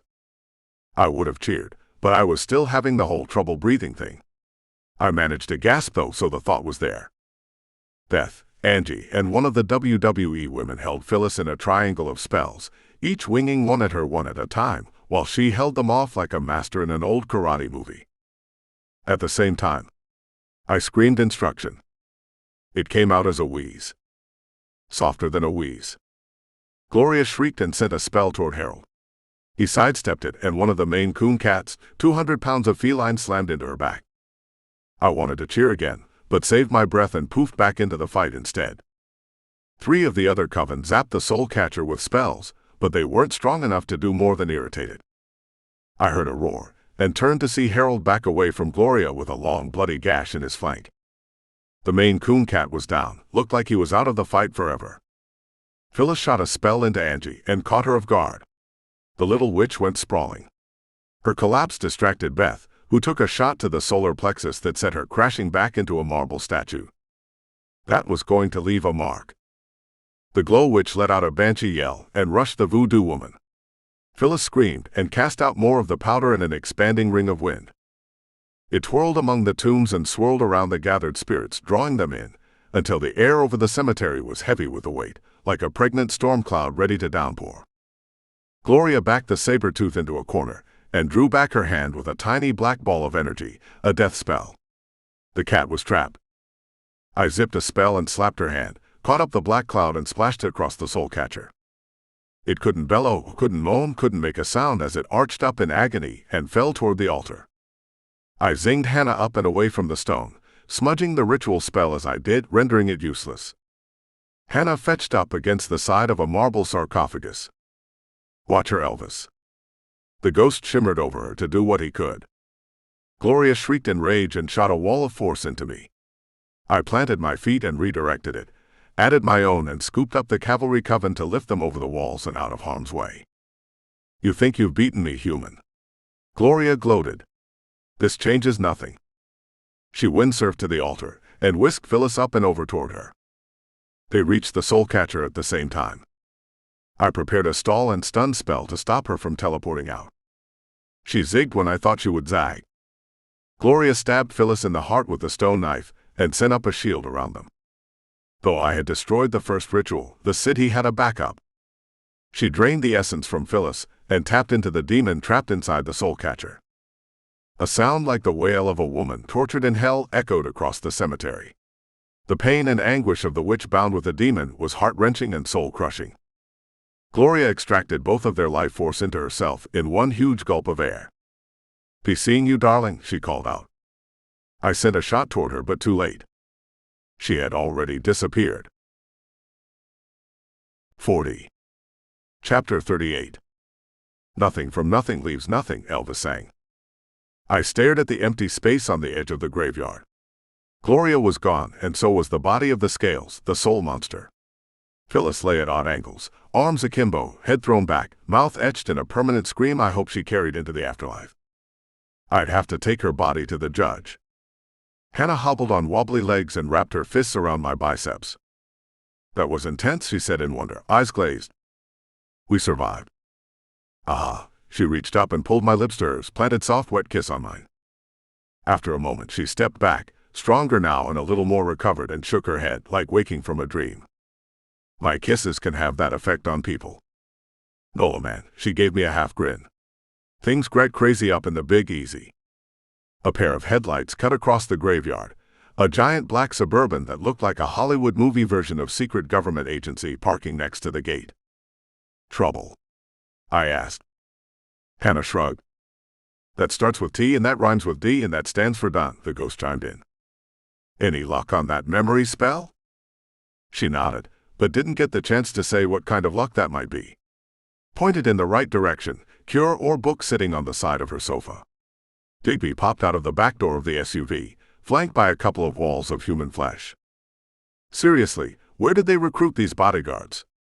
Ex-NFL combined players RUS. The trio weaved their way through the piles of dust, Digby smiling and concerned at the same time. His hair didn't have a strand out of place. Marshall, he chirped. Digby. Digby Richmond, he held out a hand to Hannah. Damn glad to meet you. Hannah, she introduced herself. The Watcher, right? Did I get that right? I'm still learning about all of this. You're here, Digby. The two mountains of meat shifted closer to their boss. Guess that came out a little harsher than I meant. Right, Daddy says I need to focus and stay on point better. Always be improving, that's my motto. One of them, anyway. Dad says he can't hold off the authorities any longer. You have about 5 minutes before several departments descend on this place en masse. That was nice of him to warn me. I know, right? Weird. You ever wake up to your daddy one morning and realize he's got all this stuff up in his head, and you just wish there was a way to scoop it out and put it in your own? Gross, Hannah held her head. I've had my fill of zombies. Digby shivered. I didn't mean it so grotesque like that, but more like a knowledge transfer. I spent most of the past decade thinking Daddy was just a criminal and thug. Turns out he's got a lot more going on than I thought. 3 minutes, grunted the bodyguard on his right. Right. Got to go, Marshal. Digby held out his hand and shook mine, then Hannah's again. The duo began to escort him back toward the SUV when hell broke loose. It was in the form of flashing lights and roaring engines, all sliding to a stop around the entrances to the graveyard.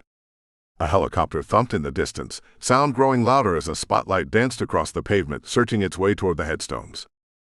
Is your watch slow, Digby? He held it up and glanced at the silver face, shrugged. I extended the thought, and poofed us all a couple 100 yards away in a blink. Teleporting. Movement at the speed of thought. It's incredible when you have a ton of power to do it. Not so much when it's unexpected. I was ready for it. No one else was. Hannah collapsed in the street with a shriek as she lost her balance. The left bodyguard bent over and threw up his lunch into the gutter. The right one fainted. Only Digby seemed unaffected. That was so awesome, he squealed. We could see the strobing lights outside the graveyard up the street. We were outside of a perimeter that law enforcement established, so we were safe. Hey man, a small tour group bustled over to us. That was some cool magic. Can you do that again? I saw someone do that in Vegas, sniffed another in a haughty voice. Street magicians are bums, another muttered. No man, right out of nowhere. Bam. Hannah climbed up and found her street legs again. Body. Elvis whispered in my ear. Crap. We forgot the witch inside the fence. The cops were going to stumble over it any second, and then things would get complicated. You steady? I took Hannah by the shoulders. Can you make it home? She nodded. I turned to Digby. They're going to have questions about your truck. He waved it off. Daddy will take care of it. Hey man, do something else, one of the tourists clamored. I stuck my hand in my coat pocket. Pick a card, I told him and jerked my hand in the air with a shower of sparks. I poofed while they were distracted. Over the body, in the cemetery. At least I got the location right. Freeze. Don't move. I looked over at a rookie cop, gun shaking in his hand as he aimed it in panic terror. Hands in the air, he screamed again. You said don't move. He pulled the trigger. I watched his finger go white on the metal. This was going to hurt. We appeared in front of the judge just as the bullet hit my Kevlar lace t-shirt. I plopped over backwards on the hewn stone floor of his chambers and landed on the stiffening body of the witch. You couldn't have done that a second sooner? I groaned and rubbed my sternum as I got up. Pain radiated from my lower left rib cage, and I could tell it was going to bruise. The t-shirt was designed to stop penetration from bullets, claws, and anything that tried to get inside my skin to the tender bits and morsels. The magic and Kevlar weave could do that, but the force of the blow still had to be dispersed somehow, and I hadn't figured out the magic of the quantum physics yet to redirect it. For now, it manifested as pain. Lots of pain. But at least I wasn't leaking. I crawled to my feet and stared at the judge as he sat in his stand. I could see now that it was modeled on a throne, and once your eyes are open to something, you can't unsee it. It looked pre-Celtic in origin, an ancient design that probably served as a daily reminder of what he had to do to get his power. He stared at me with overlarge eyes from behind the round spectacles and didn't speak. I didn't say a word, just nudged the dead witch closer to him. I could still see the ghost of an image on his face, the general he had been in the past. But 12,000 years tend to make you look different. I supposed only because he did indeed look different. An old man, no, older than I had even imagined. A wizard who had seen more death than anyone save the Grim Reaper himself, if he was indeed real. If there were dragons and gnomes and leprechauns, I suppose there was a harbinger of death, perhaps even one of the 4 horsemen of legend. He sighed. It hurt me to hear it.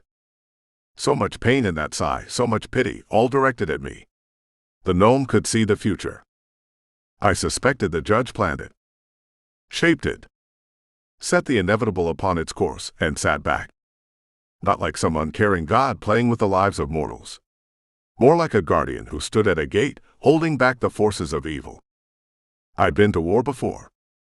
I know what it can do to a man's mind, even one made strong by magic. Constant battle makes a soul weary, or worse yet, the quantum aspect of battle changes the very nature of the soul. Exposure to the worst things in the universe, the most vile and evil things man can imagine or not, change the very nature of the magic we have inside each of us. Positive thoughts yield a positive life. It's quantum. Negative thoughts must therefore yield a negative life. It let me return his gaze and reverse the pity. He shook his head. Like speaking to a kid. A sharp kid, smart and knowledgeable, but in the way only those who read books can tell you about the Sistine Chapel. They know of it, but do not know it. That's how he looked at me. Like he had a secret he couldn't share because I wasn't ready for it. Are you ready? He said in a Midwestern American accent, still sounding like the Colonel from MASH. Saddle up. He raised a finger and pointed. Why didn't you tell me? I called out before he pulled the poof on me. There it was. Another sad look. He blinked and I knew. Like he put the thought in my head, and as soon as I thought that, I knew he had. He wanted to tell me but was afraid. Afraid it would break me. Afraid I wasn't strong enough. He knew the road ahead of me, knew where it ended, how it ended, and even though he wanted to help, he could not. Or rather, he was helping, but in ways I couldn't see, didn't know. But I was strong enough for it. The longest-lasting marshal he'd ever trained. Not the most talented, though he could have left that thought out. But certainly the most tenacious and clever and resourceful. And lucky. Damn lucky. He made me think all of those things, let me know that's how he felt, all in the blink of an eye, an epiphany that filled me with a sense of confidence. Then poof, he was gone. 41. Chapter 39. Poof. Or rather I was. Damn it, I said. You would think that he would poof me where I needed to do the work. Something like 4 Corners or the edge of the Navajo reservation. Why would he send me back to New Orleans by the river? Don't scream so loud, he'll hear you, said Elvis. I don't care if he can hear me. He's supposed to be the most powerful wizard on earth, and we're up against a deadline. But he doesn't send me any closer to the action. It doesn't make sense. Maybe he wants us to take the train. That I could understand, I screamed at the ghost. But if that were true, why didn't he put us at the train station? I heard an insect hum, and looked up to see a dot on the horizon. If that's a dragon, I'm going home. It wasn't a dragon, or if it was the most erratic flying dragon I've ever heard about. I'd never actually seen a dragon, so could only relate what the tales had told. Whatever this was weaved through the sky like a bumblebee. As it got closer, I saw 2 wings and heard what sounded like a lawnmower engine. I wasn't going home. But I think I found how the judge wanted us to get to the southwest. The plane lined up on the levee, cut the engine and glided into a shallow stop on the short grass. A little man hopped out of the rear seat and walked straight up to me. Marshal. He had a funny accent I couldn't place, and I realized why when he pulled the goggles up off his grease-stained face. Another gnome. I am, I told him. Sister said you might need a ride. He gave me an exaggerated wink. Sister. Our medium. She said to meet you here and give you a ride wherever you needed to go. I'm all gassed up and ready to fly. Are you sure that thing is safe? Elvis asked. You're a ghost, I reminded him. What are you worried about? He floated over to inspect the plane, thin fabric over metal struts and a small engine at the front twirling a wooden propeller. It looked more like a toy than an aircraft. I wonder why he didn't send a Lear. She knows I don't have one of those, said the gnome pilot. I built this one myself with my own hands in my shed. I didn't want to tell the poor creature that it looked like it. Ready, he said, and invited us to the contraption with a flourish of his hands. As will ever be. I trudged to the plane and let the pity wash up for a moment. On a commercial flight, I could have taken a nap. I didn't think my sphincter would relax enough in this plane to let me breathe, let alone sleep. The gnome hopped in the back, then stepped on the wing to climb in the front bucket. "Careful," he called out as he dropped giant bug-eyed goggles over his eyes. "Don't want to hurt the wing. We need that to fly." "Wings and prayers," I settled in and buckled up. "Those help too," he called out, spun the end of the plane around and gunned it for the river. It was probably Elvis screaming during the whole takeoff. The end.